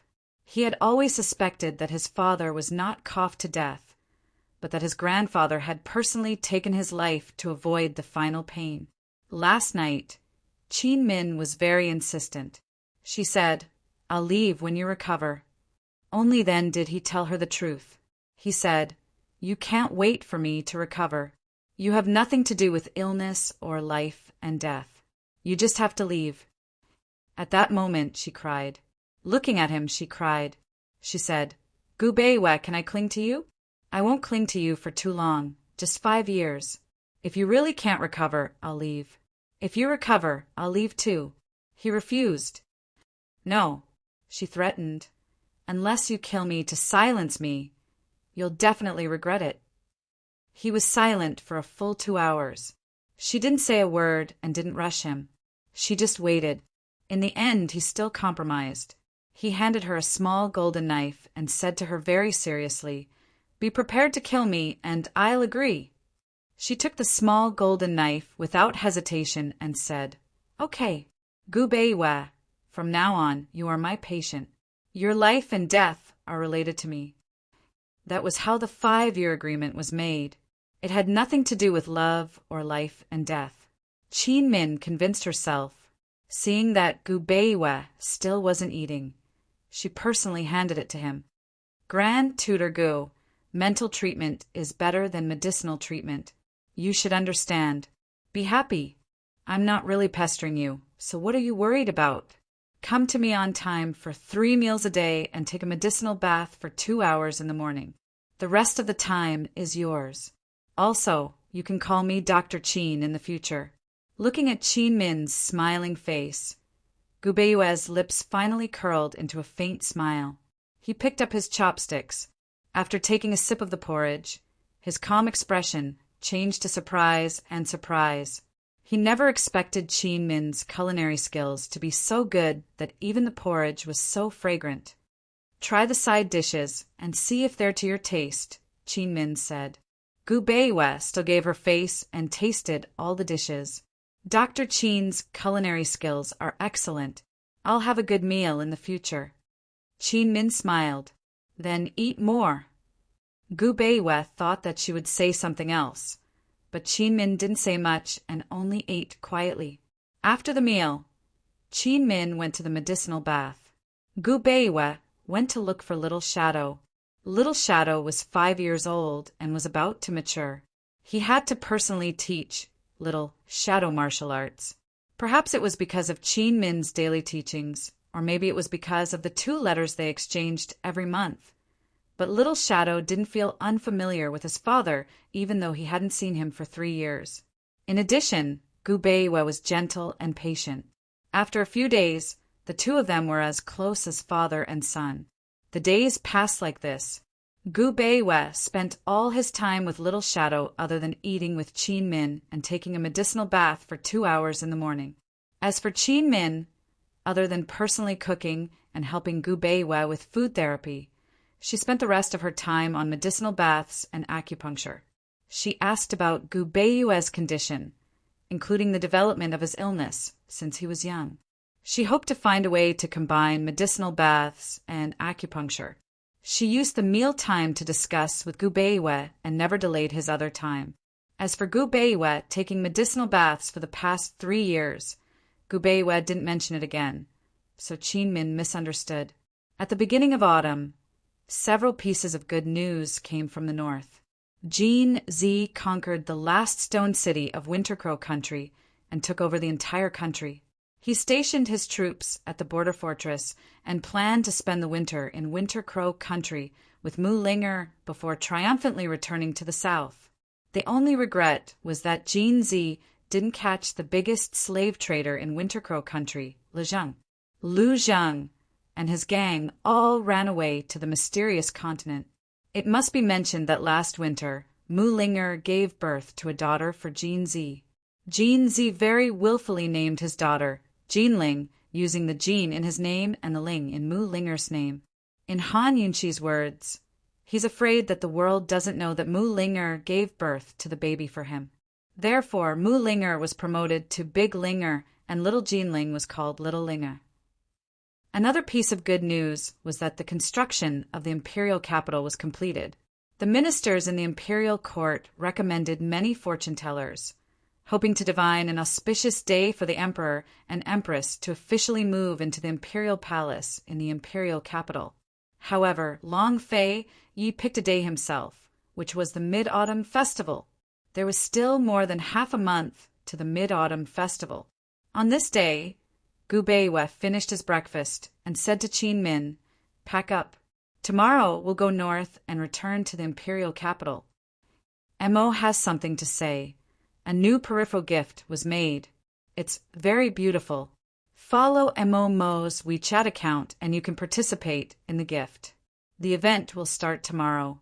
Search Mo's WeChat account, Jimomo 2015, or GMO to follow. Chapter 1324. The Great Qin's imperial capital was built on the foundation of Tianing country's former imperial capital. Only the Changding Palace, where Long Fei Yi had lived when he was young, was preserved. Everything else had been razed. Not only was the Changding Palace preserved, but it had also been expanded into a sizable residence. Even Tang Zijin, who was in charge of building the capital, didn't know why the emperor had left the Changding Palace behind. Before Princess Yan was born, the commoners in the imperial city said that the emperor had left this palace for the second prince. After all, apart from the crown prince, the other princes couldn't live in the palace after reaching adulthood. However, once Princess Yan was born, the commoners' rumors changed. They said that the emperor had left this palace for the princess, and that it would become a shrewd princess residence in the future. The Great Qin Imperial Palace was built on the old site of the Duke of Qin's residence. The new palace took up much of the old palace's land. The entire palace was oriented from north to south, with the Yonghe Gate in the middle dividing the palace into two. North of the Yonghe Gate was the inner palace, while south of the Yonghe Gate was the outer court. In the center of the outer court was the Tianxian Hall, where the emperor held court and dealt with state affairs. On either side of the Tianxian Hall were the Internal Affairs Department, which was in charge of internal affairs, the Imperial Library, which was in charge of the Imperial Library, and so on. The inner palace was where the imperial family lived. The old site of the Duke of Qin's residence was located in the inner palace, and it had been rebuilt into the leisurely Cloud Palace. Other places in the Duke of Qin's residence had been renovated, but Long Fei Yi and Han Yunqi's hibiscus garden hadn't been touched. Long Fei Ye's sleeping quarters and Han Yunqi's leisurely cloud pavilion were still the same. Even the poisonous plants that Han Yunqi had planted in the courtyard were still alive and well. Apart from the leisurely cloud palace, there were a few other palaces in the inner palace, all of which were currently empty. There were many rumors about the future owners of these palaces. However, the smart ones knew that these palaces were basically empty. In the early years, there were still people who would advise Long Fei Yi to select concubines so that the imperial family could procreate as soon as possible. However, in the past 2 years, no one dared to mention this matter. That was because most of the people who tried to persuade him didn't end up well. The smarter ones had already given up on the position of Gui Fei and started to think about the crown princess and the emperor's son-in-law. However, this matter seemed to be more difficult than having the emperor take a concubine. The crown prince was almost 5 years old. Under the guidance of the emperor and empress, and the assistance of Grand Tutor Gu Beiwei, his intelligence was far superior to his peers. Most importantly, he had inherited his father emperor's temperament, steady and taciturn. Not to mention understanding his thoughts, it was difficult to even talk to him face to face. Thus, the common people of the imperial city, who didn't care about state affairs but loved to care about the gossip of the imperial family, had a new guess. They said that in the future, the crown prince would definitely be like His Highness Duke of Qin in the past, forced to marry. Otherwise, no family's daughter would be able to enter his eyes. As a result, the group of nobles, civil, and military officials all set their sights on the position of Prince Consort. Helpless, they quickly gave up. The emperor's protection of the princess was simply to the point of making people speechless. Until now, the number of people who had seen the princess's true face could be counted on one hand. As a result, whether it was the crown princess or the emperor's son-in-law, the final decision was still in the hands of the emperor. Everyone busied themselves and circled around before finally discovering that the most effective method was to curry favor with the emperor. The harem was very large, but until now, only 4 masters lived in it. Even the number of servants and eunuchs were not many, and the number of imperial bodyguards were also uncommon. However, everyone knew that intruders would only have one path, death. The imperial city was divided into the inner city and the outer city. Those who lived in the inner city were the nobles and high-ranking officials. Gu's Prince Yu residence, Gu Beiyue's Grand Tutor's residence, Tang Li's residence, and Jin Zi's residence were all in the inner city. Those who lived in the outer city were the common people. Long Fei Yi and Han Yunqi officially entered the imperial palace on the 15th day of the 8th month. However, they had arrived at the imperial city a few days earlier. Before entering the imperial palace, Long Fei Yi and Han Yunqi had to attend many memorial ceremonies. On the morning of the 15th day of the 8th month, Long Fei Yi held his first morning court assembly in the Sky Profound Hall. After the morning court assembly, he immediately headed to the harem after dealing with the government affairs of the day. As for whether he was in a hurry to accompany the empress or his little princess, only the empress would know. Gu Beiwei and Qin Min arrived at the imperial city in the afternoon of the same day. Qin Min and Little Shadow were shocked as they did not expect the Grand Tutor's residence to be such a large residence. and when they entered the door, they were shocked again. Although the residence occupied a large area, there were only 2 courtyards in the residence, a large courtyard and a small courtyard. The large courtyard was the living quarters, while the small courtyard was the study and library. The rest of the land was empty. "You two rest.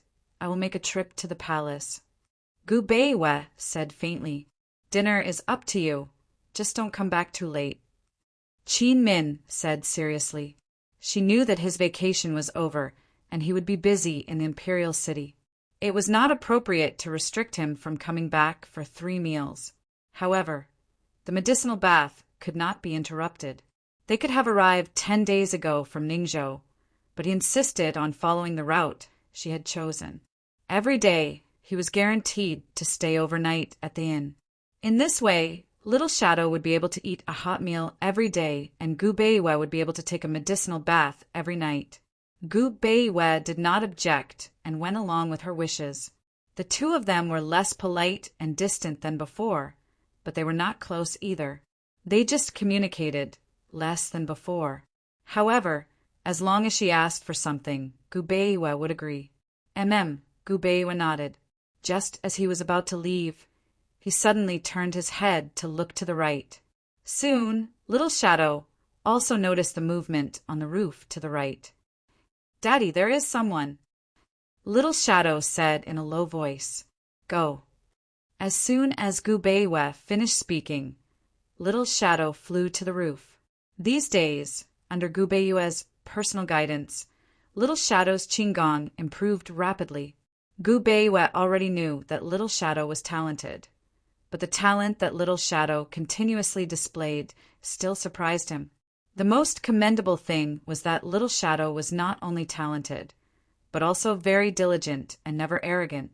Little Shadow chased after Little Shadow, and the guards who were hiding in the surroundings also followed from all directions. Gubeiwe stood beside Qin Min and did not move. Seeing Little Shadow's figure disappear into the other side of the roof, Qin Min was worried. Will it be dangerous? Don't worry, Gubeiwe said seriously. In the residence, and at this distance no matter who came, he could still guarantee Little Shadow's safety. Although Little Shadow had been practicing martial arts since he was young, he was 5 years old and had not yet competed with others.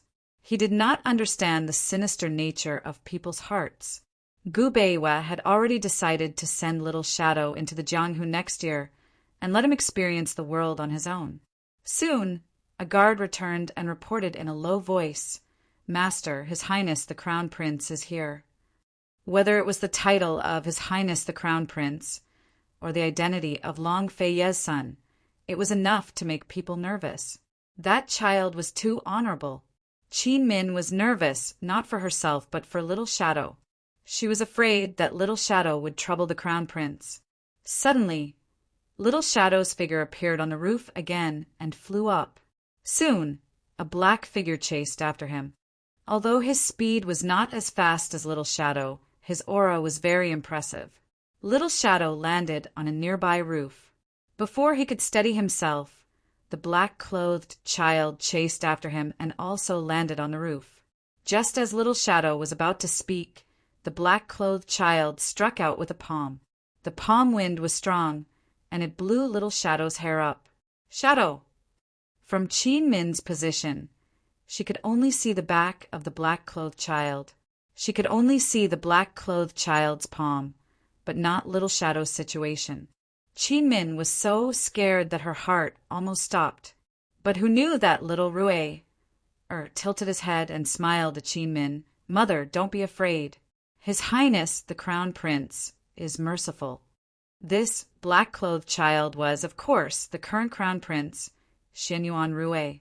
Although he was only 4.5 years old, half a year younger than Little Shadow, he was taller than Little Shadow. His Qigong was not as good as Little Shadow's, but his martial arts were far superior. Since he was 3 years old, he had been learning martial arts from his grandfather, Han Qin, every year for about 3 months. So far, he had learned 3 times. He had just rushed back from Feng Mingshan's palace. Little Shadow smiled at his mother and quickly stood up straight. He raised his hands and bowed. Gu Nanshan pays his respects to His Highness the Crown Prince. How do you know who I am? Xian Yuan Rui asked. He had just been practicing. When he heard that Tai Fu had returned, he rushed over without changing his clothes.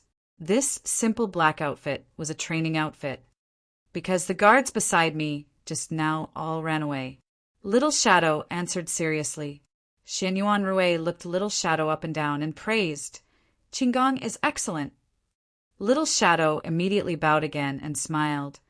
Your Highness is too kind. Xian Yuan Rui raised his eyebrows and looked at Little Shadow with surprise. He did not speak again. Little Shadow was not flustered, nor was he curious. He let Xian Yuan Rui look him up and down. He maintained his smile as calm as a little monk. Xian Yuan Rui was secretly pondering a question. How can this Little Shadow be a mistress? His personality is so similar to Tai Fu Gu's. Little Shadow kept smiling slightly, warm and beautiful. Xian Yuan Rui felt uncomfortable. There had never been a peer who dared to look at him like this, smiling at him for so long. He first avoided Little Shadow's line of sight and turned around. When Xian Yuan Rui turned around, Qin Min, Xiaoyao, and the wet nurse were all shocked. What a celestial face this was! Half of it was like the emperor, but it had its own edge, spirit, and nobility. Only 4 years old. Although he was still immature, one could see the heroic spirit between his brows, and that pair of pitch-black eyes contained an innate indifference and mystery. People could not help but want to look through time, through the years, to see him after he grew up. How deep those eyes would be, how enchanting. Xian Yuan Rui flew to the roof and landed in front of Gu Beiwe. He respectfully bowed to him. Tai Fu. In terms of status, Xian Yuan Rui was the master, and Gu Beiwe was the subject. But as Tai Fu, Gu Beiwe was Xian Yuan Rui's teacher. Gu Beiwe could accept this bow. It was rare that Xian Yuan Rui, the crown prince of the empire, could be so willing, so respectfully bowed. Your Highness. Gu Beiwe also bowed. Your Highness was a proper address. In the past, it was given to the emperor, but now it was given to the young master. After the two people bowed, Qin Min was about to bow, but who knew that Xian Yuan Rui would look at her and also bow, Mrs. Qin. Qin Min was Tai Fu's wife, his teacher's wife.